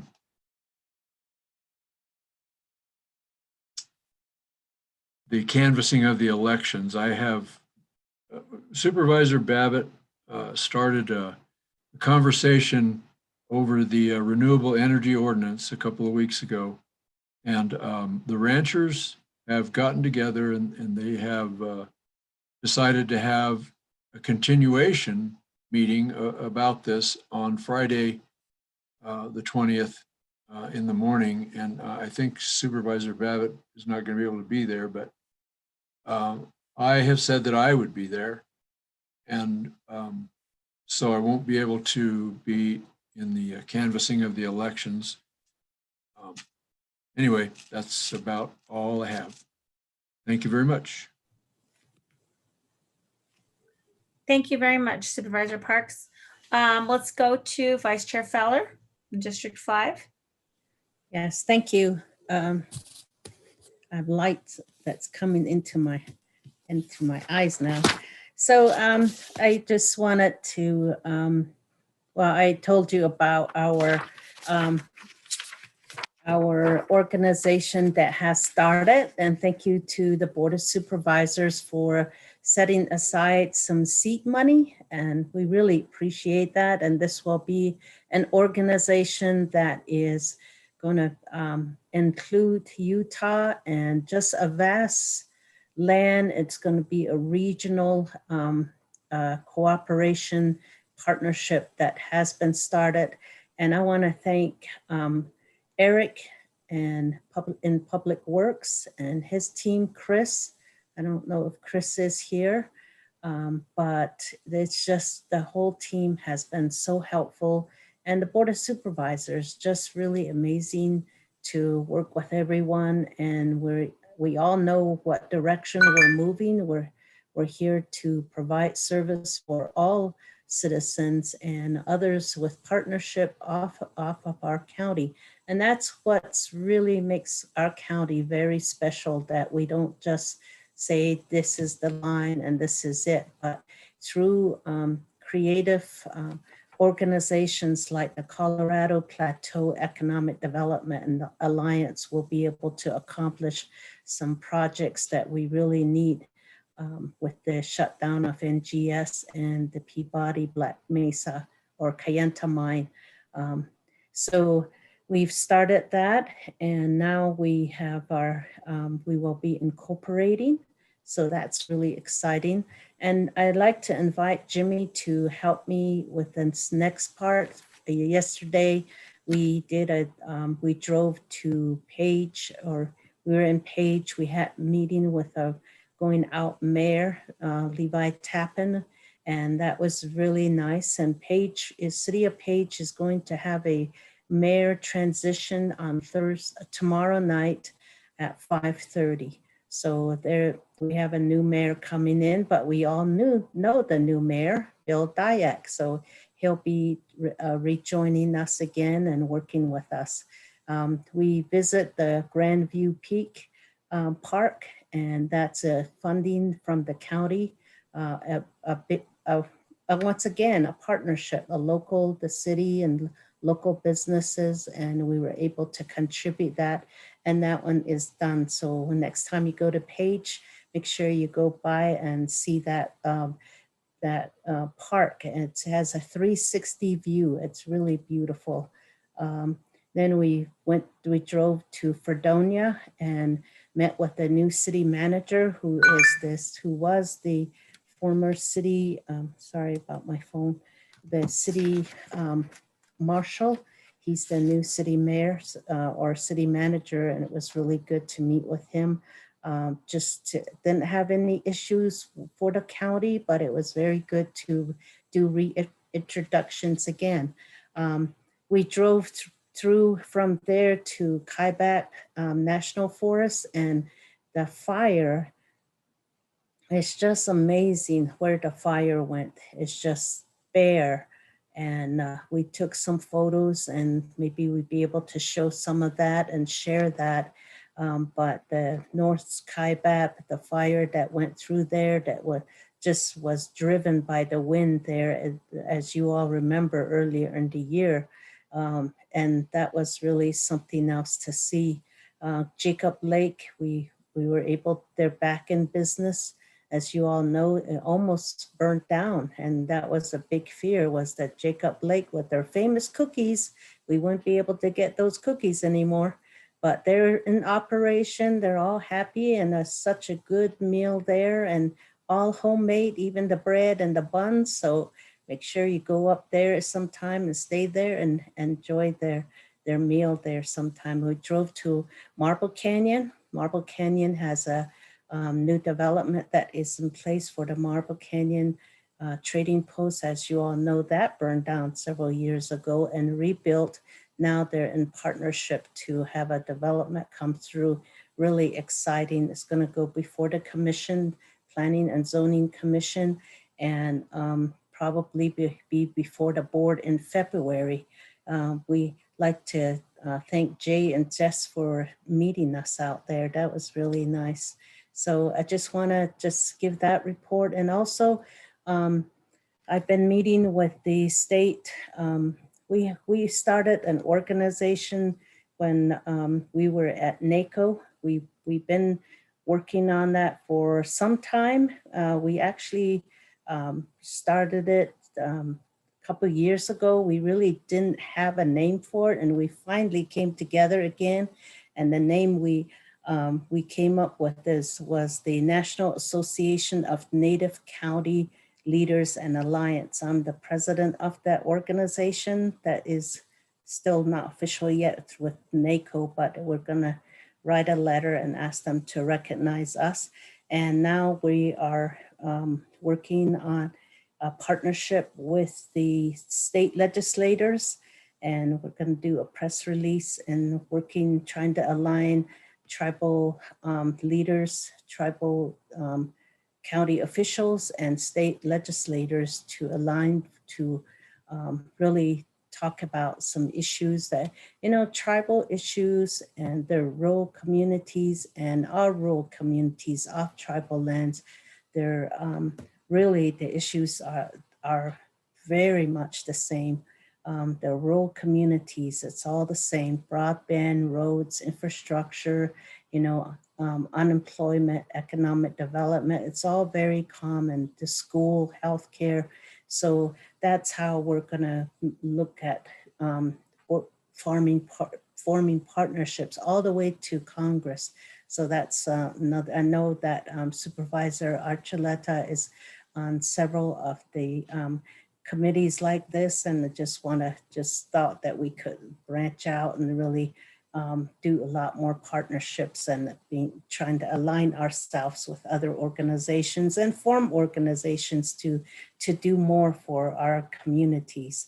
So that's the other one that I want to thank Eric for working with me on that. And so that's going to be my update. And look, I was able to have my internet up all day today. That's a big accomplishment.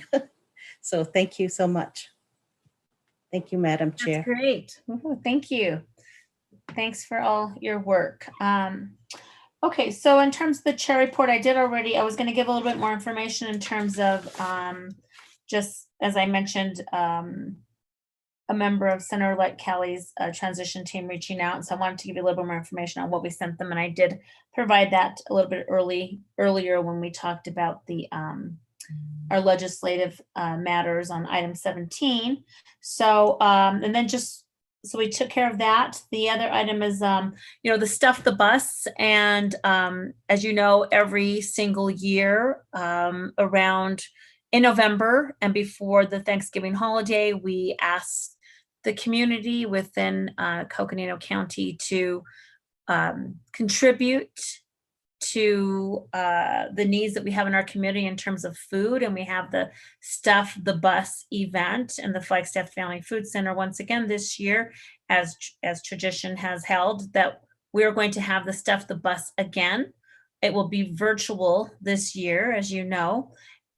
So I did tape a recording on that over at CAF Radio yesterday so that we could begin to advertise that. And I think really want to make sure that each of you get that out to your communities. I know that Eric and his team are going to be doing a lot of advertising, and just during this COVID-19 environment, the requests have been exponential in terms of the numbers. And in general, we are seeing that we have many more children who are hungry, many more seniors, and we're seeing an increase in in Coconino, throughout Coconino County, from our residents who need food. And so turkeys, they're asking everyone to buy turkeys. They're asking people to, contribute canned goods and other food products. And the goal always is to stuff, one of the huge mountain line buses, and not just one, but, as many as we possibly can. And so this is a collaborative effort throughout the county. I know that also the city of Flagstaff, is a great partner, and they usually put it out to everyone as well. But we just wanted, kind of double our efforts with this because there's such a tremendous need. And so if everyone would help us get it out on your personal Facebook as well as your county supervisor's Facebook and encourage participation, that would be great. I think that is it for now. Did anybody think of anything else that they wanted to share? Okay, well, we'll continue to work on the orientation schedule for the board. We'll refine that and bring it back to folks. And then we'll start working on, we've been working on ideas for the board member installation. So I'll continue to work with County Manager Jane and the executive team on that so that we can, goal would be to get the invitations out. I would think at least, ideally it'd be a month in advance, but at least 3 weeks in advance, would be great. So we'll continue to work on that. Let's see, Deputy County Manager Andriani, you have your hand up, but I don't know if this was from the last time or if you wanted to add something, but go ahead now if you'd like. That was from the last time about responding to Supervisor Babbitt. Thank you. Okay, sure. Thank you. County Manager Jane? Madam Chair, just a quick plug again for what I mentioned earlier for the recognition for outgoing Supervisor Babbitt and Parks. For if we all just could take a look at the email that you had sent midday today, please respond to that appropriately with material and forward it to others that you feel would like to, for the rest of us, feel would like to contribute something to that event again on December 8th at 5 p.m. Thank you. Yes, thank you for that. I mean, it's so challenging during this time to give a proper goodbye. And so we want to make sure that we, have a proper goodbye within this virtual environment. So we'll need to be creative with it. So please, yes, I did send an email out earlier to a number of people. Feel free, as County Manager Jane said, to forward it to others, share it with your networks. There are several people I know that really want to express their appreciation to Supervisors Babbitt and Parks and to be able to wish them the best. And so I don't want anybody to miss the opportunity just because they didn't know that, this was the time to be able to do that. So please help me by getting that out. All right, Supervisor Babbitt, anything that you had? I noticed that. Oh yeah, just wanted to recognize that one person's goodbye is another person's good riddance. Well, touche. I didn't say anything, Madam Chair. I didn't say anything. Matt Ryan told me to say that. Yeah, that would have been appropriate coming from him today, since he's been the in-house jester today. But yeah, thank you so much, everybody. Great meeting. A lot of really good information that was shared today. Appreciate all the work, and that will adjourn this meeting. Thank you. Good job. Thank you.